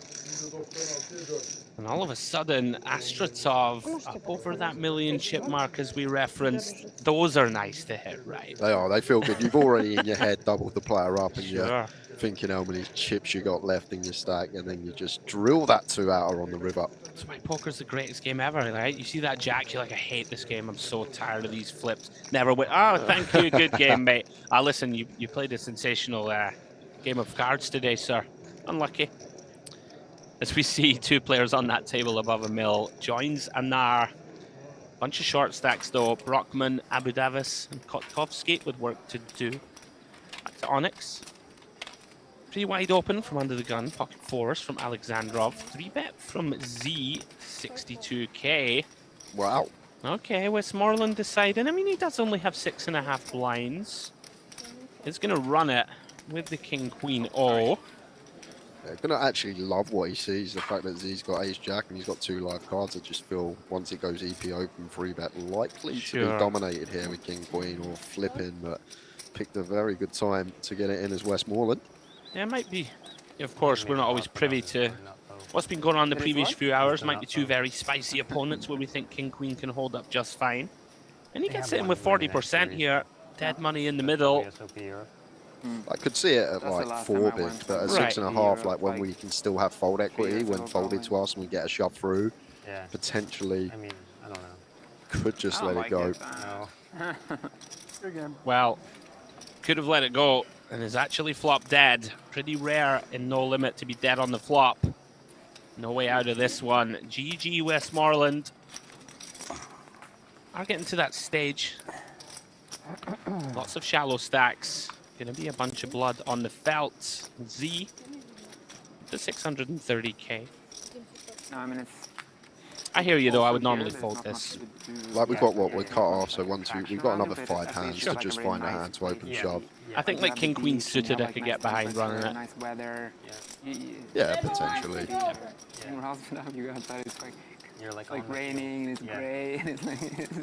yeah, start questioning life choices. Back to the Luxon we go. Under the gun, skull gun bandit with the pocket 10s. 6 bet. Tricky ones these, Jay, on the king queen 5. Yeah, against gun, I don't mind folding unless it's a tiny size, which it actually is from Skolgan Bandit. He's been doing a lot of this, a lot of small sizes, regardless of texture. 12k into 68 here, so sub 20%. But we've seen this a lot from Skolgan Bandit. 5 fold. Yeah, I'm with you. With no backdoors and stuff against the bigger size, and could imagine folding being a thing. Staffeev though, gonna go hunting for a 5. Comes up empty. Jack of Hearts turn. Really interesting spots these. Yeah, the thing is, if I'm Skolgan Bandit here, it's just going to be a triple for me. 10's no spade. Like, just target all these 1 pair, King X, Queen X to fold out by river. We block the 10-9, we block the Ace 10. If you got it, you got it, as you say, Andrew. Yeah. Just seems like too good a combo not to target some King X, Queen X now and just unload on the river. Yeah, I like this a lot from him.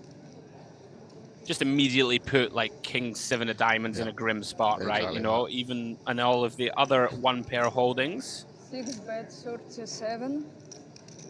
One thing I will say is that we haven't seen him choose many larger sizings. Obviously, this is going to get, you know, the naked 5 out of the pot. But maybe in the longer term, we need to, like, there is B33 to B40 on this dynamic board. You know, if we're nitpicking, I would say like a 3/4 pot bet, right? Starts to set up the river make jam. a bit more sense, though, right? Like if we have 2 pairs straight ourselves, want to get money in. I like it though. Very nice turn bet. It's an interesting one here. It's Abdavas going for the limp in the cutoff after a limp from Ozcan. Only working with around 13 bigs for the 6-7 suited, 20 bigs for Ozcan. Yeah, you do. We have seen, you know, throughout the coverage the last few days, some of these really weird, you know, we're going down branches of the game tree that even for us in the comms booth can be a little tricky. Multiple limped pots. Abu Davis deciding, right, well, I'm in for 12. Might as well be in for 40. Has less than pot back. Big flop for him, and it is pure empty. Ace, Queen, 9. All Brockman.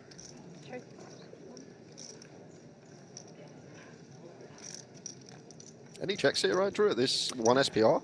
I don't think so. We've ISO'd. I'd just bet really small. I think like our opponent's going to have enough of the kind of 10 Jack, King Jack, King 10, some flush draw types that want to get. He's not, is he? He's not, is he? Nah, this is just... You never know, I'm telling you. TV time. Yeah, you would imagine it's TV time. Yeah, I guess you could just... I feel like if your opponent has any decent piece of this board, he's just going to get it in.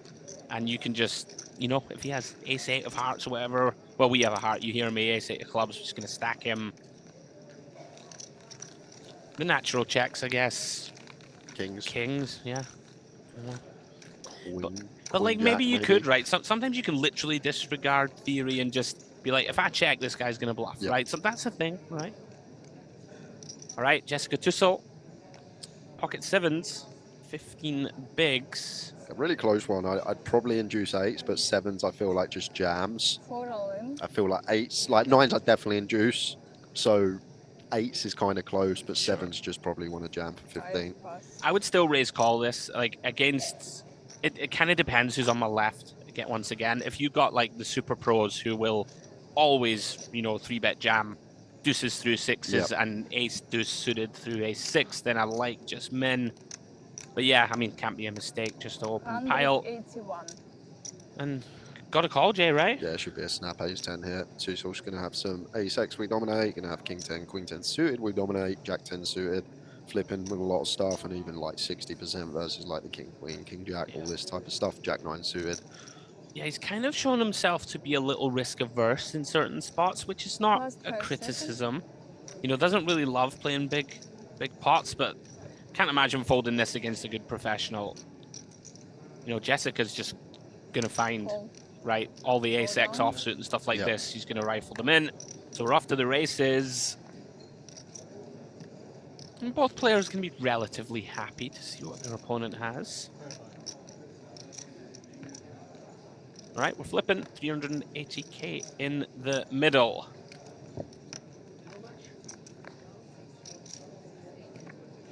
Oof, ace in the window, followed by the 8 in the 4. Not good news for Jessica Tussell. Needs a backdoor straight or a 7. Does have some chop outs on the Queen of Spades. Any spade now, of course. Will allow her to remain in her seat. Looking for the 7 of hearts, though. For the full double.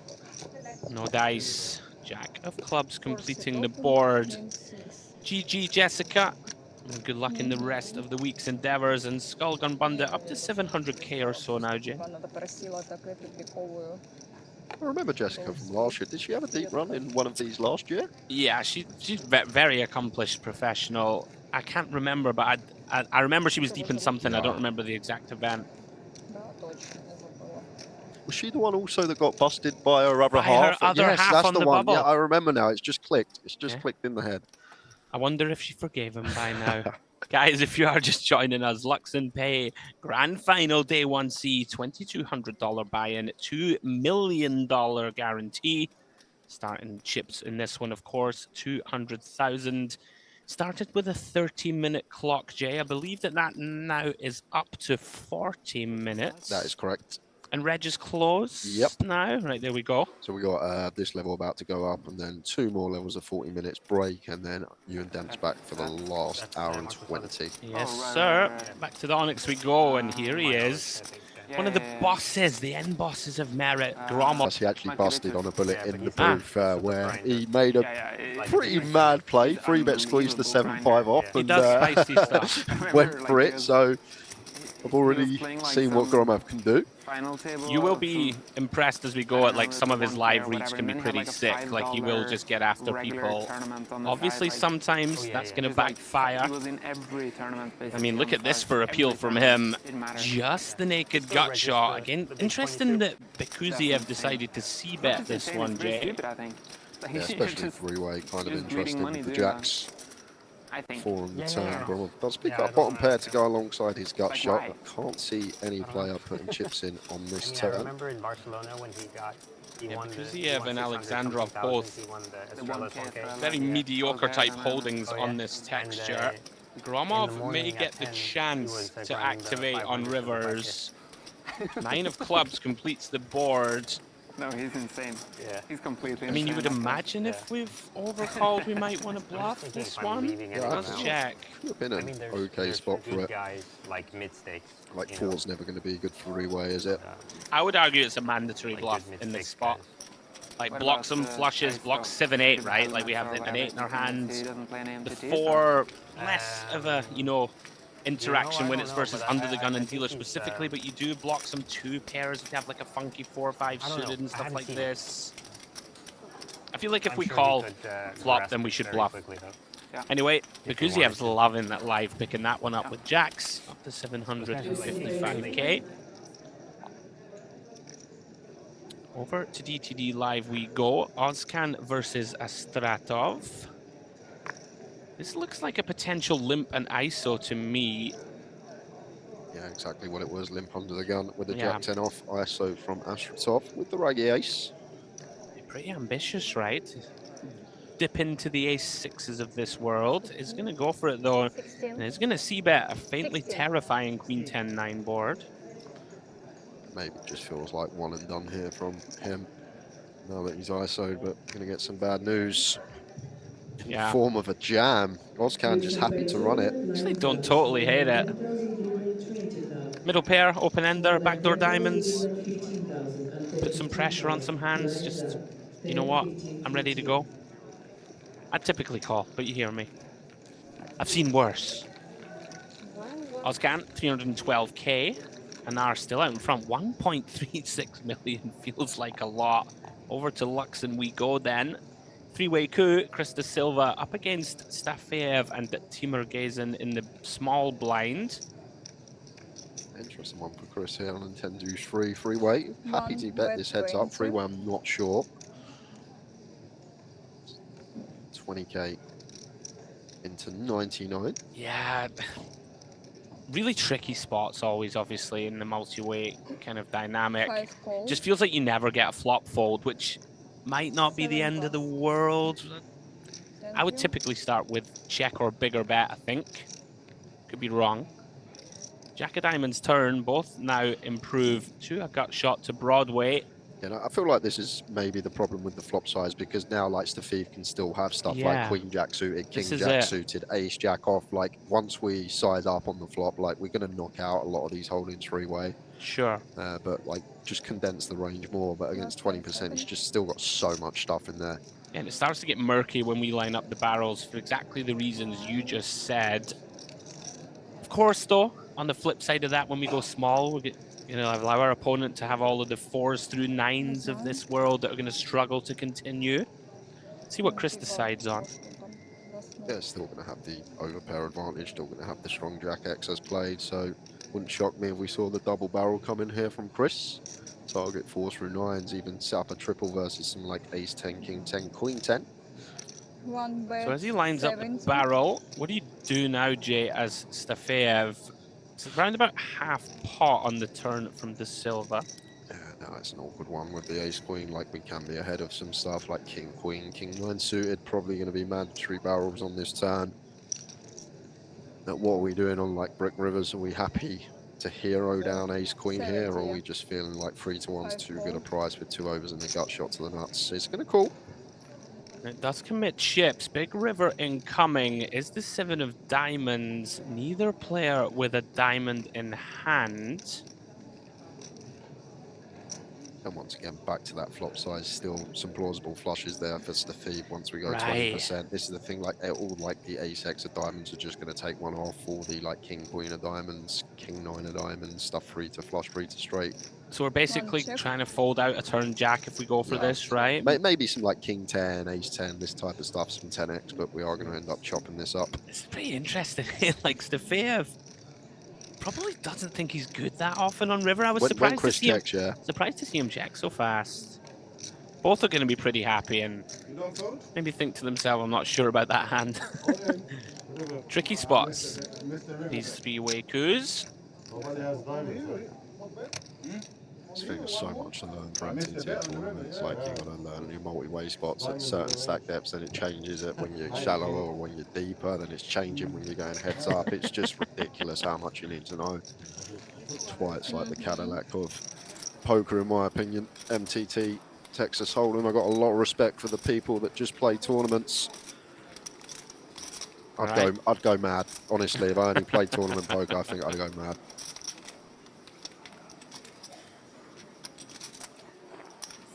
Well, back to Onyx. As we see Gromov here, 55k on the turn. Top pair on the flop continues to barrel on the Jack of Hearts. Tool, non-believer, does call twice with Queen 6. Gromov now content to check back river. Makes sense. Yeah, difficult once again, but I guess we target the worst 7x, maybe some non-believing 6x. Feels too thin to be going for value. Yeah, I'm with you. Gromov then. Bullet 2. As far as we know, up to 530k, good for 35 big blinds. Back we go then to DTD live table. Sibgatova. Pocket 6s from +1, makes it 30k to go. Round to Anar. Does get out of the way with the ace-8 of spades. A little surprising with the mega stack. Gonna be round to Astratov. We've seen this man has spice in his poker vocabulary. It doesn't strike me as a man that folds much in the big blind. Does commit 15,000 more.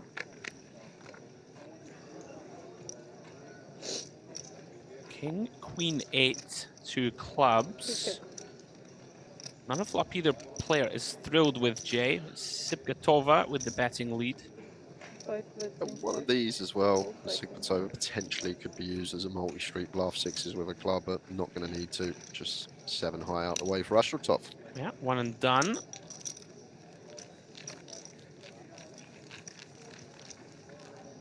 Always nice, of course, when you have an under pair to the board. Your opponent just to get out of the way. Back to the Onyx. 3-way pot in progress.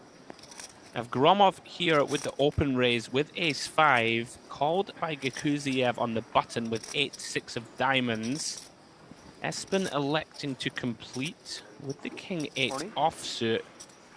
And here comes the big blind lead. Yeah, just the only player really with straights here, 4-7, 4 deuce, going to be in there from the big blind, as well as a lot of these 2-pair combos that our opponents should not have. I'm a bit, it's a bit of an outrageous combo choice though from Espen. Like, you prefer to have like a 7, a 4. I guess we do have this 8 of clubs we can put to work on later streets. Sure. Yeah, this is one of those where against late position specifically, it starts to get a little dicey because cutoff, of course, he's going to start opening, right, the 7-8 suited of this world, 6-7 suited, some king-6 suited, right, for top pairs, etc. But does decide that in a multi-way spot, he can start to put pressure on his opponents. Maybe wants to take some live reads down the streets. Both players call him. I'm not going to like that. Jack of diamonds turn, Jay. Becomes incredibly difficult to barrel into 2 again here with our hand, and does quickly knuckle over to Gromov. He's sitting with the second best of it at the moment. Gakuziev, pair of 6s still out in front. So what do you want to do, Jay, with the 6 here? Like, it's kind of grim, right? Like, you don't really want to put chips in? I feel like we're going to hear from Gromov if he's got a better hand than us. I feel like this could be okay, because I'd expect Espen just to keep barreling hands better than the 6, and then I'd expect Gromov to just bet a hand better than ours when check 2 from Espen. So I actually kind of like this from Gakuziev. Okay. Get some value from a 5, get some value from some club draws, some 4x. Yeah, he is going to get value from that 5. So 400,000 in the middle. Gromov with pot behind. Deuce of spades completes the board. And we can see Gakuziev wins this pot with a check. Does indeed find that check behind. Going to be thrilled to see the ace-5 of Gromov. Very nice pickup for him. Over 1 million in chips now.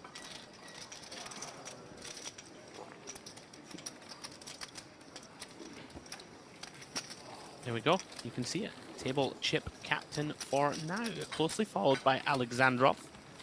Espen on 650k. Gia Shulukia lurking in the shadows with 340. Now then, Skullgun Bundit has run into the bullets here with a light 3-bet pre-J. Yeah, don't mind it though. Gun versus +1 here. King, queen off. Can go for the 3-bet bluff once in a while. On this occasion, just ill-timed. Shouldn't be doing much more in the pot though, assuming we're met by 4-bet offs to thief. Yeah, you just very rarely see people trap this at this depth, right? Kind of 40 bigs effective. Reasonable for Stafeev to think that Skullgun Bundit's range is going to be strong, right? Yeah. Obviously, like, he's a little unfortunate here that it's king queen offsuit and not pocket queens or something of that ilk. Yeah, when +1 3-bets us, we do expect them to be weighted more towards some value stuff. Should just be underhand there, but don't mind it from Skullgun Bundit once in a while. Seems like a pretty well played hand by both. Terrible feeler when they fold, though. I know. You're always like, oh, why not flat? But like you say, at that stack depth, I think it would just be a mistake not to 4-bet. Like if we get shallower potential, some flats going in there. Yeah, people don't bluff much, right, from +1, so a little unfortunate for him. But, you know, pick up 90k uncontested can never be too bad. Back we go to DTD Live. Tricky spot for Anar then. Gadziev has found the goods in the big blind. 3-betting to 140. Starting the hand with just 30 bigs. And I think one that potentially 4-bet jams here. 9's LP versus big blind. Potentially one that just sends it in. But Anar finding a well-timed flat. However, going to find it hard to not double Gadziev up on this board. Yeah, I mean, we just put it in. Okay. Intriguing. I would just send it here, I think. Yeah, I probably would have just 4-bet sent in the first place, Bree, but once we get here, agree, feel like can just run it here with the 9s. Let's land on call. 3 of clubs on the turn. Kings of Gadziev still good. Gonna jam now for 40% pots. You don't love J, right? But I mean, what are we gonna do? Yeah, just got a call.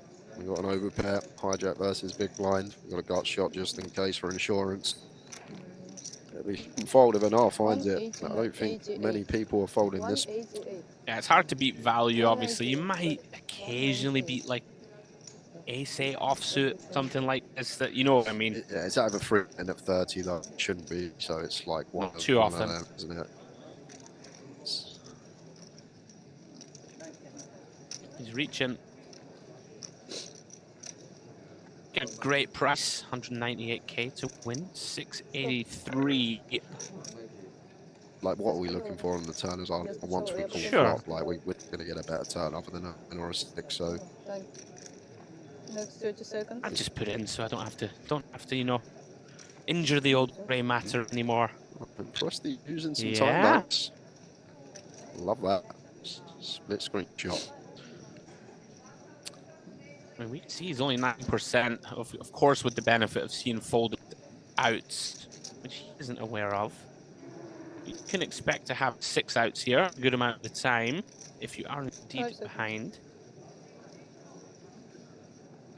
Is he going to get away from this? What a great fold from a Nar. What a player. What a player. He knows. How does he know, though? How? Well, it's pretty underblocked, right? I know it's underblocked, but we got 9s at that stack depth and we flop an overpair. Like, stick for solvers with the sun yeah, don't shine. Man's got it. That's it. Street poker. Look at someone in the eye. Have got it, have I not got it? And go from there. Right, we have an all in here. Vey on the short stack. And on fumes. Pretty bleak turn of events. Jack 10-7. They decide to put it in against the +1 open of Timur Gazin. And the dead chop. Needs one of the 2 remaining kings to stay alive. And that's not going to get done. GG, sir. Timur Gazin continues to get healthier. As the field begins to pick up speed in terms of that graphic in your top right corner ticking down. 169 remain from 450 the F1C.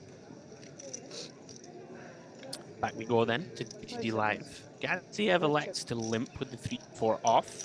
Sibikatova content to C3 with 8-3.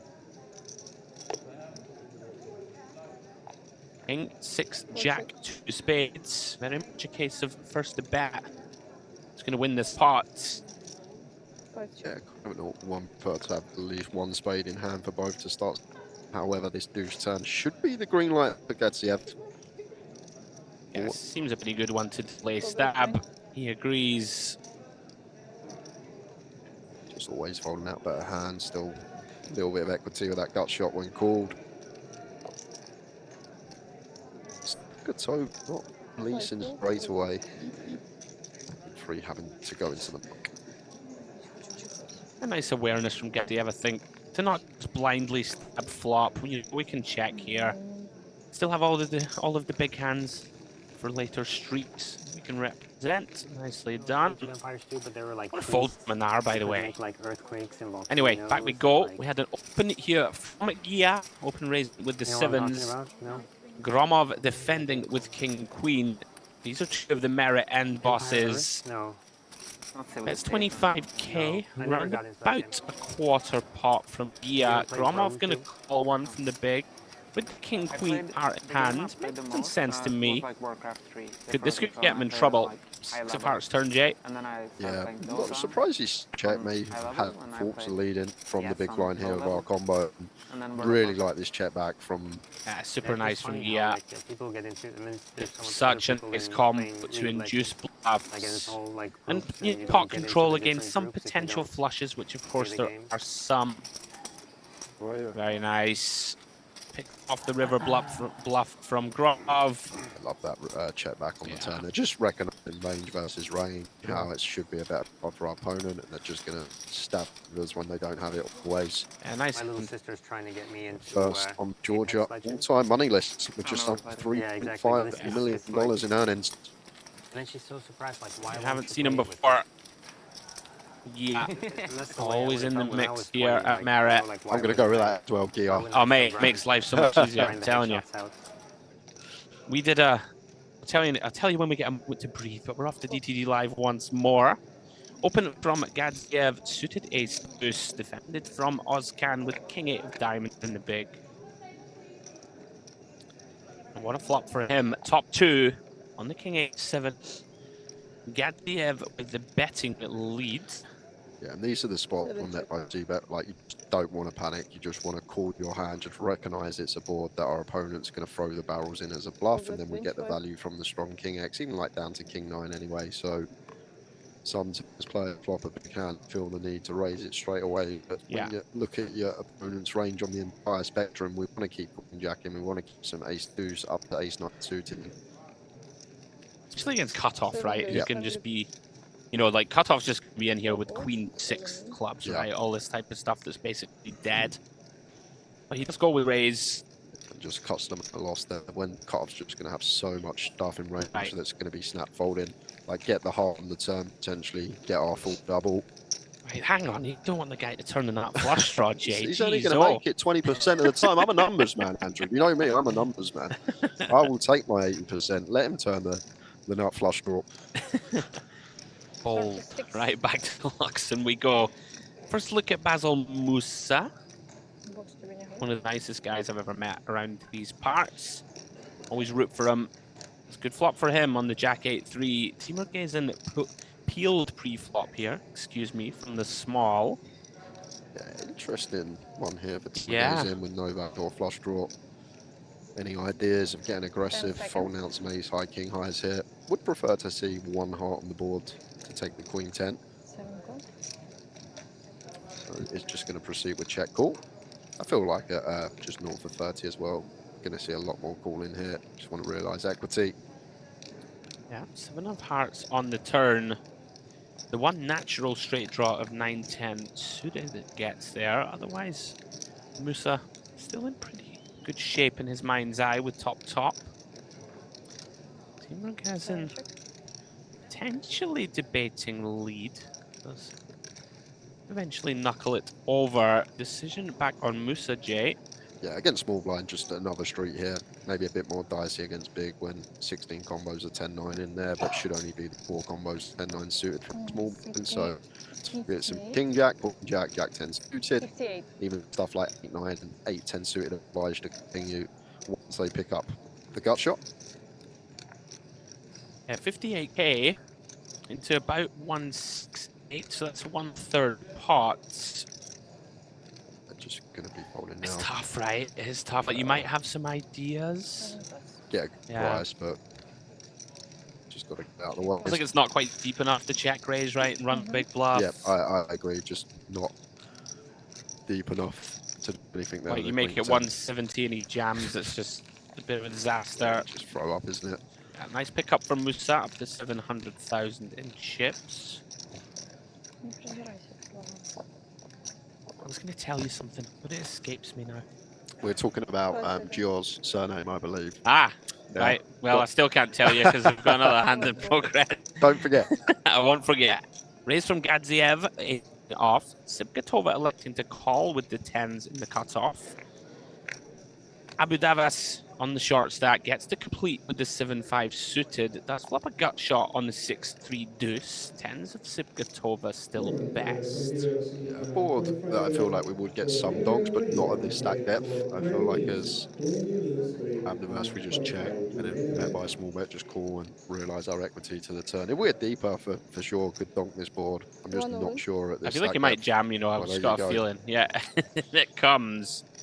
I don't absolutely hate this. Like, I'm not thrilled with it, but anything that's not an overpair, I think you probably just get it through. It's not an appealing spot to jam, but we do have One over, a gut shot, backdoor diamonds. I guess if we're going to do this with 6x, we need some bluffs as well, right? So maybe this is going to be the best one, a gut shot with the backdoor flush draw. Like Gadziev's just sandwiched, right? Yeah. So whenever he's unpaired, kind of has to just get out of the way.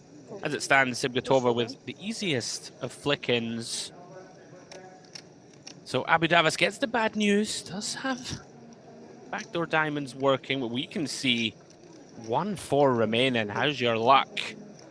The one immediate out. Does he find any additional equity on the turn? He does. 9 of clubs on the turn opens up 4 8s as possible. Get out clauses. Double gutter. No dice. King of Hearts on the river. GG, sir. Sibgatova continues to thrive, up to 900k for her now. I'm thoroughly impressed with her today, what I've seen. She's really solid, technically, from what I've seen. You won't get much out of her reads-wise either.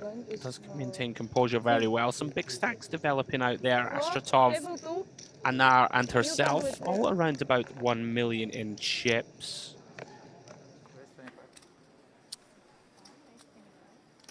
So, a little look at the schedule, guys, as we move forward. This is, of course, day 1C of the Luxon Pay Grand Final. We're going to have day 2 tomorrow through to the 9th, where we're going to have the final day, take you all the way through to crowning a champion. Then myself, James, and Jay will have a nice day off on the 10th and back on the 11th for the Big Daddy 5K buy-in, 5 million guaranteed MPP main event. And please, guys, if you can, if you're enjoying the coverage, please give us a like and subscribe on the channel you're watching. It really does help us to continue to bring you as much content as we can, Mr. Harwood. I've got a question for you regarding the main event. Do we know if last year's champion, Aquino's here?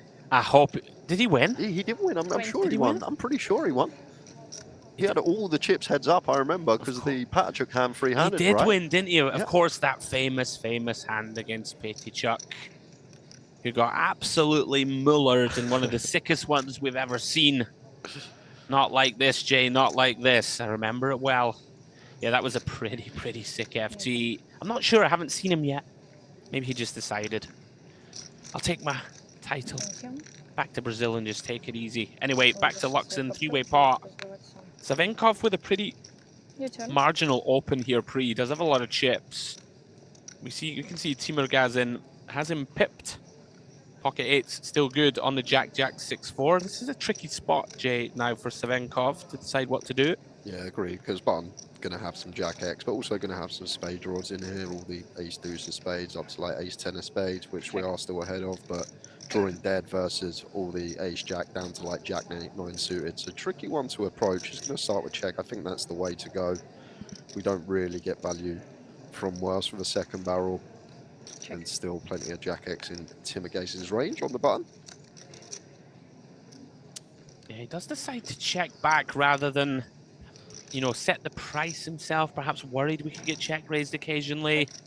Savenkov does check river, perhaps concerned, Jay, that he'd be up against some ace highs, right? That would make some sense that have been counterfeited on river. Yeah, I really think it makes a lot of sense, yeah. And just give like some 10-9 of spades the chance to bluff on river as well. King 10 of spades, this type of stuff. I think it's a really nice river check in theory. And then check jam and get ace 10 to fold, right? With the blockers, yeah, easy game. If only it was that easy. What do you think of the 8s? Check, it seems all right? Yeah. One of those where he could have bet small and... I think maybe block turn could be a thing as well with 8s. All right then, back to the DTD live table. Another one of these limps from Ozcan, somewhat muddying the waters. Brockman decides to take it 3x out of the smoke with ace deuce of clubs. 5 seconds. Again, these kind of murky ones, right? You see a limp, a 3x. We have ace 10 of hearts. Yeah, I feel like if we are going to bump this one up, maybe you need to put a bit of added juice on it from Brockman. Yeah, I think so. That's why I was referencing 3x seems a little too small. As it stands, does run into a dominating holding in the big. Astratov with the ace 10 of hearts makes the call. Flops huge. 9-8-3 2 hearts. Nut flush draw. Brockman comes up stone empty. does start with a well-timed check. Interesting one for us, Rotov. Now, is there any need to bet up ace 10 of hearts? Do we have a fold out bet up? Or can we just check in some turns? Okay, we may just decide his opponent 20 bigs back. Let's just bet get this in if necessary. Size in. We can see that against the exact hand Brockman. Could have bet anything. 15k. We got the job done. Astratov then crosses the million chip mark, joining Nar in the $1 million club.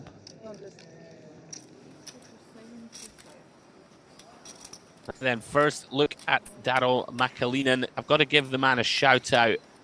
Plays regularly on the IPT, which I go and join some of their events from Ireland myself. He's run into it here, unfortunately. Ace Jack of Diamonds runs into the Ace King of Tool. Have backdoor and flush draw potential, but not much else. He's a jack. Not a good one. 8 of Hearts turn. Maximum pain or no? So 2 outs for McAleenan. I do. It's a black jack. Look, Can't guys. find it. 6 diamonds on the river. I thought you had 3,000 more. He's going to get the news that he has half a big blind. You said you were doing poker quote earlier as the with the filming guys. Who come up with a chip in a chair? Was that asked earlier? It wasn't asked. It wasn't asked. Okay. Do you know, or are you just No, I'm asking you because I thought you would have found out earlier because that's one of the most famous quotes of all time. It feels like it's got to be a broadcaster, maybe. We had a few. We had he called me with Queen 10, honey, which is obviously Helmuth.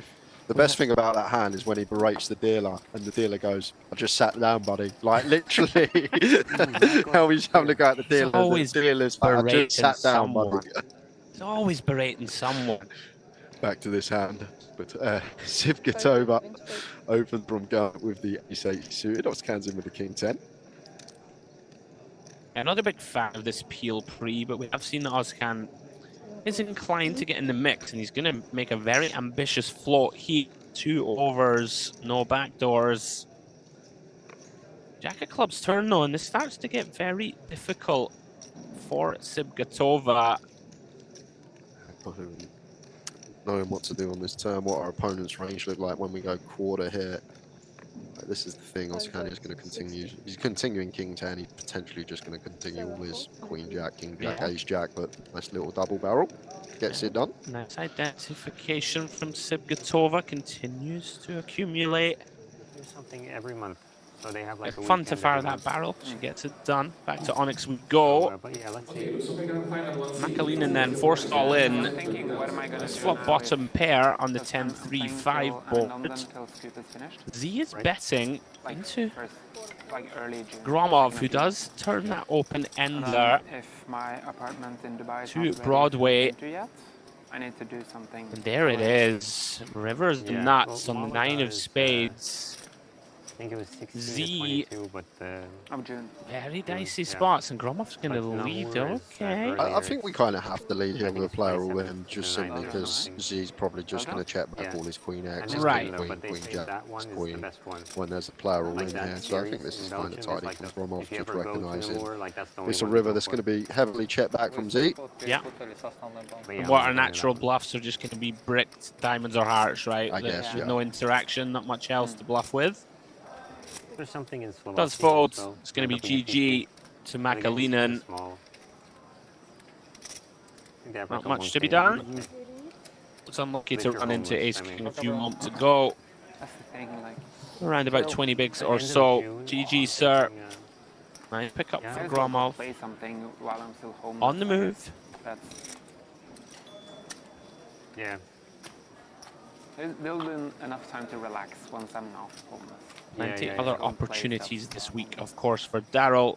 As we see Gromov back up north of 300,000. A third of the field or so remaining. I feel like a lot of festivals don't want to compete with. Back to the DTD live table we go. Sivgatova in there with the 8 deuce off. Okay, blind on blind. Never mind, Andrew. So looks like Raised pot pre? No, limped pot. Limped pot. Ah, Sipgatova ISO'd. Right, we're back. Makes some sense, Jay, right? Some of these worst possible hands is an ISO. Yeah, we want our best hands, our worst hands. Just a polarized spot. Like raise our ace king, ace queen, aces kings, and then we use the trash holdings like the 8 deuce once in a while to balance that out. I don't mind this either. I think to check back the flop, which I kind of like, right? You're going to have some hands that can still delay and still force Gadziev to hold some of his king hands, jack hands on later streets, stuff like this, and she's going to go for it on the river. Just about half pot, Jay. Do we need to go bigger here? I'm not sure. It depends what she's trying to re-rep for value. Like if she's saying she can have a queen for value here, I think it's fine. So king, queen, queen, jack that checks back flop, but sure. Running into the queen. Gadziev not folding blind on blind for that size. I don't mind it. Tidy little pick off from Gadziev. Back to the onyx we go. How about that for a flop for Tool? He's got a touch of the Ben CBs about him, doesn't he? Do you know what? I was thinking exactly the same thing earlier. He is a proper double go up for Ben CB. Deary me. Well, Bakuziev, those chips aren't coming back, buddy. You see Tool finds a very tidy little slow play here. Was a raise pre-flop, by the way, from the Queen 7. Defended by Tool. Flops the nuts and improves. Not that he needed to a heart draw on the turn. Potential dicey waters for Bakuziev, Jay. It looks very uninterested as well here from Tool. Anything to pick up on there. Little swing in his chair. Eyes are glancing away from the table. Acting uninterested in the pot when he's sitting there with the stones with the redraw. Wow, and he's absolutely bombed it. I don't hate it, you know. I mean, it's obviously feels bad when you run into the nuts. We have a reasonable bluff, right? Like a big blind sitting there with a 10 or a 9, Jay. They're just in a horrible spot. Even like a weak king, yeah, right? exactly. They're not loving it against full pots. And like if we're thinking about tripling as well, there's a lot of hands that call turn that. You fold river, the 10 hearts, jack 9, the queen 9, jack 10. Like there's so much that actually call turn. But when met with the ball, have to fold river, so could potentially see a huge one. Nice find from Tool just to call. Easy to get carried away here, thinking your opponent will never fold. Gotta let him bluff you, and well, if we're gonna treble it off, pretty good river card to do it. Ace of clubs completes the board. Once we get here, there's Bakuziev. Oh, finds the give up. I'm surprised he's found the give up here. Bomb the turn. I guess when he goes that size on the turn, he's only got dips back. Maybe not getting a folds because of the price Tool's going to be getting on the river, which kind of makes sense. All in. Yeah, all in and out. And time to posture for a little while. Always going to fold. Back to the story. We got some time. Right, do we? Right, quick, hurry up. We did a segment one time here at Merit, and it was like commentator's dictionary, and they put loads of players' names that were very difficult to pronounce. You know, I like to troll you with those sometimes. And Giaz came up, and yeah, most of the like, we just call him Big Gia. Just keep things simple. That's what I'll be calling him for the remainder of this festival. But there was some absolute shockers, like I'm talking 20 consonants in a row. Yeah. A real test. This is what I'm saying to them. I'm literally used Biff and Jones and just like 1 syllable or 2 syllable surnames. You come here, there's 13 Terry syllables. Jordan's all in. Literally. It's 1 or 2 syllables in the UK. You get more syllables here, my friend. 3-way pot. Ziev versus Sipgatova versus Kankutaranlanli. Kankaranli. There we go. We're back. King 4-8. Gadziev continuing here. Ace-Jack. Backdoor nut flush draw. Sipgatova going to take one off with the gut shot 6-7 of spades. Through to the Jack of Hearts on the turn, Jay. Yeah, probably where we are going to start checking once. Catching this Jack. Going to be some King X in there for Sipgatova for sure. Seems like our hand can comfortably check as Gadziev. But now, Sipgatova. We're just 7 high now we get here. Does she feel to start bluffing this? We expect Ace King, King Queen, even some King 10 to continue barreling. But not choosing to fire. It's not fun, is it? Right? Like on these, it's like, what can I credibly rep that's real strong value, that wants to maybe river if she has to, sort of king jack, stuff like this, pocket eights that's been slow playing. He's going to go for block here. Intriguing. Yeah, I think it's kind of nice there. Yeah. Sipkatova may go a bigger size when she's checked back some king 10, king queen stuff. So set our own price. And then if raised, Andrew, we actually have the avenue to just say the words. We got the daddy. I'm all in. So 3-bet bluff could have been in mind if we were met by raise there. Pretty impressed with him so far. I feel like he just knew he had the best hand and just wanted a little bit of value. Maybe always expecting the king to bet on 2-tone. Right, like which is kind of reasonable, right? People mostly do. Back we go to Luxon, Krista Silva. Raise 85. Comes in for the min raise, the king queen. Very nice find here from Savenkov. As soon as I see people go 4.5 bigs, I just always immediately think, all right, this guy's well studied. Yeah, I agree. When Chris opens up, what is 24? Yeah. 85. I like this a lot. Yeah, ace-10 off generally used versus EP as the 3-bet bluff. Like we much versus LP because we don't fold out worse, but do like attacking these gun and +1 opens some of the time with the ace-10 off suit. Kind of a case of knowing your customer too, right? Like I might not to be disrespectful, but like an inexperienced amateur, I might not make it 4.5 blinds, whereas against the pros that'll find the raise folds from early, seems really nice to make this 4.5 bigs.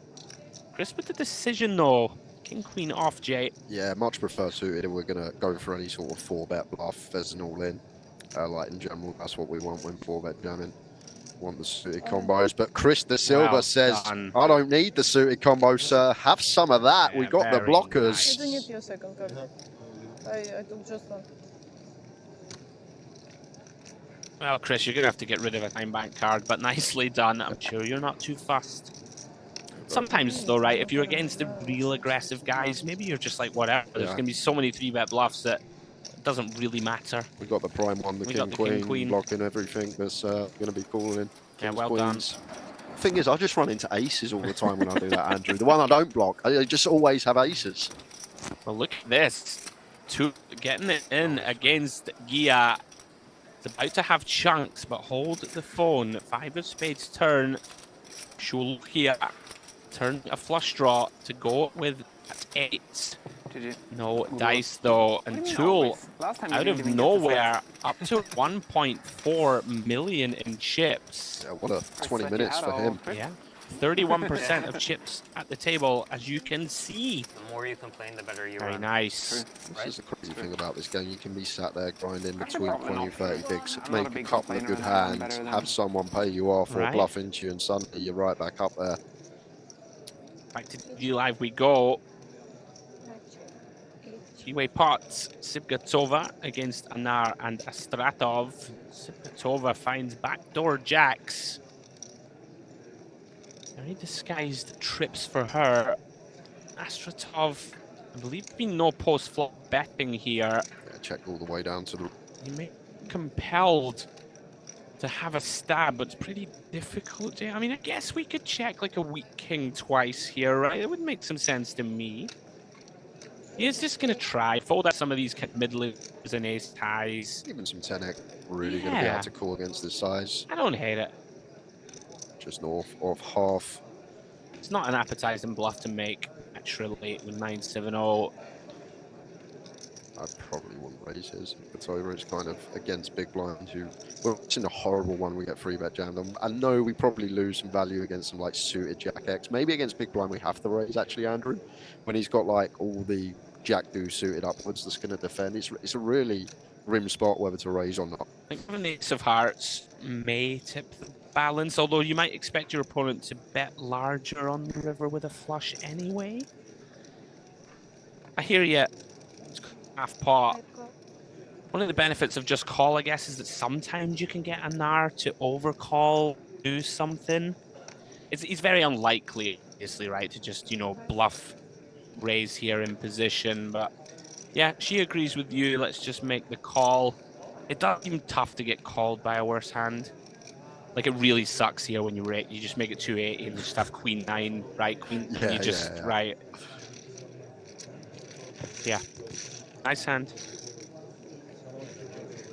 So a bunch of 900k stacks, which 45 bigs doesn't feel like a lot, but it's a relatively shallow kind of structure at the moment. Back to Luxon we go then. Open from Stafeev from +2 with the ace-queen called in 2 spots. Mukawem on the button, an 8-3 of diamonds of Karapa now in the big. Everybody checks through to the king of diamonds turn. If it's going to be a card that does connect with a fair amount of our range, we're going to play a lot of checks on this flop three-way anyway. Maybe more inclined to delay this one heads up than play here. Button himself, once checking back, still can have all king 10 through king queen. I think to have the kind of nice combo to just go ahead and try and win this pot. With the club, yeah, I guess.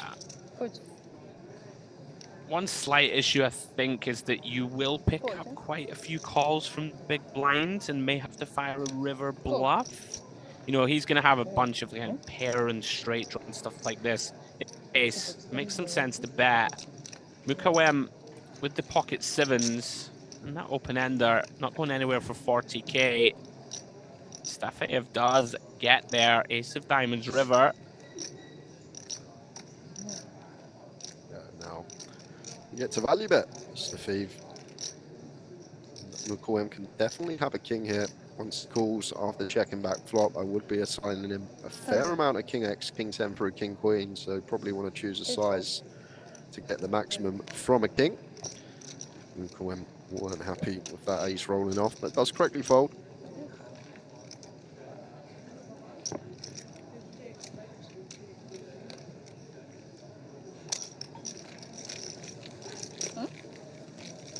Yeah, look at the chip counts there. Stafeev up to 900k. Savetkov out in front. Table 1.17 million.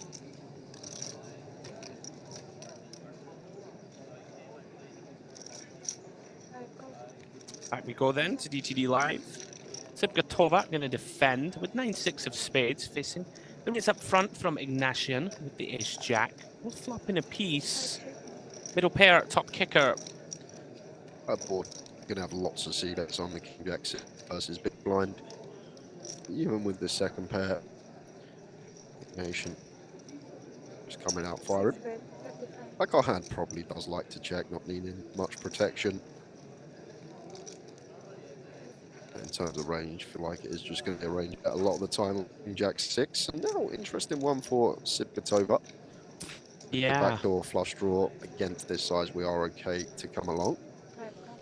Yeah, she agrees with you. I'm going to make the call. Hard to fold any pair really versus kind of less than a third pot. She's not going to like this card. 10 of hearts on the turn. Decision now on Ignatian. Yeah, difficult one with the ace-jack here. I feel like we are going to need to find a check at some point if we're not checking back flop. Yeah, seems like a pretty natural turn check. Can have best hand. We can evaluate some rivers now. Very interesting rivers. 10 of clubs. You'd argue, Jay, this might be the worst hand we get to the river with, right? As Sipgatova. It's like a create bluff, but when you think about our range that calls flop, we're not really going to have a worse hand than the 6 when we have all these dots up and downs, queen 10 that either make a straight or trip 10s at the river. So potentially could have been one of these creative bluffs with bottom pair. It's kind of intriguing that Ignatian opens here, like just basically targeting a worse jack, right? Like, or a 6. It's curious. 6 can never call, right? So so it's sort of like, might open yourself up to get, like, she could check some queen 10 here, right? Look, to get a check raise in river. In any case, here we go. What's happened here? Head over to the Onyx and Efimov. 4-3. Oh, wow. Oh my God, Gromov's just like, what the hell is this? It's all about timing. Oh no, surely not. Queen of clubs turn. Gromov has to stand up. He's in so much disbelief at this one. Needs backdoor queens. 2 outs, no good. 6 of hearts. Efimov just decided, I'm in there. 4 high, I'm only going to get through 2. Ugly for Gromov. tough one to take for Gromov, but you say seasoned veteran here at Merit. He's probably seen it all before, Andrew. I don't know how often any of us have seen that one right enough. But yeah. File that one under optimistic. Hey, worked out. Efimov now, 500,000. Oh, here we go then. Back to Luxon. Unfortunate here for Mukawem. He's been pretty much coolered. Runs into the aces of Timur Gazin. Queen 7-5. No help. No backdoors. Needs a black 10. Well, his stack is going to be chopped considerably. Jack of Hearts on the turn. No good. If Timur Gazin can fade a 10 ball, be up to 800k. Does 4 diamonds. No good. Pretty unlucky, Jay, right? This is just pretty much a cooler. Yeah, literally a cooler. LP versus LP. Effective sub 20. These hands should always be getting in. Unfortunately, just on the wrong end of it for Mukawem there. Nothing he can do. Yeah, Savenkov still with the best of it, 1.17 mil. Timur Gazin very healthy now with 800,000. Back to the DTD live table. Have an open from Brockman to 45,000. Ignatian made the call with the 10 deuce of diamonds in the big. Flops a flush draw J on the 7-4-3. Oh wow, okay. Brockman just piles for 2x pot. This is going to be a very annoying development for the man in the big. Yeah, I guess we just hit a resignation. Like, it looks like Brockman's just got a big pair and doesn't want to see a turn card, therefore just draw into our flush draw. 9 out twice against this price, just not getting the correct price to call this off. And can be up against some higher flush draws as well, need to note that. We're frustrating to flop a flush draw and having to fold it, but like that fold there from Ignatian. Just a bit too expensive. Be going on the hump for diamonds. Yeah, it's an annoying one.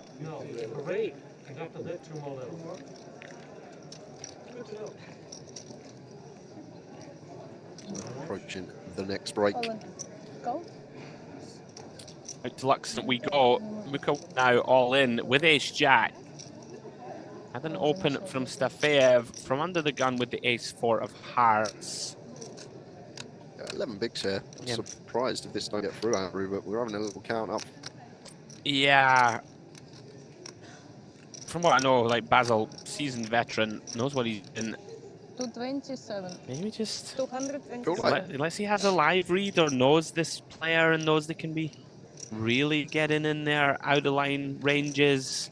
Well, he has just taken a couple of decent hits, Mukawem. He's lost 2 pots. Yeah, right. And, he might think he's steamed. Yeah, that's all it can be. Potentially feels like there's some steam coming off Mukawem, but we can see it's a legitimate hand to jam 11 with. And that should be the end of that. Yeah. Unless the Thief fancies a little 5 seconds. gam with the suited wheel ace. Yeah. You're just not loving life, are you? It's one of that we never dominate our opponent. So important, and when we are in front, our opponent's going to have like the king, queen, king, jack suited. We've only literally got 60%. It's not like a scenario. Whoa, he's going to spin him. Okay. Have a little spin. And maybe he thinks the opponent can be, or did he? He did? He did. Okay. Sorry, I just thought his cards had disappeared. Right. All right, Mukawem can be back in business here if you can find the hold. 500,000 in the middle.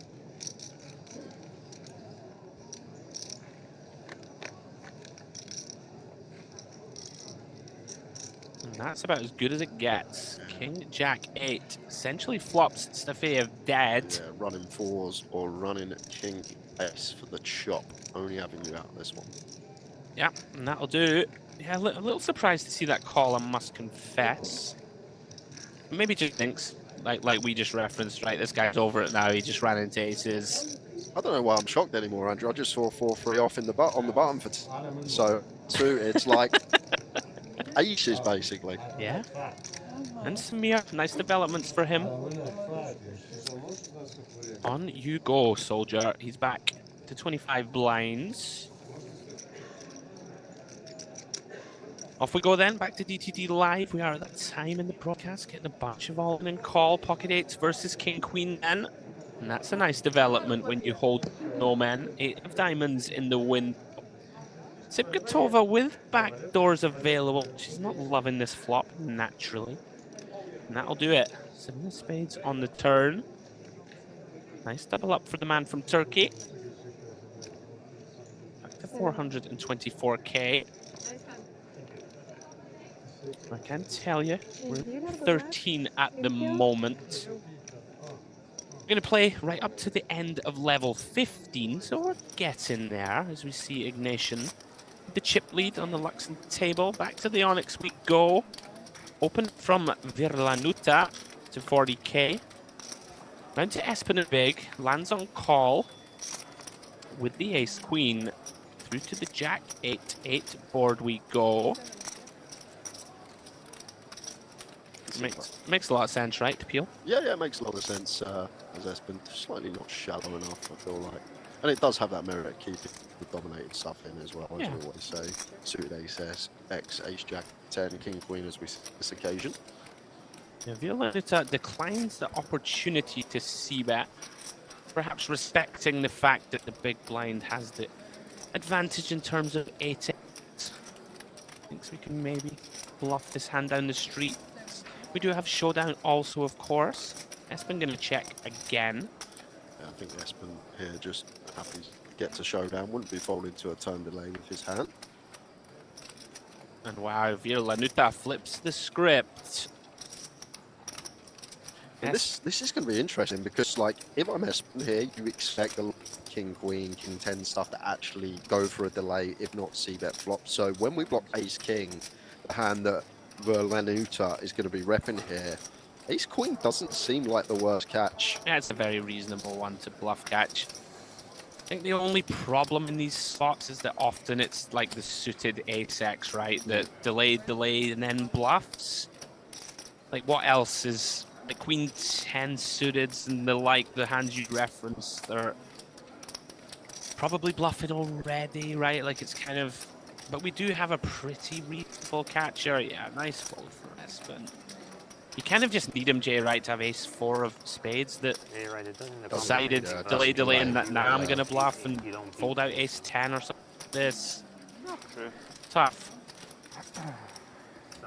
As we see, Tool went on that little tear to 1.2 million. I feel like there's plenty of things we can say with that name for later in the broadcast, you know? He's hammering his opponents. This man's hard as nails. I don't know. Right, I'm sorry. Guys, if you are just joining us, Luxon Pay Grand Final Day 1C with myself, Andrew Hedley, and Jay Harwood on the mic. And of course, Mr. James Dempsey will be rejoining myself in the booth soon for the final few levels. We're on level 13 at the moment, taking you through all the way to the end of level 15. And we'll be back tomorrow with day 2. Be very close to the money, I'd imagine, by then. And we will take that down to the final table. And we'll be bringing you that day after tomorrow. Back to DTD Live we go. Raised 40,000 from Gadziev and +2. Ignatian makes the call from the cutoff with the ace-10 of spades. Kankur Taranle decides to overcall big blind with king 6-0. Once again, one of these that multi-way probably just has to go into the mark, likely to be dominated, splitting equity 3-way, out of position to 2. Checked over to Gadziev, is reaching. His board as such from early position. I'm going to decide, I'm just going to bet a small size in, try and clear out some equity, try and define with my opponents. Some dominated, of course. With that ace-10. 9 of diamond on the turn, Jay. There would be surprised if this didn't check through on this 9 of diamonds turn. Both players, and likely to get value from worse. Probably should already be thinking about showdown. They both agree. 5 of spades, river. Action on Gadziev. He's going to try and show down against maybe a worse 10J, pocket 8s and the like. Nation pretty happy. Little green. His opponent just picked. I so would have thought I was chopping there as Gadziev when I saw that green. Turn over me king 10, my opponent grins. Oh, it's a chop, I'll take that. Oh no, he's got me pipped. Kick up is good.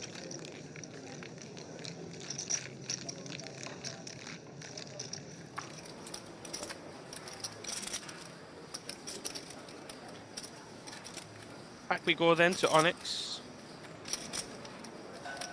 Raised from Bekuziev with the ace-10. Makes it 1k to go. Okay. Villanuta defending. With 9-7 of spades in the big. Through to 6-6-4 board we go. Neither player with a diamond in hand. It's still best. Quick check. You've clubs on the turn, Jay.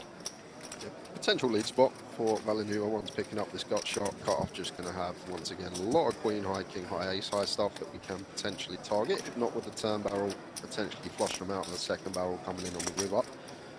It wouldn't shock me if Valenua went for the lead here. Going to have some 6x, obviously, as our value, and even stuff like 4x and 3x can get to bet some of the time against the flop check back. It does land on half pot. Bekuziev, though. The only thing, sticky for one. Yeah, the only thing I will say, maybe this is not the customer that we want to just be bluffing. Sure. What I've seen from Bekuziev today doesn't really like to fold. Yeah, really bad river for the Romanian. 6 completes the action. 6 of spades on the river. Now all of a sudden becomes a little unappetized Jay to try and go for it, but he is aware, has 9 high. Can try and dislodge the ace highs of this world. I don't think Valenuta's seen some of the antics of Bekuziev. Hasn't been at the table long enough, so maybe just trying to rep a 4 here, even the 3 for value, trying to get called by ace high. But what I've seen from this man, I don't think he's going to be folding ace 10 on this river. It seems pretty reasonable to pick this one off, and does flick in calling chips. Nice hand, sir. Reasonable river size if we're going to bet it. Like, I guess we could bet 5-7 here, right, for value. Yeah, potentially, yeah. Yeah. Even like any 4, any 3. I always just feel like I'm getting heroed here. You know, on this 6, I'm just like, oh. Of all the cards that I think I'm going to get this man out. Yeah. Nice pick off from the ace-10. Would it just be outrageous having the 7 of spades, blocking 6-7 of spades, just say I'm all in for like infinite? Would that be outrageous, or...? I feel like it might be a spot to go polar, especially against Bekuziev, but yeah. As long as you jam a 4, right, I guess, occasionally, and have some good hands in there. I don't know. Ignition over at DTD Live, 40k to go. Round to Brockman with 9-7 off. Getting shallow. 15.5 blinds behind for him. Feels like still gets in at 15 against the hijack open. Happy to defend heads up. Try and flop some equity, make something happen. Queen 3 jack though comes up pretty much stone empty. 9 high only. Ignition with the decision. Yeah, like it's one of these stack depths that Brockman can potentially play some check jams on. You've got to be like willing sometimes to bet call ace king high at shallow stack depths if our opponent's going to be shoving like diamond draws 10-9, king 10. But Brockman's hand's just always in the muck. Ready to go. Ignition had a very nice last 60 to 90 minutes. So 1.2 million out for him. It's good for 60 bigs. We start to lose players at a quicker rate now. 128 left from 450 that registered day 1C. This 2K Grand Final. Well, Lusa finds the goods. Pocket aces over at the Luxon table. 43k to go. Skull Gun Bandit, who we saw with a lot of chips earlier, things have kind of dwindled away a little bit. Still in the fight, of course. Now then, Timo Gazin finds a very playable king-queen in the big.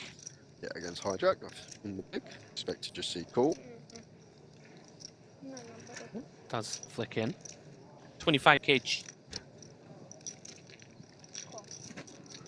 You've still got them, Basil. Jack 4-4-2 spade board. Check. Very interesting. Musa with the overpair. Timur Gazin with all the backdoors working with those two overcards that he probably thinks are clean. Musa gonna see bet. Looks like 1/3 pot. So we go in here, king, queen, spade, diamond. You could go either way, right? Like, I don't expect him to fold ever. Yeah, but I think raise is kind of nice, especially king jack, queen jack off. Oh wow! Look at the respect. Just go for fold, and he's gonna see some good news. And I know that Timur Gazin's like pretty accomplished, good player, and maybe just respecting his man there.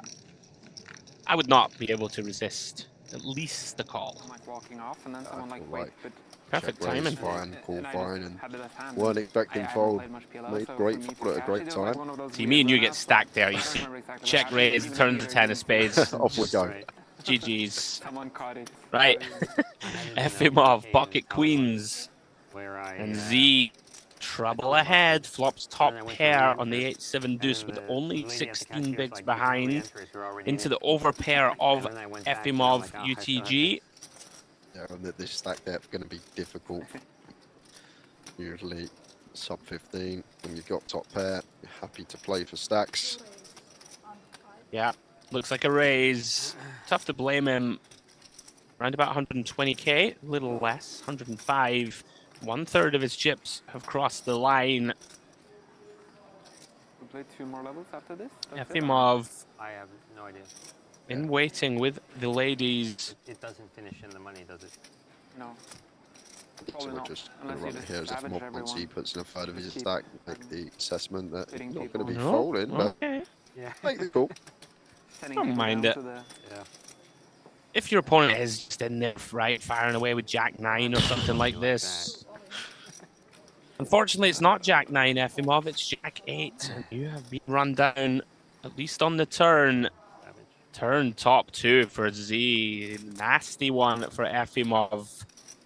Looking for a 7, a deuce, or a queen to get out of this one. Yeah, ruthless turn for Efimov. Still with 15%.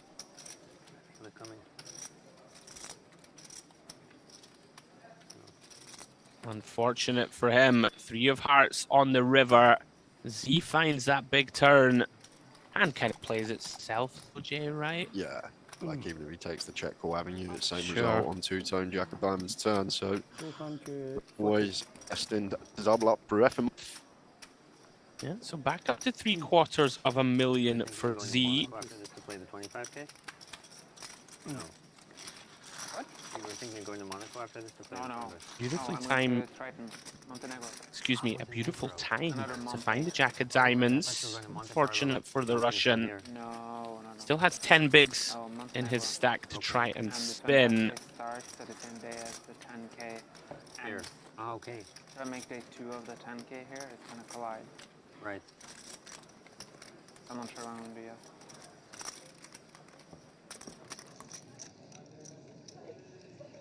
Back to the Luxon table we go. Timur Gazin raising the button with the Queen 10. Look at this, Chris De Silva finds the old solver approved 3-bet J from the big with the Queen 5-0. Very nice. That's the trick, gets the Queen 10 out of there. Nicely done, Chris. Not stacked depth to choose these as well. This is nice hand. Like the prime 30 BB reader. We like to use these.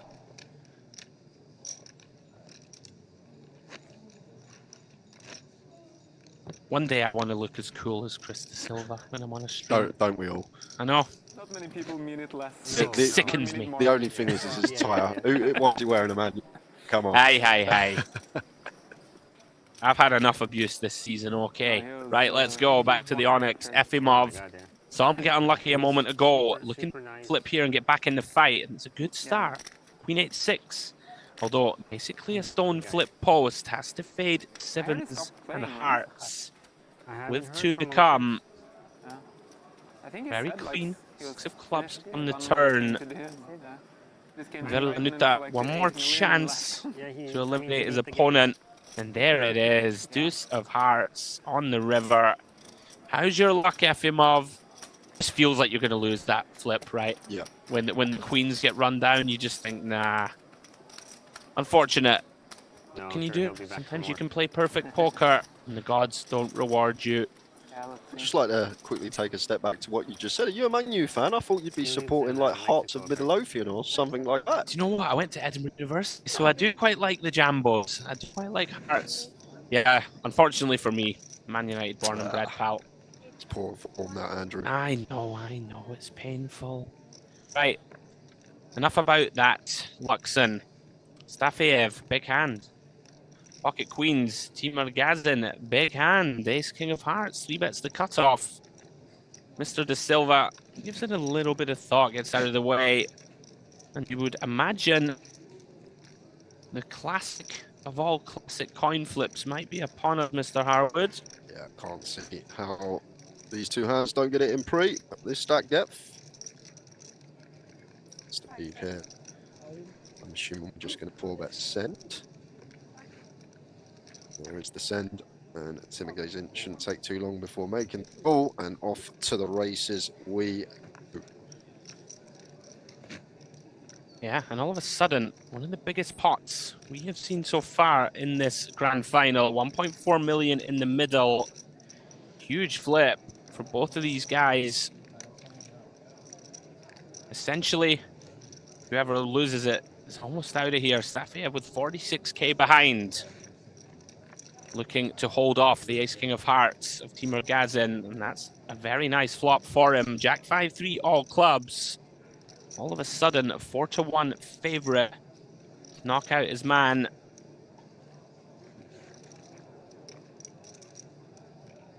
Four of Hearts on the turn. Never easy. Needs to fade. Aces, kings, and deuces of the non-club variety.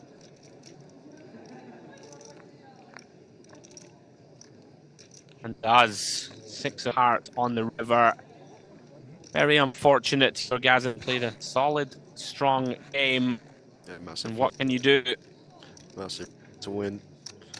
At this stage, up to just shy of 1.5 million. Timur Gazin, we see some of him later in the week in the main event. They're the ones you've got to win. Big flips are fine in poker tournaments. Even at an early stage. That's the Thief beneficiary. Up to just shy of 1.5 million. Feels good to win those ones. Around about a quarter of the field left. I mean, they can't. Back to the Onyx, we got Alexandrov in the cutoff. Plays a lot slower, right, on the feature. Finds real hand, pocket jacks, big old open size, over 3x. That's interesting from Alexandrov. He was on the Onyx table previous session as well. Seemed to just be opening a normal size, but any chance he's adjusted, Jane, that he's seen Bekuziev like really be sticky, put more money in potentially with some hands that he shouldn't? He jammed! What is this? Oh! And this is just a snap because Queens, Kings, and Aces never jam for 40. Wow, he's put it in. Aces, Kings, and Queens just 3-bet, not all in. So Jack's just the nuts here, right? Yes, it is. I mean, maybe level himself because they have thinking, why is there such a big raise pre? It's the half before the break, right? People are like, oh yeah, it's fine. I'll put a bit of extra juice on this and take it down. Goodness me. A jam from Bekuziev, and as Alexandrov here, I'd just be thinking Aces, Kings, and Queens never do this. They want action.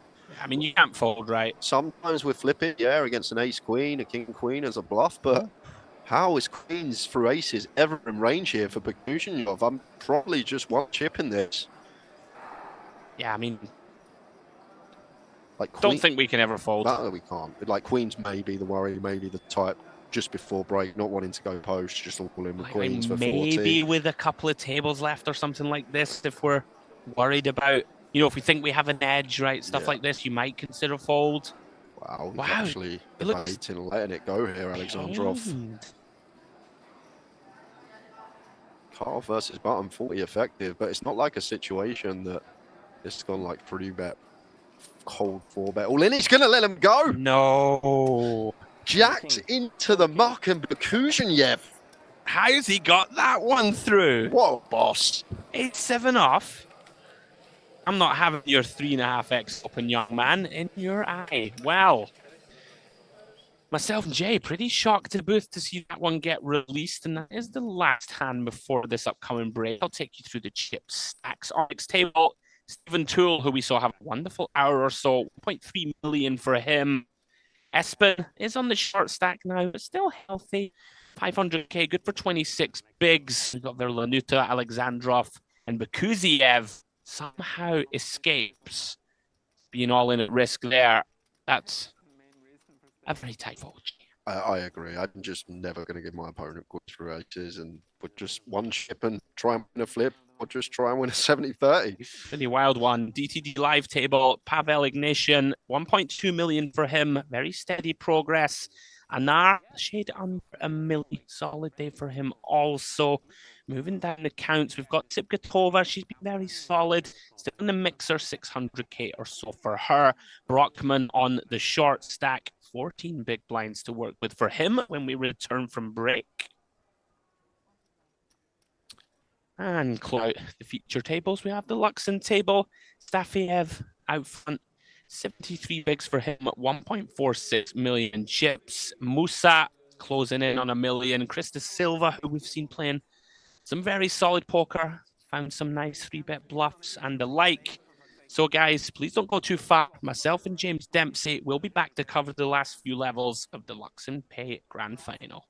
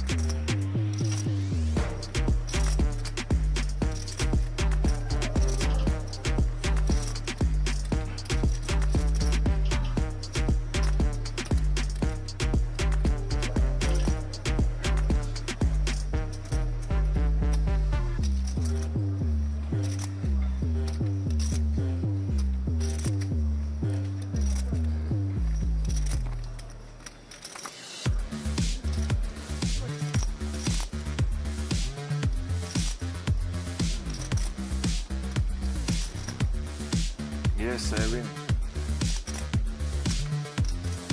I'm fair.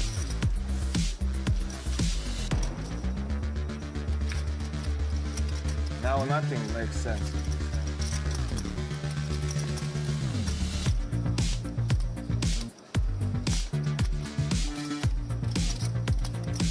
51.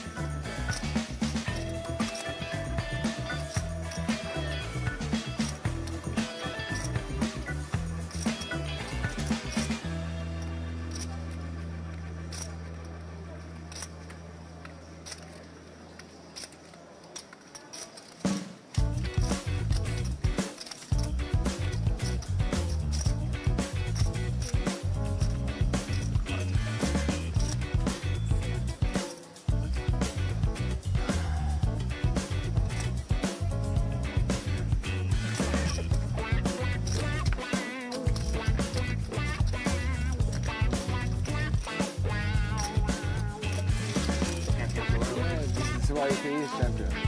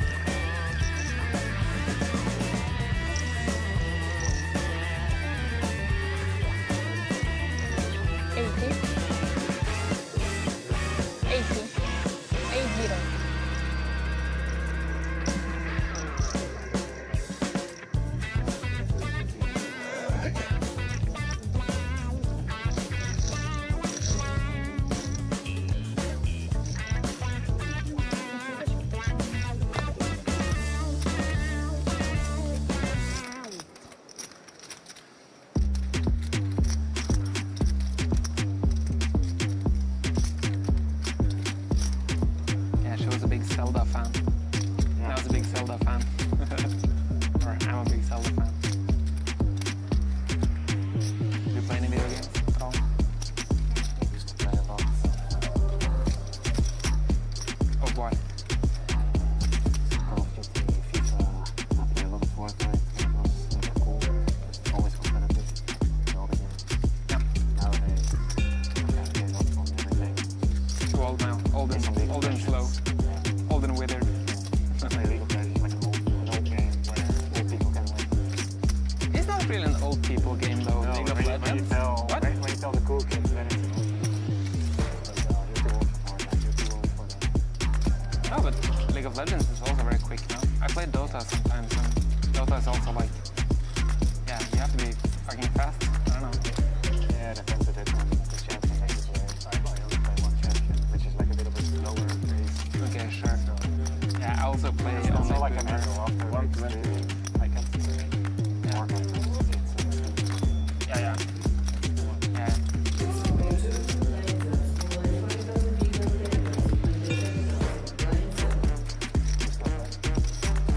I actually just reinstalled a couple of games like a couple of months ago or 2-3 months ago.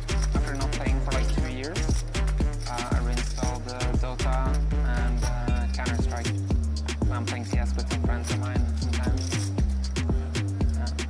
It's a lot of fun because I have a lot of friends in poker that still play a decent amount of CS. So we always play as a team and we're on Discord and it's a lot of fun.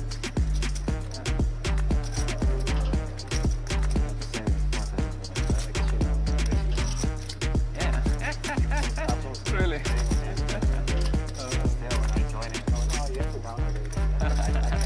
I can't play a game and not be competitive. Yeah. Takes too much time. Actually, I'm fine with that now. I used to be like you. I didn't want to play if I couldn't be good.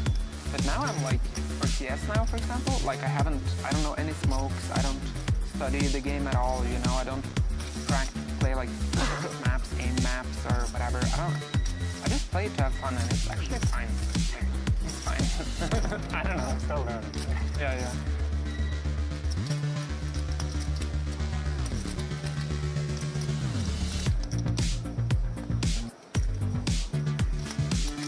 I still try my best when we're playing, but I'm not studying, you know. I'll try hard.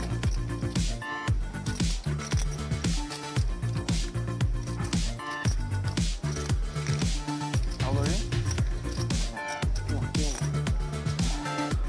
I have 10 years on you. If you feel too slow, you can imagine. One thing.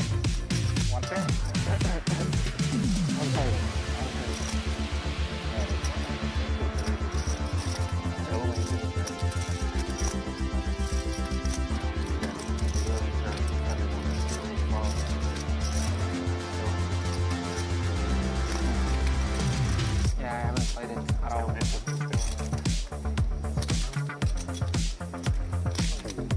Yes. There must be no skill. Really?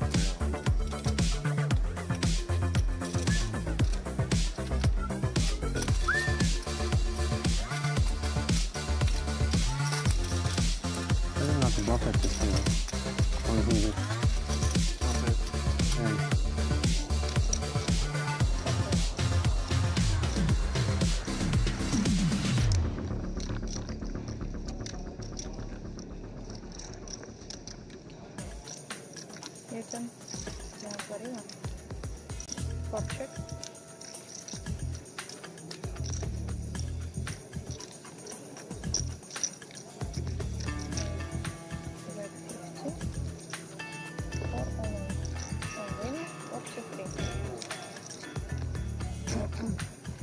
У меня просто слиплись карты, понял, и у меня получилось так, что на флоп выложила 4, но потом забрали.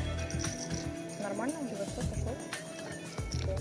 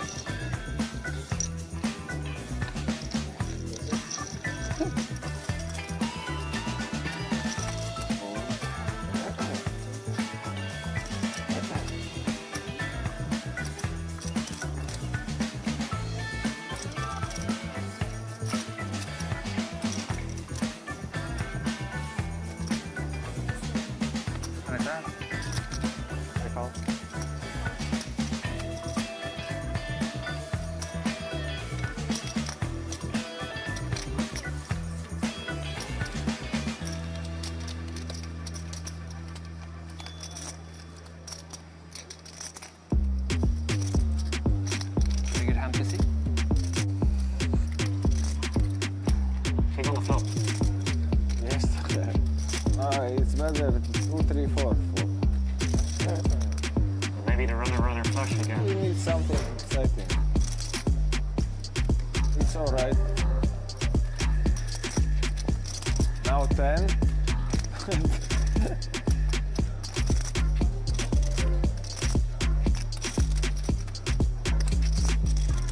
What we are waiting for now? Tension. Tension is huge.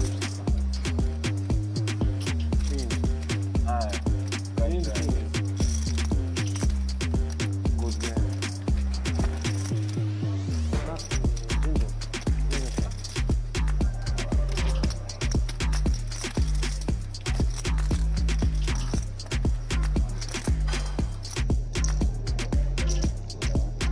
17. О. У вас классно сколько вообще выходило в прошлый раз.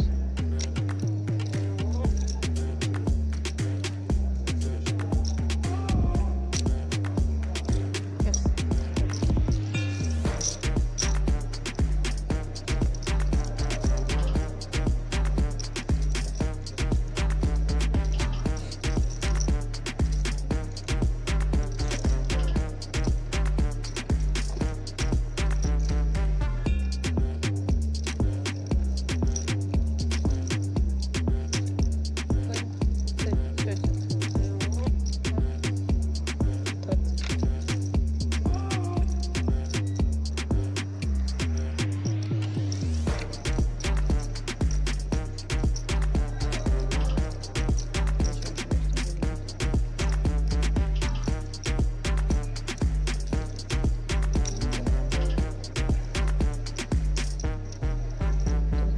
Five seconds.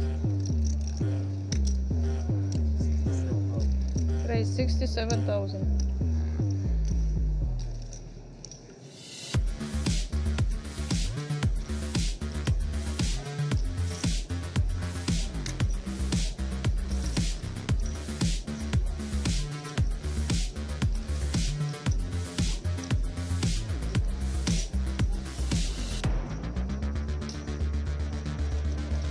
Five seconds.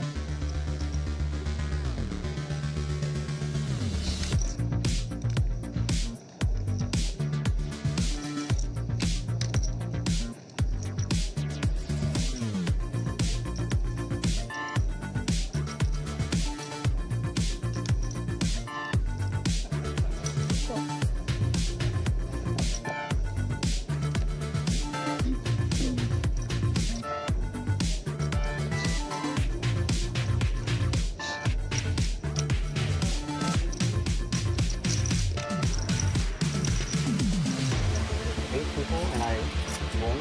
I was just 10-minute countdown ready for players. Yeah. But if anyone entered, I would still win 8K.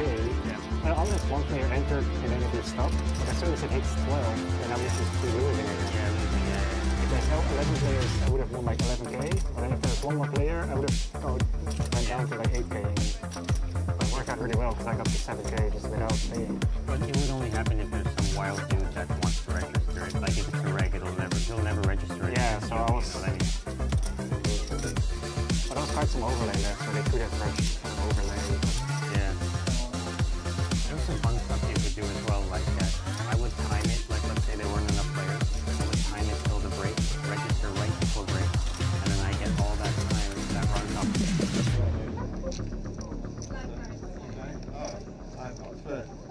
I don't feel too good about this one, if that makes you feel any better.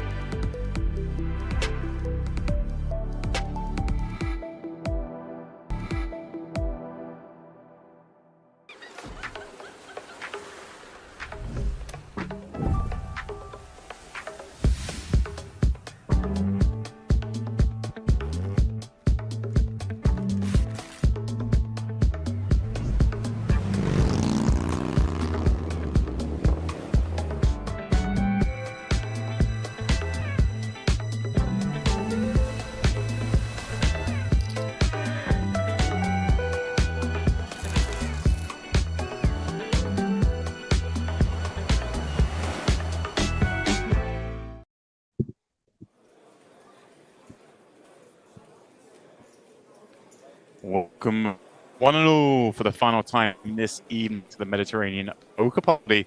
We are, of course, playing the final 2 levels of the Luxon Pay Grand Final Day 1. This is how things shape up on our feature tables. Well, Picasso out on the Luxon tables. He's doing the damage, huh? He is doing the damage, playing very well. Solid overall. He will take the kind of light flop spots that, you know, not everyone finds. Just kind of serene progress for him. 1.4 million. Basil Musa, who we know well from the Merit Beats, and Krista Silva also in the mix. Over to the Luxon... DTD Live, my friend. Sorry. DTD Live. Come on now. It's because I saw Luxon and there's a Luxon table. It's very confusing, isn't it? There's all sorts of brands flipping around here. Not so confusing, though, for Pavel Ignatian. He's in there with 1.2 million in chips, and this is a maybe Russian presence table. 3 Turks in there as well, mixing this one up. Saref Anar, of course, who's been with us throughout the day. Over on the main table, the Onyx. Talk to me. I see Espen down towards the bottom all of a sudden. Yeah, we saw Stephen Toole go on a very nice run where he sort of flopped a straight blind on blind, got his opponent to fire 2 big barrels into him. Then he managed to get overpair in versus underpair. He's thriving on 1.3. Espen, not a lot has happened really for him. He's still got 500,000, but the blinds are getting chunky, as you can see. I want to talk about a little hand that I saw when I was watching just before coming back in, where I saw a raise and 2 jacks. That's correct.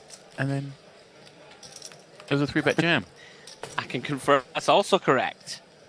Versus big blind, 40 big blind rejam with the ace-7 off because you have just decided, yeah, whatever, son. Have this in your eye. He was playing wild when I was in earlier, so no change to the programming there. I must confess, and then Alexandrov folded the jack. I mean, you just have to call in my eyes. Myself and Jay were pretty shocked in the booth. You just got to take this spot, right? Like occasionally you'll see, okay, some ace queens in there, some ace kings. You see all the underpairs and the occasional spazzy jam. Like you never rule out the ace-7 off. Jam, the ace-7 off. I'm not sure how he got it through, I must confess.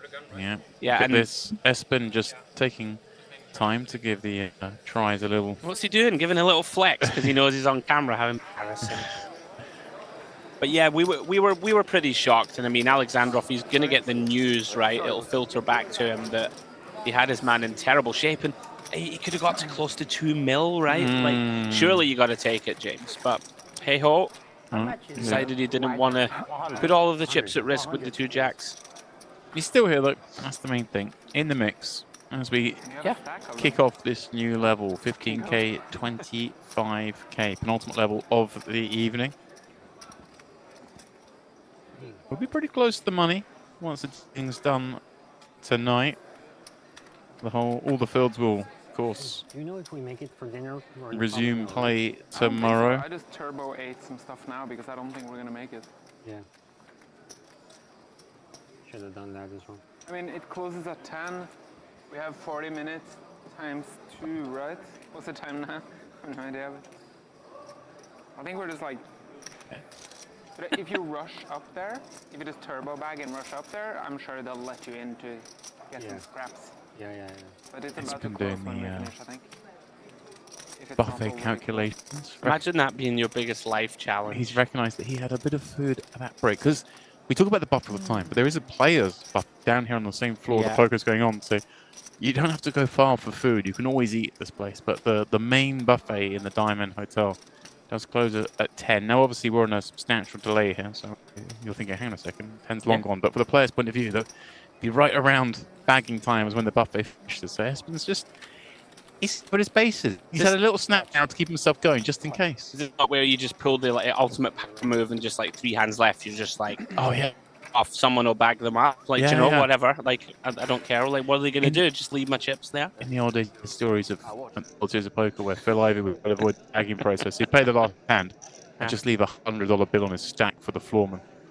Things would be taken care of. He'd be straight out of there. I believe the youngsters call that a Chad move.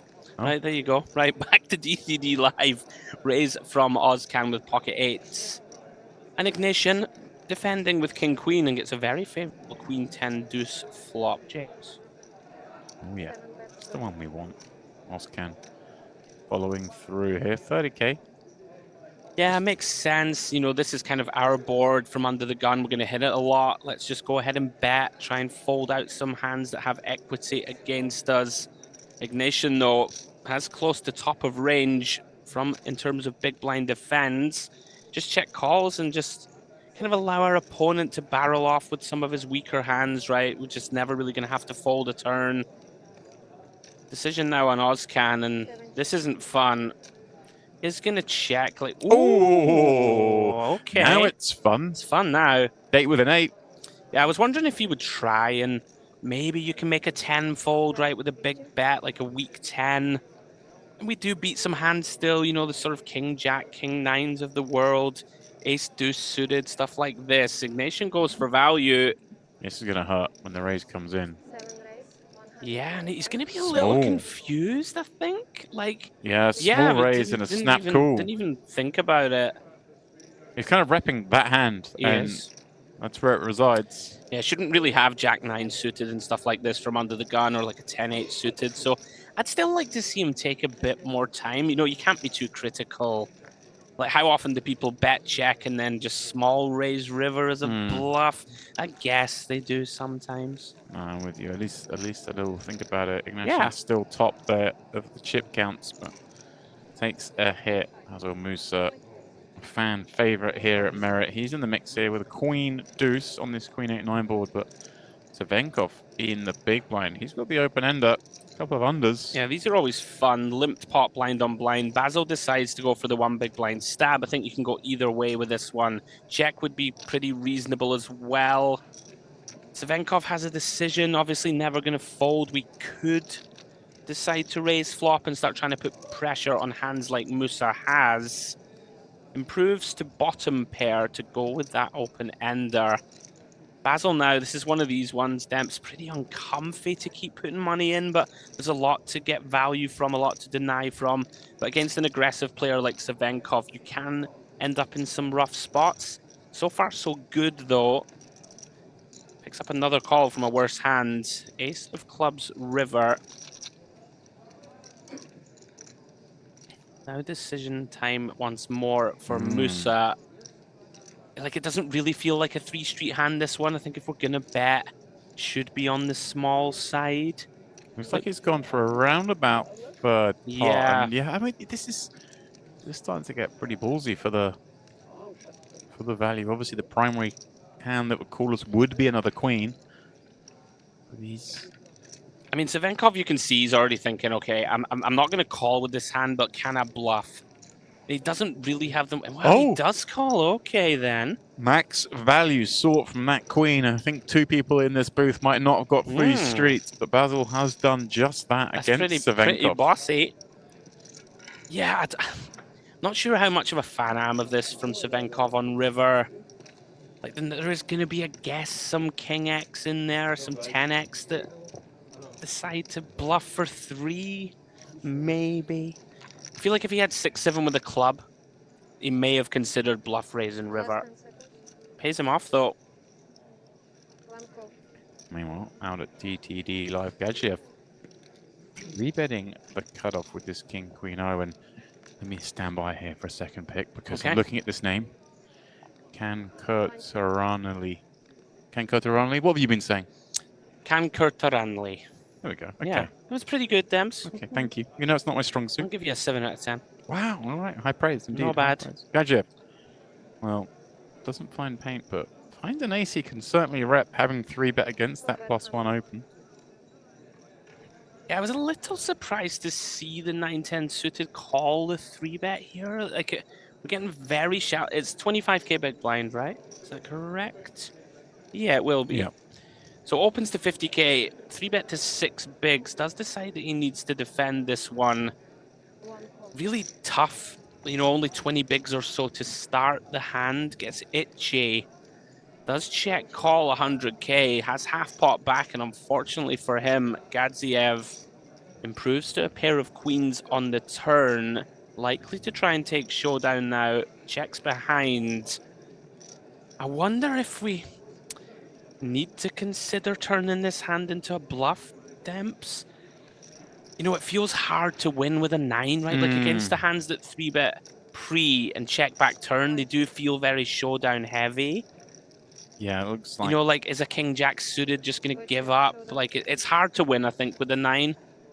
But it's also, it doesn't feel great trying to bluff here for half pot. That's unfortunate to run into the turn queen. One of those spots, like, should we jam and try and fold out jacks, right? Like, it's kings, is it going to fold? Probably. Probably. So I kind of can, I can see jam being a thing. Back out here on the Onyx, it's G. Ace 8 of spades. He's putting some chips in on this 9 jack 7 flop. Espen, of course, sharing that gut shot straight draw, but his kicker being a pair far out in front. Yeah, mandatory continue for Espen, of course. You would imagine he'll go check call. Not really any reason to look to get this one in just yet. Z with some options. Oh. Or you can just ping an ace. That's what he does. Finds it. Check 2 once again, though. The board looking a little scary. Third club. Looks like he's going to go for the bet here. Andrew, with the view, I presume, to sort of checking back most rivers. I actually like this. It's very easy in this spot. I mean, obviously, Espen's going to have some flushes, but he also has just so many of hands like he has, right? Like a pair and a straight draw. He's going to have 9x, all the 7x for that sizing on the flop. We can have some flushes of our own, right? We have some strong sets and stuff. I like this. I think people check back the turn too often here. Whereas you can just kind of bet here and put Espen in a box. And well done, Z. Yeah. That's where he does. Takes the pot down, and credit to Espen for finding the fold there. Obviously, yes, pair in a straight draw is still tempting, but just really hard to continue against the overall range. Is your chair or no? It's kind of been the way it's gone. You were asking me, saying he's got a bit short. It just really hasn't. Sometimes the deck's not in your favor. Hasn't been much to work with. I'm sure he'll get his shot sometime in the future. Oh, hello. 10-7-3, couple of hearts. Pick's been peaked. He sees a set. He sees the nut flush draw. Steffi. Yeah, and 30 effective here. There's certainly potential for a lot of chips to go in. Well, here comes 60k or 55k, it looks like, from Tanuri. He's your opener from +1. Yeah, pretty nice find. The old B40 that we see a lot of in the modern game. This is nice. Middle set. So much to get value from. All the straight draws, all the flush draws, top pairs. We know that Stefiev is never going anywhere. Does decide on just call. Very reasonable. And wow, what a horror card that is for him. He drills the turn with the nut flush, but Tanuri is there with the boat and still nearly, what, 2.5 times pot behind. This is going to be a monster here. Yeah. He's going to come out with a lead. I like this. I mean, we're going to get stacked here. It's pretty unfortunate, obviously, but so often here, +1's going to check back often, I think, right? All the overpairs without a heart and stuff like this, they're going to check back. Some 10x even is going to check back. So let's lead and try and make sure that we can get all the money in by river. Look at Tanuri doing his best acting job here to look unsure. He's pulling out. Yeah, very nice. I mean, just a call, keeps his man in there. Makes sense, right? He's going to have some bluffs, and we're just not worried about any river card. Sure. Except in theory, maybe that one, okay? Steffi had like a lower flush, as it is in this case, obviously with a nut flush. And now, is this a spot where he may just end up making the big wager himself? Maybe thinking Tanuri can have big heart combos that called turn? You don't want Tanuri to check back river. What's he done there? Has he just declared it's like all 100K, in? Oh, 100K. I think. I kind of like this too. Oh, he didn't even think about it. Okay. Just makes it 300. Well, Steve is going to get some reprieve. Maybe should have lost the full amount here. Yeah. Brutal run out for him. But I mean, 150 shy of losing it all. Intriguing how fast the action is going. I would have expected both players to take a moment there. You know, Tanuri, can we just pile it all in? Maybe. And Stefiev just quickly decides, I'm just going to quickly flick and call. Yeah, we're doing well there to save the additional 285k, so not the end of the world. Now then, back to Onyx we go. Toma versus Alexandrov. Looks like raise pre-flop and call from +2. Alexandrov with the overpair on the 6-6. Toma going nowhere against this sizing. Did you ever play GoldenEye on Nintendo 64? Epic. That game Make the was call. Multiplayer game. GoldenEye chat, I'm listening it. Oofed. Yeah, maybe Mario or maybe Tetris even. I remember Tetris is very, very early. Tetris qualifies. What? I mean, GoldenEye What do you mean? Chris, this is real life. Nerds. Like Right, GoldenEye Jack of Hearts turn. Says the man who wants to talk about bets. Of course I do. That's why I'm here, isn't it? Wow. Yeah, Alexandrov just continuing to fire here. 110k. The 9s, of course, beginning to shrink. Don't mind this from Alexandrov. I would maybe expected a slightly bigger size up. It's, you know... Right. I mean, but we're kind of...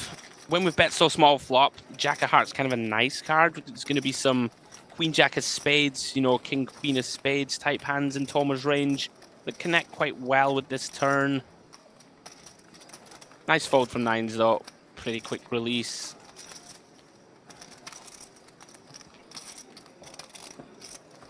Were you a big gamer, Demps, back in the day? Oh, I mean... What you got for me?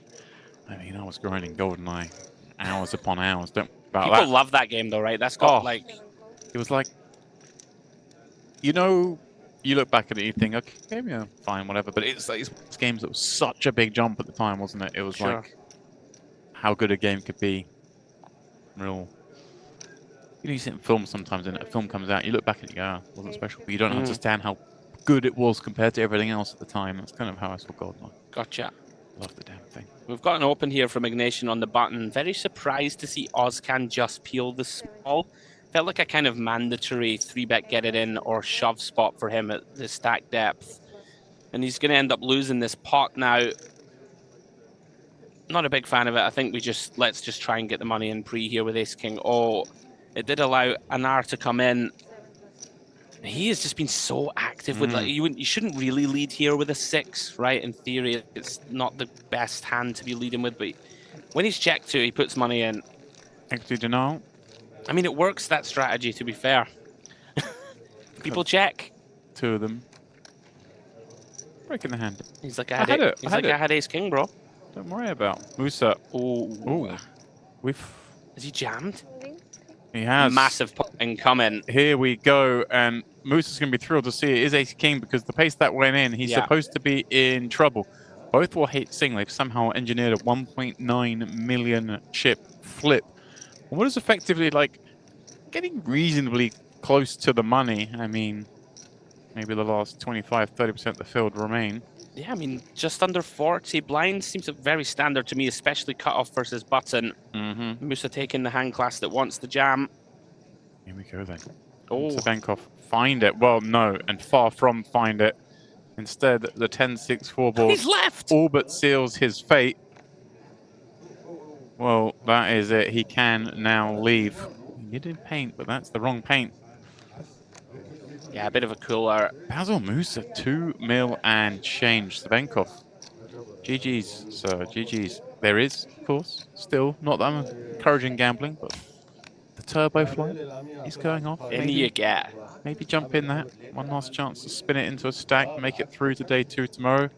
Where, I mean, as a betting man, I'd imagine Basil Musa will find himself now with 80 big blinds as we very nice. play out the end of the day. Nice spot to be in as we pan back over to the Onyx table where Verlin Nuta is in here with Ace-King, but G's flopped best on Jack 6-5 with the dominated King Jack.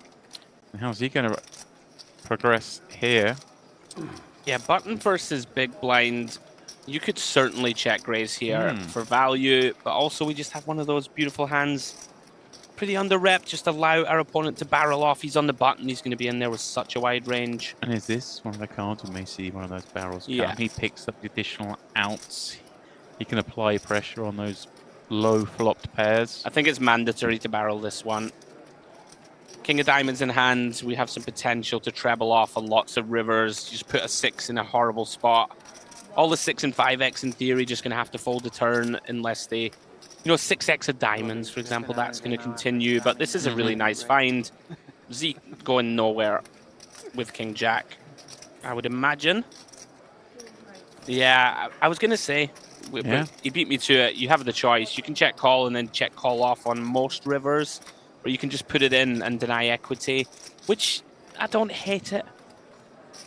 You know, if your opponent has, I don't know, something like an 8-9, Queen 9, stuff like this, they do have a lot of equity. There's a lot of money in the middle. Yeah, I'm here for it. Don't mind it, actually. Makes life a bit easier. Yeah. Of course, it does mean if we were to, you know, theory-based, long-term-based balance, when we do now check call this turn and instead of check raising, then our opponent's going to know, okay, well, if he check raises all the top pairs, then, you know, he's going to be easily buffing the river. But how often are we going to be in this position? You'll never see him again. He's gone home to play Tetris. It's fine. Exactly. De Silva on the Luxon table. Yeah, Musa on the move. Flats the 2 5s, finds a 4, 6, 8 board, certainly one that we'll see him continue against the big stack Musa. There's no reason to slow down here. 150 in the middle. Playing the rush. Here we go. Yeah, Chris is suitably spicy in terms of, I think from the big blind we have more leads, right, on the 8-6-4. You could still lead the small blind here versus under the gun, but does decide to check it over.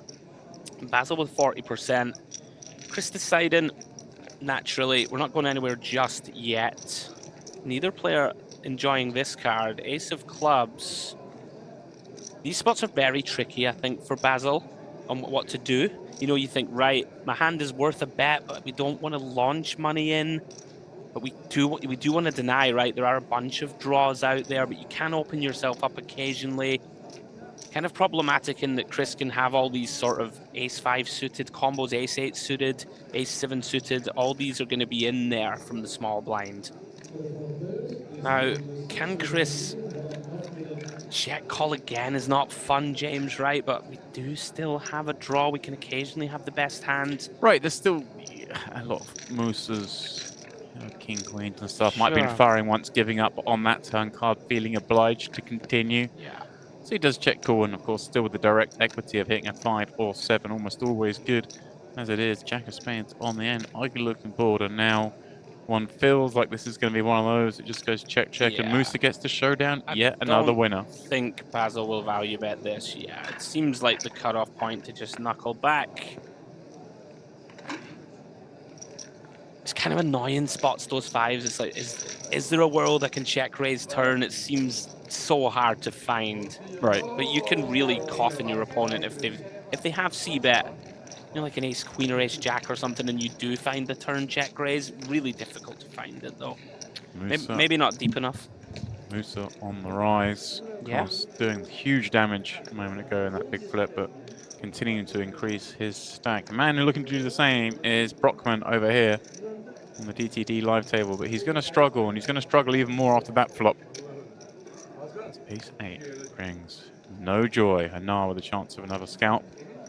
All smiles. This will see him up to 1.4 million bar the miracle. Well, hang on a second. Hang on. We've got a few outs for the chop, and there it is. Sit back down. From certain death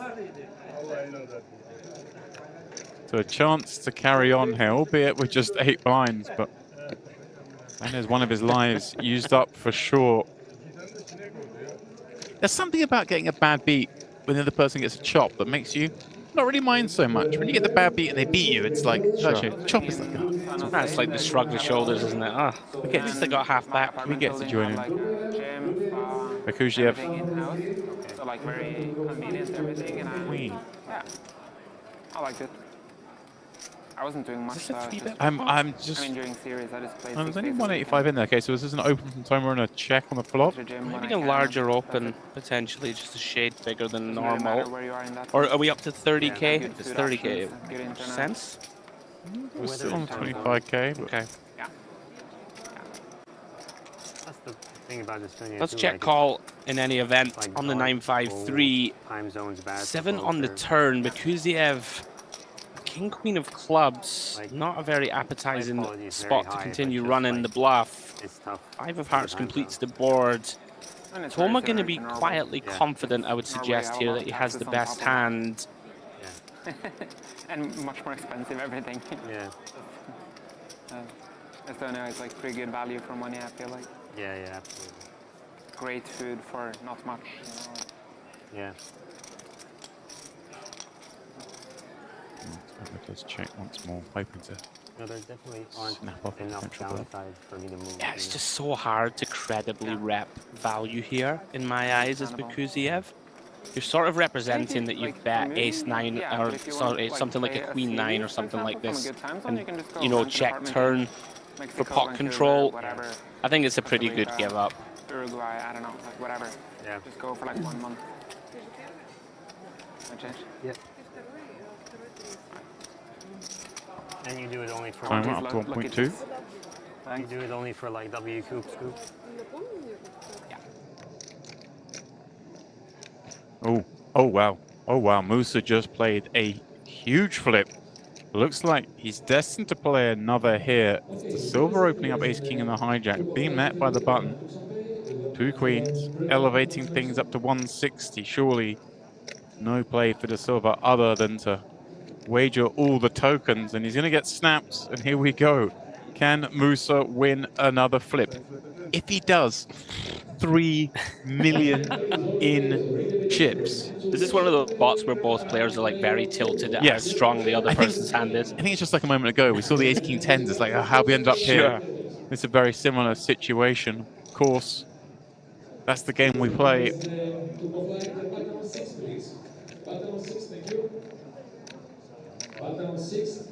Queen 6 deuce, just like before. Musa flops the set, went all in the flip. Silver left with just runner out. Not to be a king on the turn, just like last time. It's like the full on repeat. Oh, just a little ace as an extra kicker needle. Basil Musa's got 3 million in chips. The average stack, to tournament chip lead. Well, the average stack is like just over 800k at this point. So it's got nearly 4x average.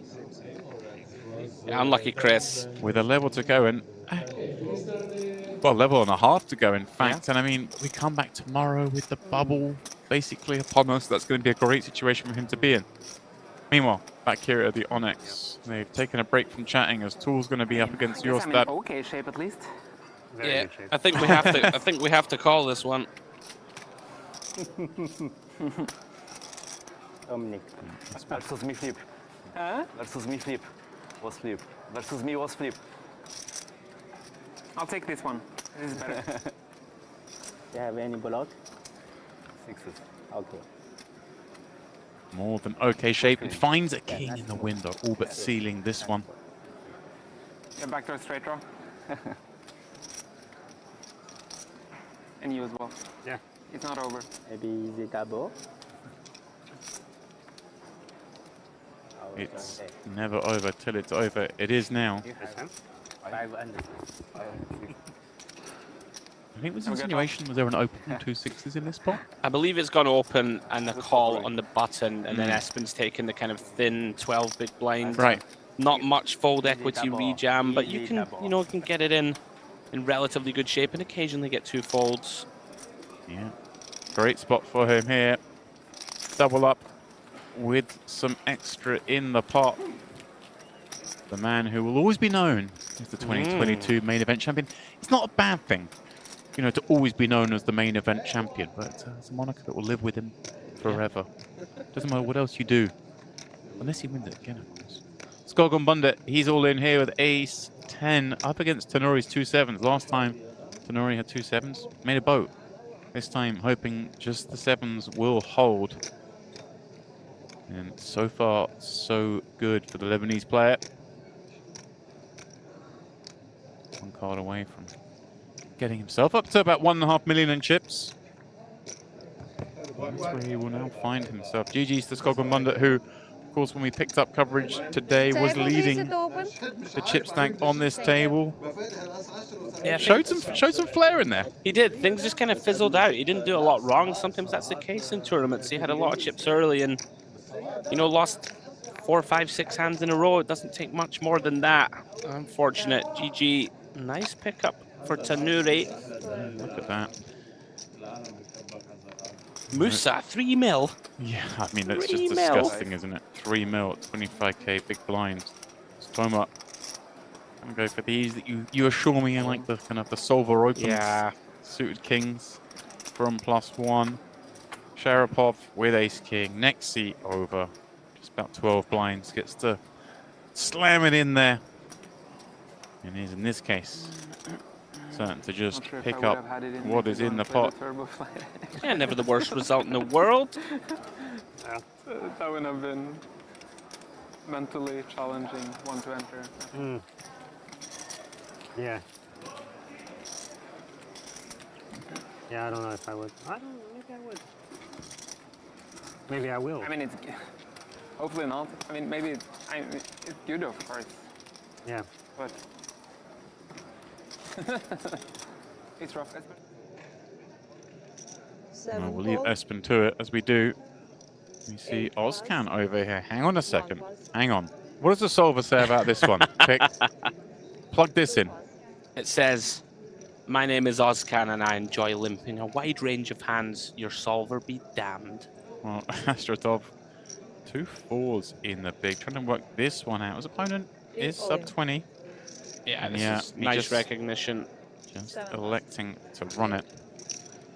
Has been a feature of Ozcan's game. I mean, like, we haven't seen him limp this wide, but he's been limping close to range when he plays a pot. I do enjoy the situations where we're in the booth and it comes around to the player and you just make the gestures here. Of course, we're working in an audio format, but in the booth, guys, I'm sitting here half the time. Andrew's just motioning check or motioning all in.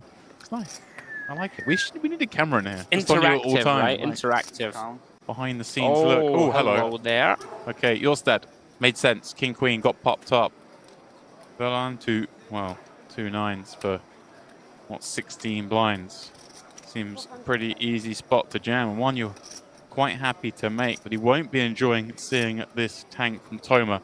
And he's going to be even less enthused when the man does make the call. Yeah, this is really unlucky. 3-bet jam was getting through against Espen. Toma just giving it a little tank, try and tempt Espen to stay in the pot if he has a sort of middle of the range hand. Facing jam and rejam. Very unlucky here for the Romanian. He's going to have to get there, James. One of remaining 2 9s, the immediate outs. Okay. Sounds so easy when you put it like that. Yeah. All you got to do is hit 9. Of course. How hard can it be? Is it coming? If I do that, I wouldn't be sat here, would I?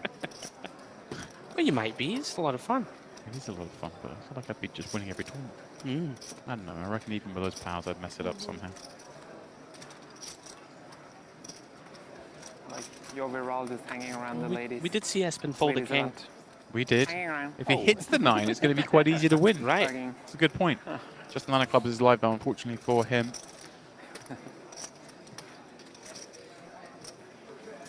Giving us free coaching. Well, both players hold one of those things.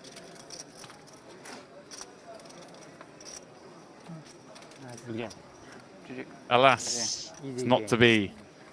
Set up. Timer. That's nice. You're sitting there. This to me seems like it's kind of a quite a high caliber table. Yeah. You might have seen the play seems pretty spot on, and it's nice in these kind of tables. I think it's nearly in the day. It's going to be a redraw tomorrow. Maybe I'll get a better table. Even though he's got a big stack, but then suddenly you just find the kings and there's an open so jam in nice, front of you. isn't Like, oh, I'll just pad an extra 400k on before this before we end today.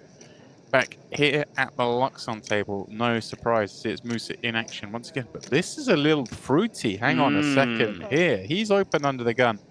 And Modena has 3-bet the next seat with King 8 of clubs. Pick, we're deep here, 1.7 behind. Yeah, you won't normally see it go as wide as this. Like from +1, you'll see some King Jack suited and stuff do this, try and, you know, knock out the King Queen offs and type. King 8 is pretty wide. Maybe thinks that Musa's going to be getting 2 out of line. We can see that Basil's been playing pretty snug, to be honest. Yeah. Ace 10 of diamonds, of course, very reasonable open, very reasonable to call the 3-bet. Well, of course, for him, he's only been here for what, this orbit or so, Right. because that seat was only vacated. And the Ace King fell to Musa's 2 10s.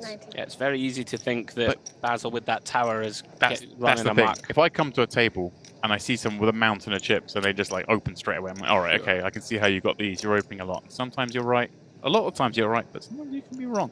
As it is, this Queen 7-4 board is going to see 90k bet and a continuation for Musa with the backdoor Broadway draw, backdoor diamonds, ace high could still be good.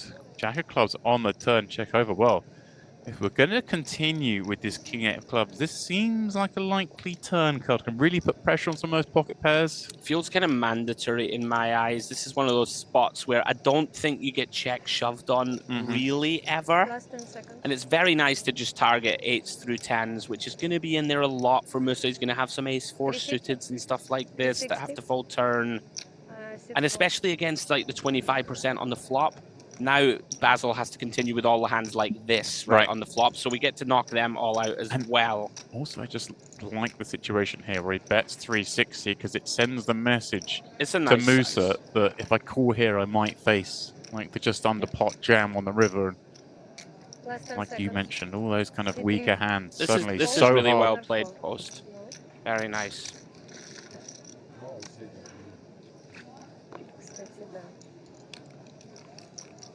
Want a man to keep an eye on, no Demps, right? King 8 suited from +1. Okay. You know what it is? I'm not surprised. I saw the flag. Was it Italy? It was. Yeah.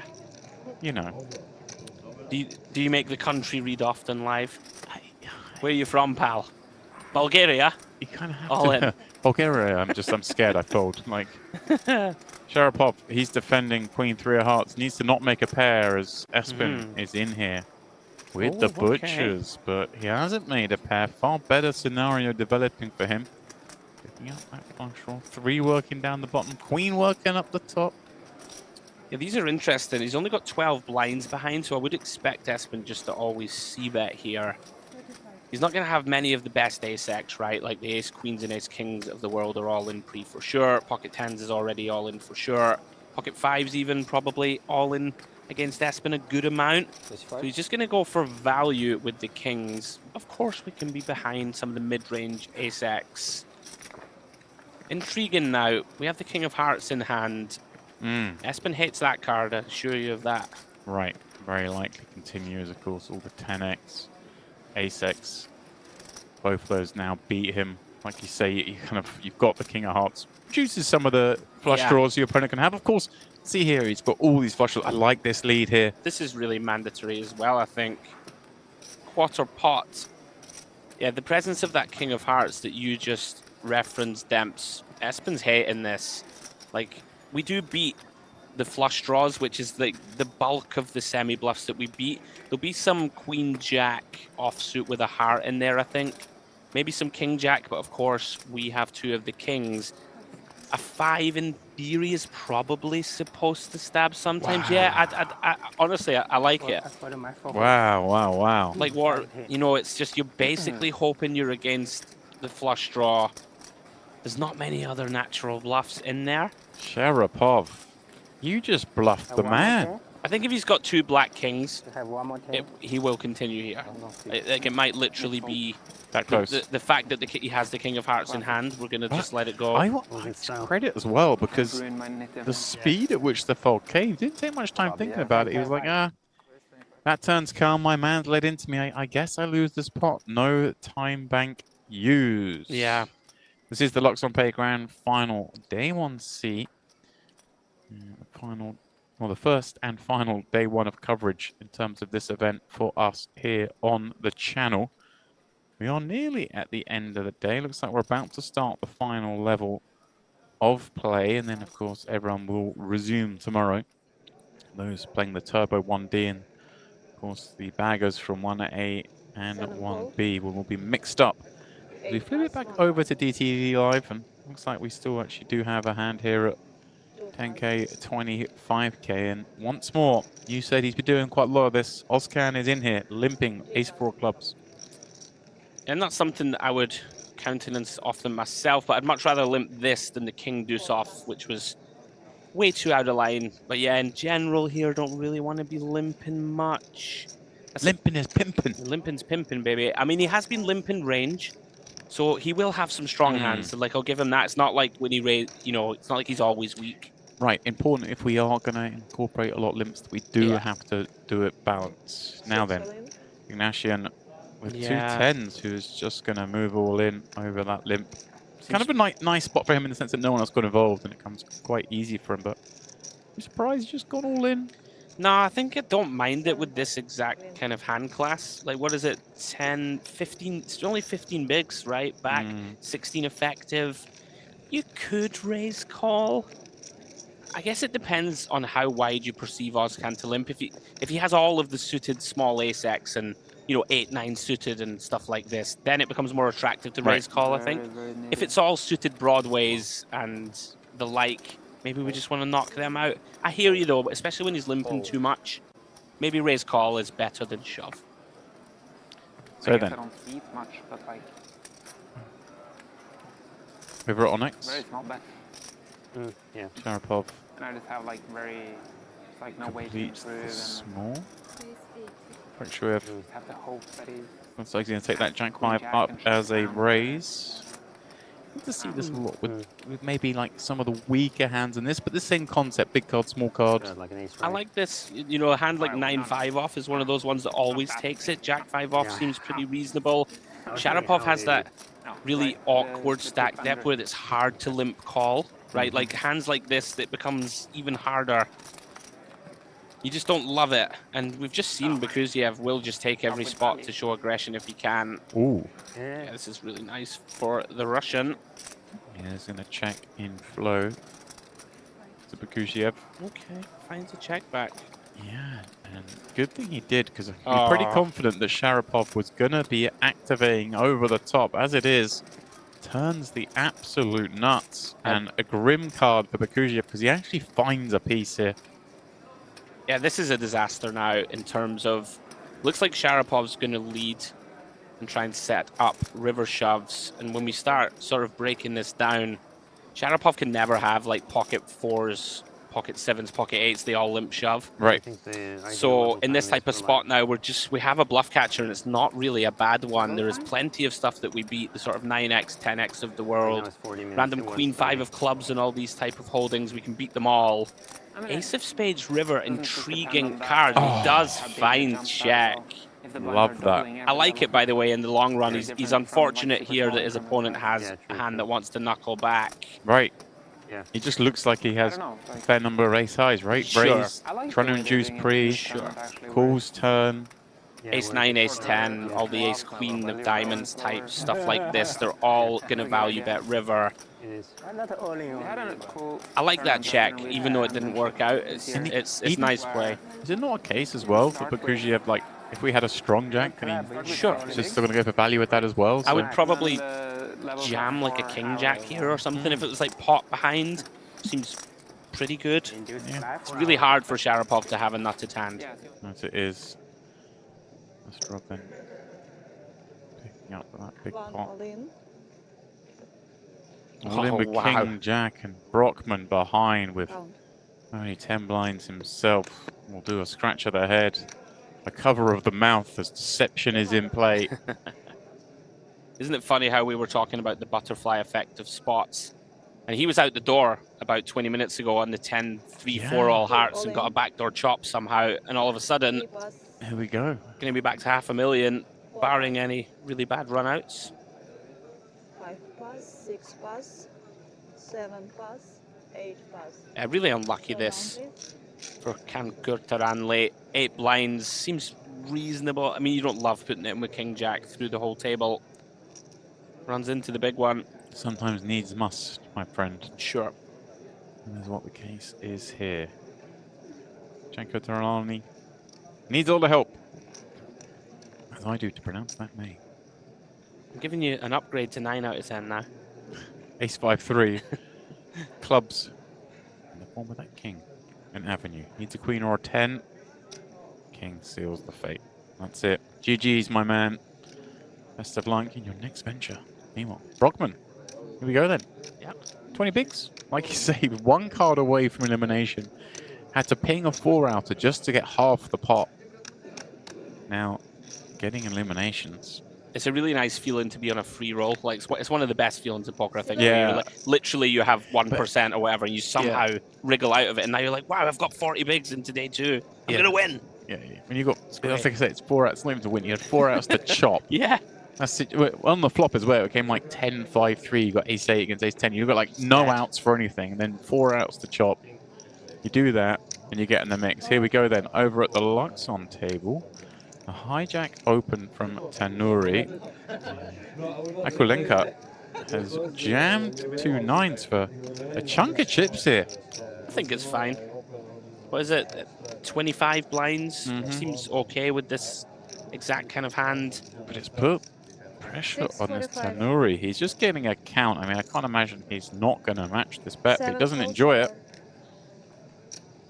He should. I think in this spot it's kind of annoying because you do see 9s and 10s a lot in this spot. It's not really a spot where you tend to crush too many hands, but you're never folding, obviously. The body language of both of them, they both look through their arm up. Like, but again, we sort of found ourselves in this 1.4 million chip flip that neither of them really want to be in. Absolutely.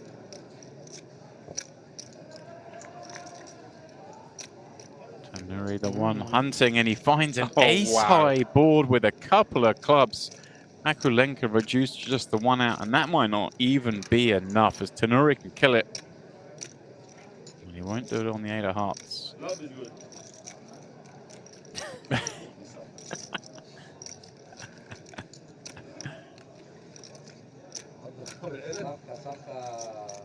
That is it. Akulenka's race is run. He's straight out of here. Yeah, unfortunate. What can you do? Gonna have to win several flips, you would imagine, to try and take down any big tournament. Nice one for Tanuri. He's finding heat at the end of the day. Saw him win the 2 all-ins with the 7s. 2 big pots with the 7s, excuse me, and then wins a big flip.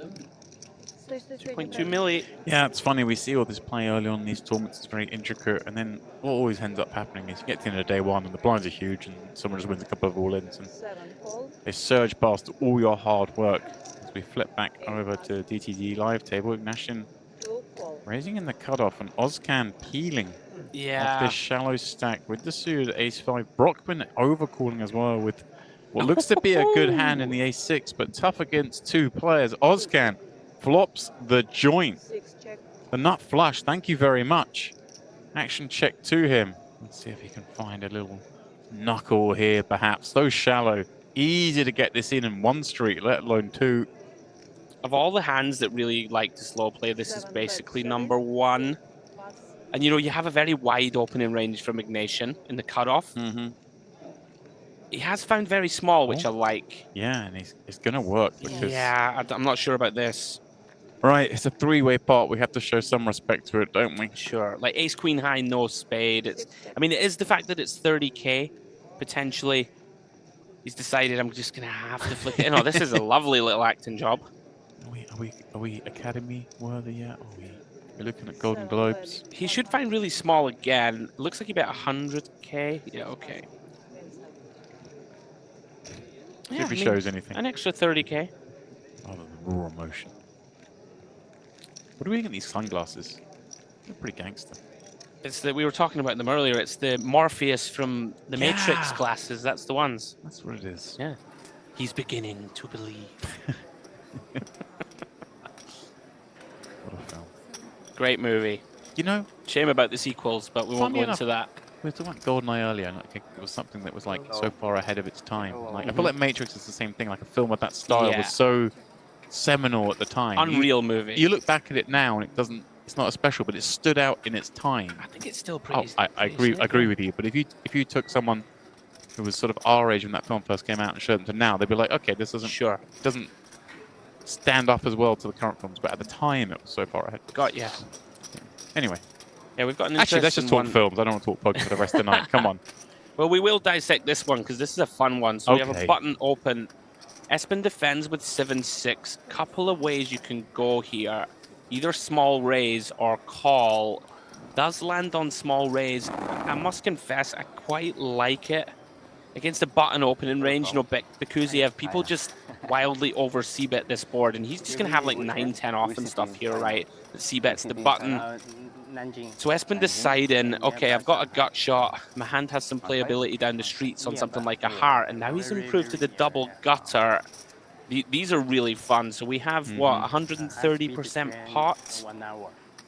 So we can continue the story now. You know, all of our King X, I think, is very fair that it check raises to get it in on the flop versus the dealer. No. Versus the button. Several times. So he's yeah, I like this. So he's going for the third pot to set up a river bluff shove.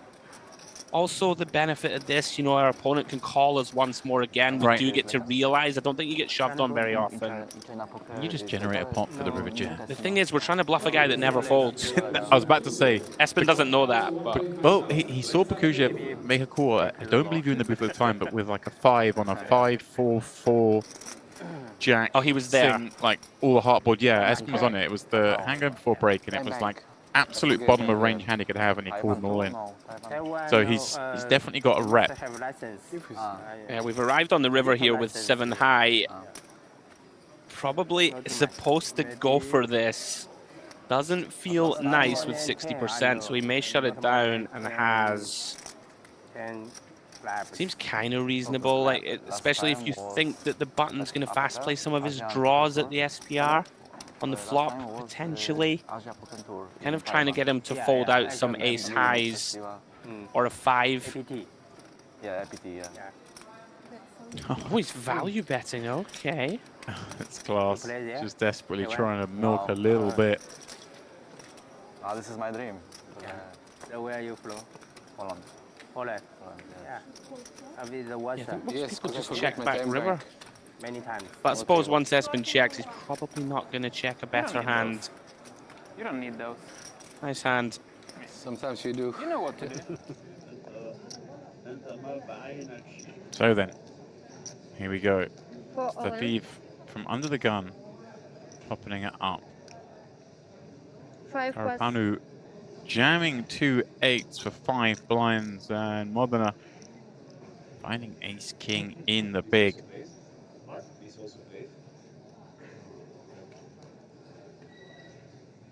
Karapanu, he's the one at risk. Not the biggest pot in this tournament, but obviously a key one for the man who's all in. I don't know, he can afford to take this loss.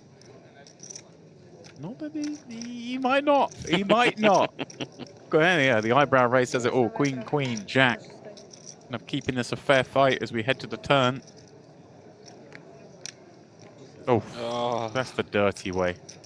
That is dirty. Obviously, a queen or jack would split this. Otherwise, an 8. No. I mean, it's fair to win ace king and an all in. It just feels a little mischievous to do it in this manner. Always a frustrating way to go. Modena on the move, 2.4 mil. Yeah, and Musa obviously loving life. Huge stack there, but this man to his left, and I think Tanori as well, a couple of seats further left. I mean, those three have all got, what, 11, 12, and 13.5 starting stacks. That's a hell of a deep stack table. I think all three would probably be happy enough to get off the table, get a redraw for tomorrow, approaching the bubble, and get to bash people up. Yeah, I think it'll be kind of unfortunate if they were to make a big move on each other tonight and prevent the chance of doing that tomorrow when they're likely to be table chip leaders, or at least, you know, not dealing with 2 other players in that realm. Here we go then. Over at DTD Live, Stratov on the King of Hearts. That looks pretty good on this ace 9-7 board. Feels like this must be a bigger open size than normal for there to be 255 in already. I think. In any case, a Stratov, nut flush draw, and the betting lead. Typically going to bet small on the monotones, as he does. 45k, about 15% pots. This is one of these horrible ones, isn't it? Drawing to a straight on a monotone board, like you mentioned. I mean, we can bluff on the 4 flush and stuff like this, so it's going to be intriguing to see how this goes. Can a Stratov find the sneaky check back? Oof. I think in general, people just go for 3 streets here. I think like the problem is that Ignatian could just have Jack 10 with a Jack of Hearts or 10 of Hearts. Right. And they're all just going to always call turn. And we can just set up river shoves. So it's not natural to think, okay, I'm going to trap check here, my King of Hearts. Yeah, I like this bet. Whoa, whoa, whoa, whoa, whoa, whoa. Okay, he's going to go for it. Here we go. Morpheus, what are you up to? You know what? It's not going to work, obviously, but I kind of love it. I kind of love it. He's showing the gumption. This is a lot of heart. It takes a lot of heart to make this play. Well, he hasn't got a single heart. He hasn't. He's taken the red pill or the blue pill. We're not sure which one. Oh, look at this. A great acting job, that. Okay, he's like, hang on a second. I think I've got the King of Hearts. Do I recheck if I got the King of Hearts, or do I just... I better recheck. I think I've got... I can't have it. He's check raised me. He must have it. Oh, no, I do have it. Okay. He's selling this pretty well. I can see his hand. I believe that So, he's got a tough decision. What are the kind of hands he might have here when that would bet the turn, like, and then tank check call? Like, is it just always going to be flushes at this point when he gets called? I think so. I think it's just very natural to check back here with like 2-pair on the turn or like a set or something like this. People normally in flow just check it back. We can be repping like ace, jack of hearts now, right? Like ace 10, That's what 10 I mean. of Like, hearts. how low down a heart do you think we likely would have bet on the turn, I wonder? Because maybe the 10. Right, so suddenly it becomes really hard for Ignacian to carry this on, doesn't it? Sure. Oh. I mean, if he... Obviously, this is never working. Oh, no. Fair play to him. Oh, no, this is a torch off, isn't it? It feels like a torch on the river. And, I mean, Stratov hasn't snap called, but I mean, we can't... Your man just doesn't have a boat, There's right? never a boat. He's not raising those hands. This is a slow roll. I mean, maybe he doesn't mean it and he's just confused. Yeah, I think we'll say nit roll rather than a slow roll, like a Sure. misunderstanding of the situation, perhaps. Sure. I think slow roll always implies some malice. I mean, there may be some history between these two. He may just never see the last camera from the seat, but yeah, I mean, he's just not check raising 2-pair in sets. I mean, you are absolutely steamed out of your mind here as Ignacian when he takes another minute or so and then calls. 3 call. Showdown. Yeah. Cool it is. Turns over the 10 high.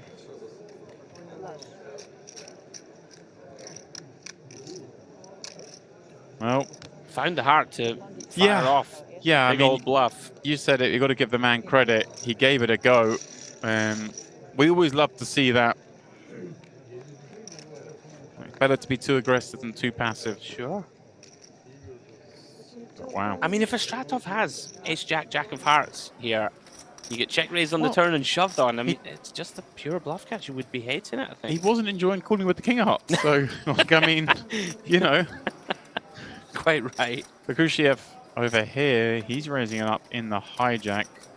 It's all finding the 3-bet, 3xing the original open up to 6 blinds with this ace-king. And I mean, I'm not going to predict anything because I feel like Bakushiev can go off at any moment. This case just finds the fold. But nothing would surprise me with this man. Sure. We gave Tool the old Ben CB lookalike treatment earlier. Okay. Does he play like? He's played very well. Okay, there we I will go. say that. I haven't seen him make a single mistake. I have a security business. I like the cut of this man's jib. Plays really well.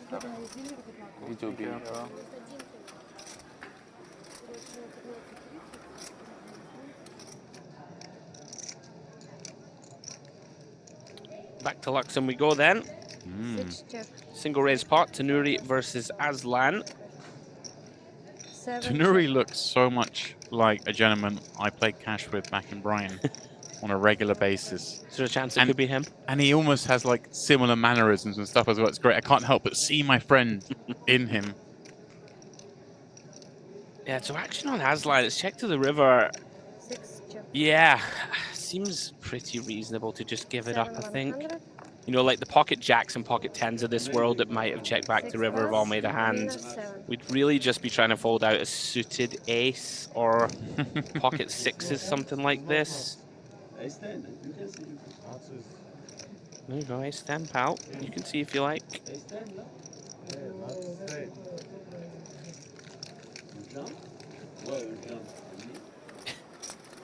How many chips was that? 10? 10. Okay. G. In the big. Calls this min open from Sharapov, who's building up nicely towards the end of day 2. And well, that rise will certainly continue on this Jack 7-6 board. Almost unfortunately for him, that this kind of board where the big blind does get to continue a lot, but seems unlikely in this instance. Yeah, we flopped the effective nuts in our eyes. Let's hope that our man wants to put some money in.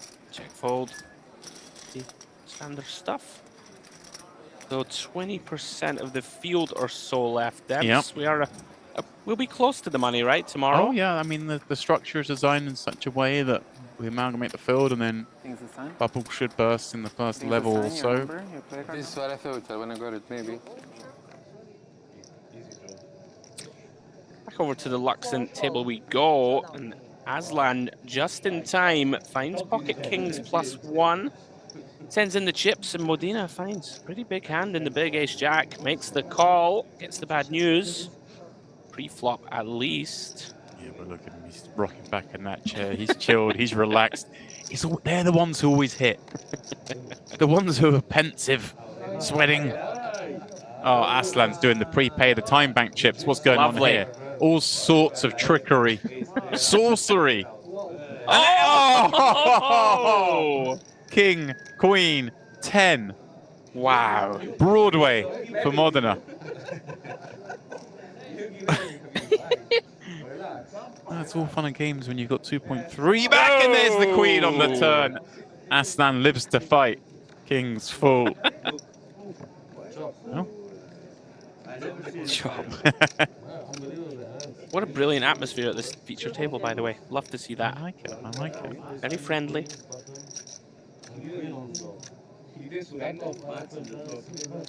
Back to 475k then for Aslan. Musa still at 2.8 million. Tanuri and Medina still incredibly healthy as we approach the end of the day. Okay. It's okay. How did Sharapov get to 1.4? We've just missed that hand potentially. Well, we saw with Ace Jack against G's Ace Deuce. Yeah. Did that? He only had 600k back But in that hand. Did something crazy happen in that hand? No, we maybe just missed one. Decision on Espen, who's on fumes. 135k. Yeah, this might look curious, but once you get to this sort of 3 or 4 bigs, it really is any two. Let's flop a piece. And there we go. There is the piece. He's turned the dominated into the dominating. And Andrew is either having a fit or suggesting all in. I think he's quite likely to donk shove this hand. Yeah. Just makes sense. Deny equity, get called by worse.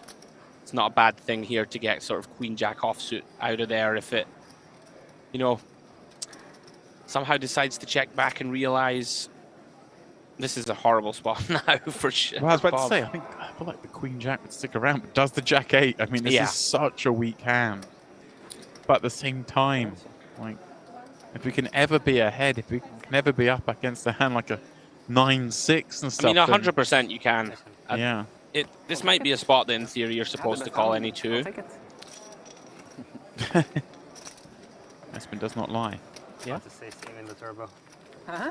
See you in the turbo. Never over till it's over, bro. No. What did you have? I'm on your team. What? Okay. Well, I keep giving you my chips, so. I mean, it's never over till it's over. A man like him can say that. He has sort of been to the bottom and up to the top in the biggest tournament in the world, as we see this board run out. And Tanuri, he's got the best of it. What looks to have been a minimal skirmish here. Yeah, this is one of those where Stefeev just expects not to win at Showdown, so he is going to bluff. We'll see if Tanuri can pick this off. It would make sense to hero with this hand, I think. Most of the Jack X of Stefeev is betting the turn. A bunch of the draws are probably betting the turn. So unless he's finding this sizing with specifically a rivered 8, we have a nice blocker with the Queen of Clubs. Like, I'd expect the 5-7 and the like of Stefeev just to bleed turn. I'm fairly sure that he would. But he's going to get it through. He's going to show that Queen of Clubs. Nice recognition from Stefeev, perhaps, that Tanuri will give respect on the river.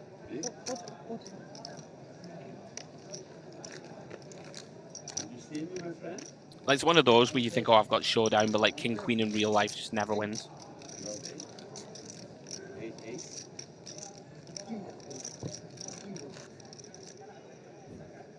I enjoy the post-mortems after every Yeah, hand. it's great, isn't it? Sibkatova, she's down to just 15 blinds late on this day one.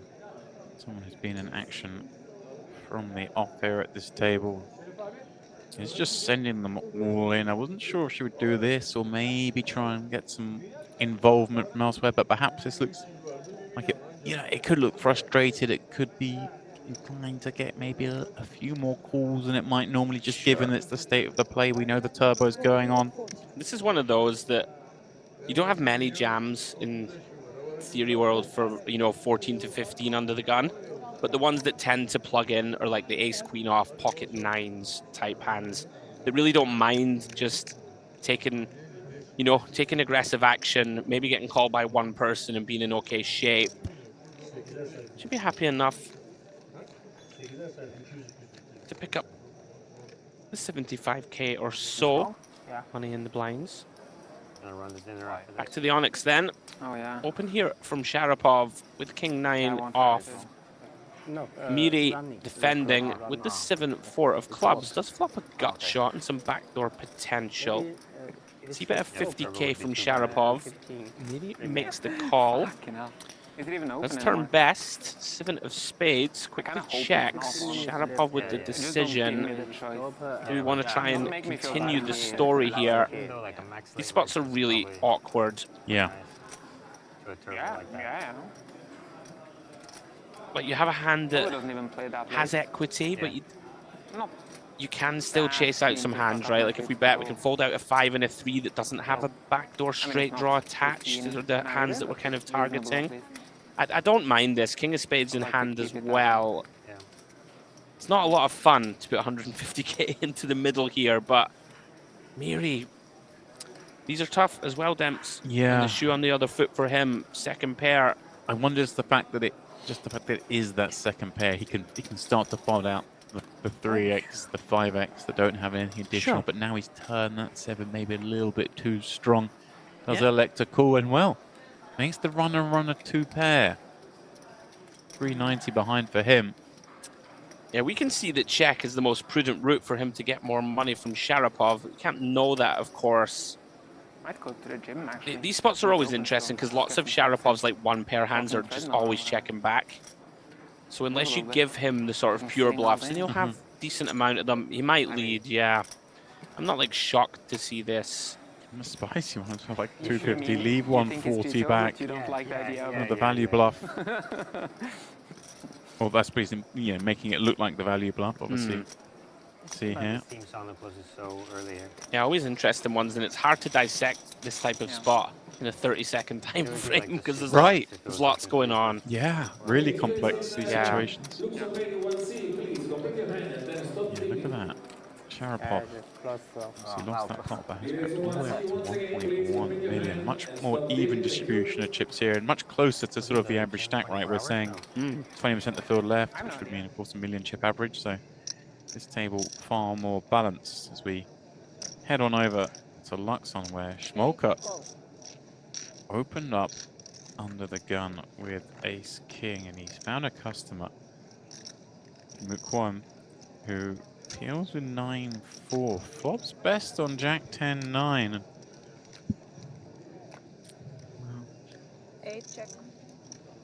Yeah, these are really intriguing. Under the gun's supposed to c-bet this board very heavily. I mean, if we bet and get shoved on, we're going to have to call off, right? Like 8 bigs or so behind for Mukawem. Looks like that's what Smolka is going to land on. He's gone really small, 35. Like, I can't imagine that he would bet fold this. Wouldn't be happy with it. Okay, see a turn. Not one. Oh, hello. Oh, hello. The old stop and go. Want to see a brick, and then I'm shoving it. Wow. Smoker just puking in his mouth. I got called, but at least I'm going to get to see the river. No, sir. Instant jam on the deuce of clubs. Yeah, you're not thrilled with this. You just can't be ahead here, right? You just can't be. What am I beating? Queen X of clubs is basically it. Yeah. Queen 7 of clubs. Not doing amazingly against that. Yeah, not surprised to see him fall, but it just feels like I've been violated. It's very tilting to get shoved on. I just get to check this and see the river. Like, what do you mean you're all in? Yeah. Oh, well done. Perfectly played, given the hand you're up against Miri in the small. So this must be a 3-bet coup. You're right, the pot size sizable. I've heard good things about Continuation for Miri. Yeah, very interesting. Looks like open then, and 3-bet from Miri. Sharapov peeling ace-8 suited in position. Flop's about as good as it gets for his hand. We can't really raise, get it in though. Now then, can Miri line up the barrels? We have a magnificent combo in my eyes to try and line up the bluff. Wow, the casually lifting the cards up so high to me, just I'm quite excited about that area. Like, it feels like strength when people do that, right? If he now follows through, I mean, I'd be wary about doing it with such reflective sunglasses as these, but you know. Yeah. I mean, it feels like a fist pump type combination to use, right? Block the queens and jacks, block the ace jack of clubs, king jack of clubs, queen jack of clubs. It's very important in this spot when Sharapov just calls. You know, we can fold out the sort of ace jack of hearts, stuff like this, right? Ace 10 of hearts, put 7s and 9s in these hands in a bad spot if they didn't 4-bet shove. Credit to Sharapov, he knows he has to call the turn. Now, Miri, can you find the bluff shove? I would like to see shove Demps. I've seen people, you know, bet 300k and stuff here, which when we have 60% pot, I think if we are going to run this bluff, I prefer to see jam. Looks like he's counting out an amount that will leave some shells back, or is he just doing an inventory check here? Perhaps the latter, and he's just giving it up. Which is interesting, because this would have been a real horror spot for Sharapov, wouldn't it, to face another barrel. And yeah, Miri gets the bad news. His opponent did just flop an 8, an unlikely pairing combo. Yeah, just that kind of little grimace as if to say, maybe I could have got him to fold that. I mean, there's no guarantee that Sharapov folds river, obviously. He may have put the cape on. Sure. He's ecstatic to not have to make the decision. I know that much. You're just like, please check, please check. End of day one, you plan all day. This guy's going to put you in probably the toughest spot you'd have been in all day. You're tired. You're mentally checked out. He's just been on the spin up as well. He's like, I was short. Now I'm going to be bagging over $1 million. Life is good. Right then, over at Luxon, as we are near the end of the day. Modena. He's going to defend Queen 5 of clubs. Seems reasonable. Stafiev from under the gun. Those 2 queens looking great, but look at this. A couple of clubs popping out. Checks and flow. Stafiev quite stoic. Plenty of big bets here possible. It looks like he's doing exactly that. I like it. I think this is really nice. Don't have a club in our hand, unblock all the sort of straight draw type stuff that the big blind will have a lot of. He's going to continue, you know, with every 9, every 6 still, in theory, to this size. But, I mean, you will start putting pressure on a deuce and a 6 with no sort of backdoor connectivity. But I like this from Stafiev. Let's just start shoveling money in with 2 red queens. Oh. He's raising. Oh, here we go. Just going to instant pressure. I mean, one assumes that he's going to have to play for it all here. I don't know if we can put 285k in and then fold as my colleague motions with the forward jamming motion. And this feels like, whoa, it looks like he is just going to... Cool. I was about to say, it feels like when we bet this size and then wish to continue, the kind of... The cat's out the bag. We've got an overpair, right? We're not doing this with ace highs, are we? No. So at that point, I feel like, hey, let's just run it. Yeah, on the flip side, I guess you can just get it in on a safe turn, and like occasionally the big blind will check. I'm with you though. I would just put it in because a hand like ace 9, for example, which could be in there, we'll just have to call it off. You know, all the high equity flush draws will call it off. I would have just run it as Stafiev. I think when we size up flop particularly, you start to take out the 8-10 offsuit and stuff. I feel like if he'd bet really small on the flop and face a check raise, then I'd be maybe more inclined to keep slow playing. But sure. So it is. Here comes the jam on the turn. Obviously, Stefiev not instantly calling. I mean, he obviously will call, but he just he sees that king. He knows that's perhaps a card that he could have fallen behind to. King X of clubs, something like that. But just kind of more mustering the courage before making this call and playing a 1.7 million chip pot on the eve of day 2. Modena, can he be the second man we've seen breach the 3 million chip mark? It's going to be dirty if he does it. No, he can't. And Stefiev now 1.6 million. These two with near identical stacks. What a great way for him to finish up day 1 here in the Luxon Pay Grand Final. Yeah, huge spot to hold. Such a good feeling. Let's bag up. Come back tomorrow with 40 bigs in the hunt. You're loving that. Loving that. On the bubble. Just above average chips he'll have. Yeah, I believe last hand was just announced also there, James. So it literally is right on the eve of day 2. Miri, he's at the end of the day just trying to get something going with this ace-10. We're not going to fold and get chips in the bag. And it will be around to Sharapov, who's been the man at the moment at this table, but he cannot continue with the queen 3. We need some rest. Let's see if we've got time for one more or not.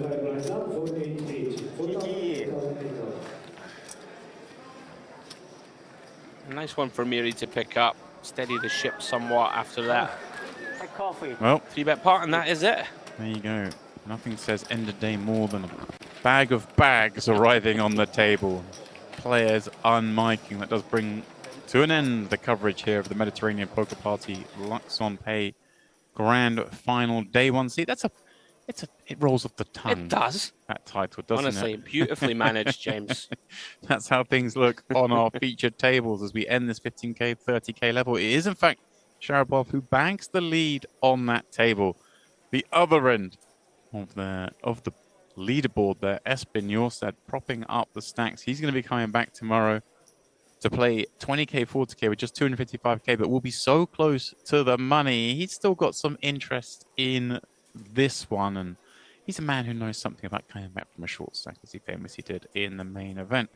Out on the DTD live table, it is Astratov who has bagged up just under 10 starting stacks. That 1.9 million going to be good for 50 big blinds tomorrow. And this is the table we saw some fun stuff going on. Ozcan, he was fan of the limp. He's in there with 735.